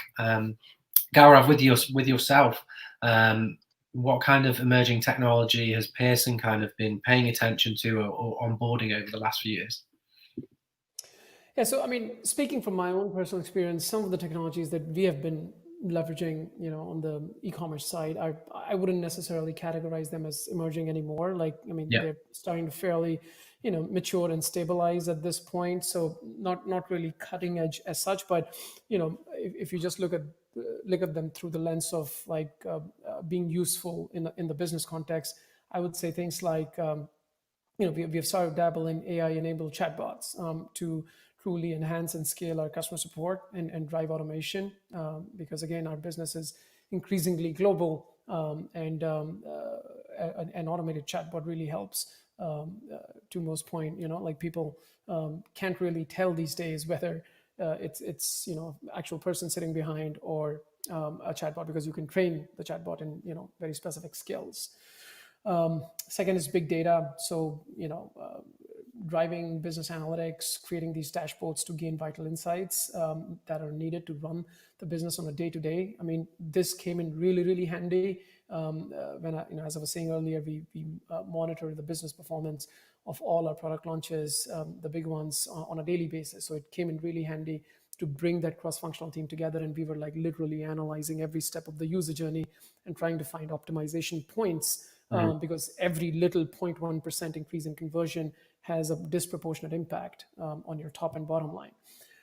Then I would say the experimentation and user testing tools, Optimizely, Google Optimize, or Hotjar, etc. So you can actually truly monitor your customers' behavior and pursue their journey once they are on your site, and again try to experiment. As I was saying in one of the earlier questions, the goal is to continuously experiment and then continuously improve your touch points with them and remove friction as much as possible.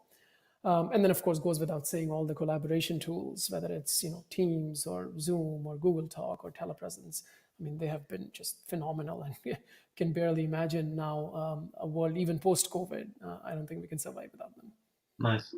And then Tom, with yourself, you've touched on the difficulties of kind of the buying side of that, but has there been tools and technologies that you've kind of onboarded in recent times? I think of most note would be RPA, where we implemented UiPath bot we were able to show proof of concept of that bot working on our network. We have a dedicated joint virtual environment for the program office, given the nature of our data as well as the foreign partners that we have within the environment. So we demonstrated that the bot could operate within our environment, and that it could also access data, information, and files that exist on our vendors' networks and our vendors' sites. So that's the most useful and effective technology that we've been able to introduce.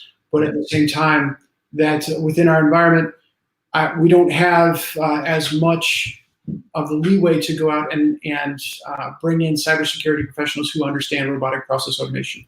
And we don't have the same flexibility to go out and get cybersecurity professionals who fully understand how cloud capabilities work and how the AWS and the Azure environment work, and from a cybersecurity point of view, the difference between IaaS, PaaS, and SaaS. So although we've been able to pilot some of the capabilities within our environment, and we've been able to make the business case on how those technologies will benefit our users, we still run into that final implementation and that authorization to use those technologies within a DoD network, as well as with the data associated with building an F-35 or a fifth generation fighter aircraft. So the RPA has been a big one, as well as C3.ai and the AI modeling capabilities. We've implemented a master data management platform using the C3 tools, as well as the Systicon and the Opus suite of AI and data analytics tool suites. Bringing all of those together, which had originally been piecemealed in parts of the organization or used in other services, whether it was in the Navy or the Surface Navy or in the Air Force programs, we've been able to bring those together, centralize them, and centralize the data that underlies them. So continuing to make that data available, aggregate the data, and make enough data available to make it worthwhile is part of the journey that we continue on. Good stuff. And finally with yourself, Jeanette. Yeah, for the large percentage of the city's employee population, really the focus has been getting their comfort level up with already well-emerged technologies like collaborative tools like the Google Suite. So that's been a big effort of training and awareness and sending out best practices on those. But for my team's purposes, what we've really leaned into heavily, although we already were before, was really focusing on the translation capability of the website, as well as the accessibility of it. We knew coming off of a Drupal 8, Drupal 7 to Drupal 8 migration a year ago that we were going to have some work to do to catch up to make sure we're meeting AA standards. But we've been working on that pretty hard for the last year or so. And we knew, like, for example, tab navigation wasn't functioning across the site. And when we're in times of a pandemic, when people need access to information more critically and urgently than ever, we just couldn't leave anyone behind with that. So good stuff. And then final question to kind of wrap things up here, and if we could just give kind of our 2 cents worth on this, how much do you think that the pandemic is going to change organizational structure and models in a sense of kind of digital technology transformation? What can we expect to see on frontline innovation given the pandemic? And perhaps if we go back to you to kick that one off, Jeanette. Sure. It's going to be really interesting to see how it affects cities, because I think that there's going to be what should happen and what many people know needs to happen, and then the reality of what's possible based on budgets. It's going to severely impact our economy for years to come, and the city municipal budgets rely on that. So I hope to see things become more efficient. In order to become a more efficient, collaborative organization, you need a strong technology department. You just need a strong department that isn't strong in the sense of how much weight it carries, but its ability to support the organization, to manage those relationships, to roll out new software, to support legacy systems through that transformation. So it's really hard to predict what's going to happen to municipalities, but I think they're going to be harmed initially, and I hope that out of that darkness comes a real change in the next few years. Yeah, well, that's it. It's looking at the positives, and I think Gaurav mentioned earlier about the silver linings, and it's forcing us to kind of pivot and change and adapt. So, a lot of good will come out of the bad as well. So, nice point there. And then with yourself, Mo, your opinion on that? Yeah, look, we're seeing the transformation already as it is. I don't think that we really have to predict it. It's happening now. We have a frontline view of this within the organizations that we're dealing with. I can tell you that pre-COVID, our entry point into organizations was sort of the C-level suite, because it was a conversation about building internal efficiencies and, reducing costs and so forth. Post-COVID, it's been departmental leaders themselves that are coming to us and saying, I have these 5 processes that need to be automated. How do I go about doing that? And how can we use tool sets for that? And what's interesting is even the shift of budget, where the money is coming from to pay for some of these programs are things that you would traditionally not see. Like we see advertising budget actually being cut to make room for digital transformation, or operational budget that was going for tooling around, NPS or anything like that being funneled back and put into automation. So it is so top of mind for almost every single organizational leader, and they have no choice. Like this is one of those things where you can't wait to make it happen. It needs to happen now. So we're seeing, major adoption across the board. Even organizations that would, historically have been very resistant to change have had no choice but to embrace it. So there's sort of a big gold rush into automation right now. There is perhaps a little bit of confusion about what is the best avenue to try and go and implement. There in some cases is still some resistance because people do think in some cases that they will go back to how work used to be and working in an office, and they're delusional in my opinion. But I think it's exciting times for the automation industry. It is certainly creating a much more, in my opinion, flatter organizations because senior leadership cannot oversee the digital transformation across 20 or 30 different departments. I think they're empowering their own individual leaders to make those decisions and allowing them to unlock budgets for that. Thanks, Mo. And then Gaurav? Yeah, so look, I think, first of all, remote working is here to stay. Many of these employees who are working remotely today, I don't think they're going to return back to an office space, even post-pandemic. So in many cases, this might be the new normal. And this will call for continued investment in scaling remote work enabling technologies, just so they work much better and continuously improve the productivity. I think the budget allocation will likely also evolve in companies. So teams already operating very effectively in a remote setup, I think things like business trips likely are expected to decrease, and some of those T&E dollars may flow into other areas like customer experience improvement or R&D or technology. And I think also there'll be a renewed focus on driving business outcomes versus, and this is more for the business leaders. So they'll be looking at their team members to drive more business outcomes as opposed to judging them by their time. So empowering the employees, energizing them around a common mission, and measuring the outcome of their work, I think will be critical moving forward. So despite the terrible tragedy caused by this pandemic, I think it's also unlocking innovation.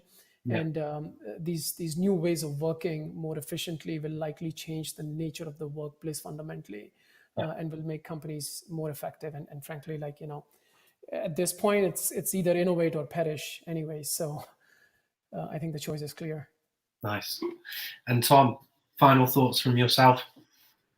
Well, it's clear that technology is going to continue to evolve, and it's going to continue to support our people wherever they are, whatever they are.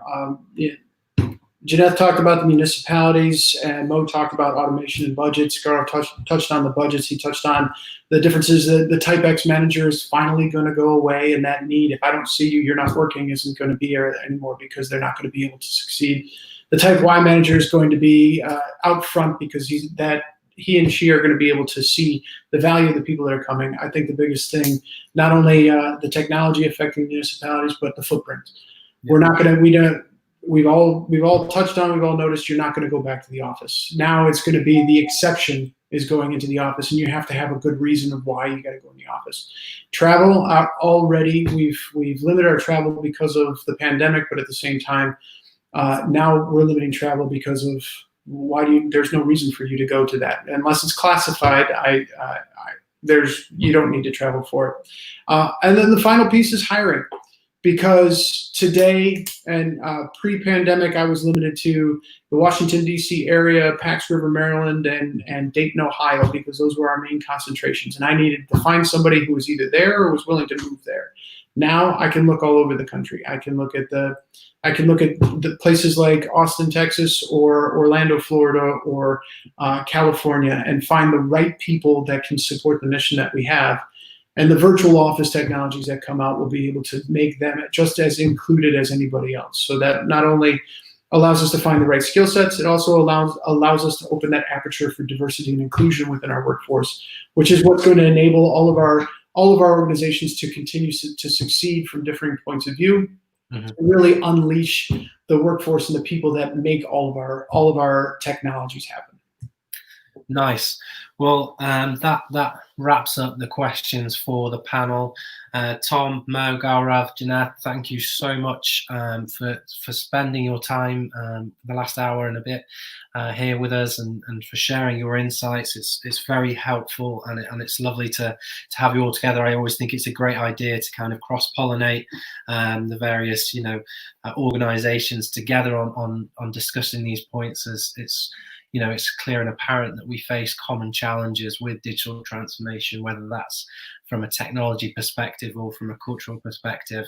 And I think it's always interesting to know that, as far apart as some organizations might be, that, those challenges do exist quite universally. So lovely to have you all with us, and for sharing your insights. I do thank you so much for joining us, and for wrapping up day one of this event. So thanks to all of you. My pleasure, Chris. Thank you very much. Thanks for having me. Likewise. Thank you.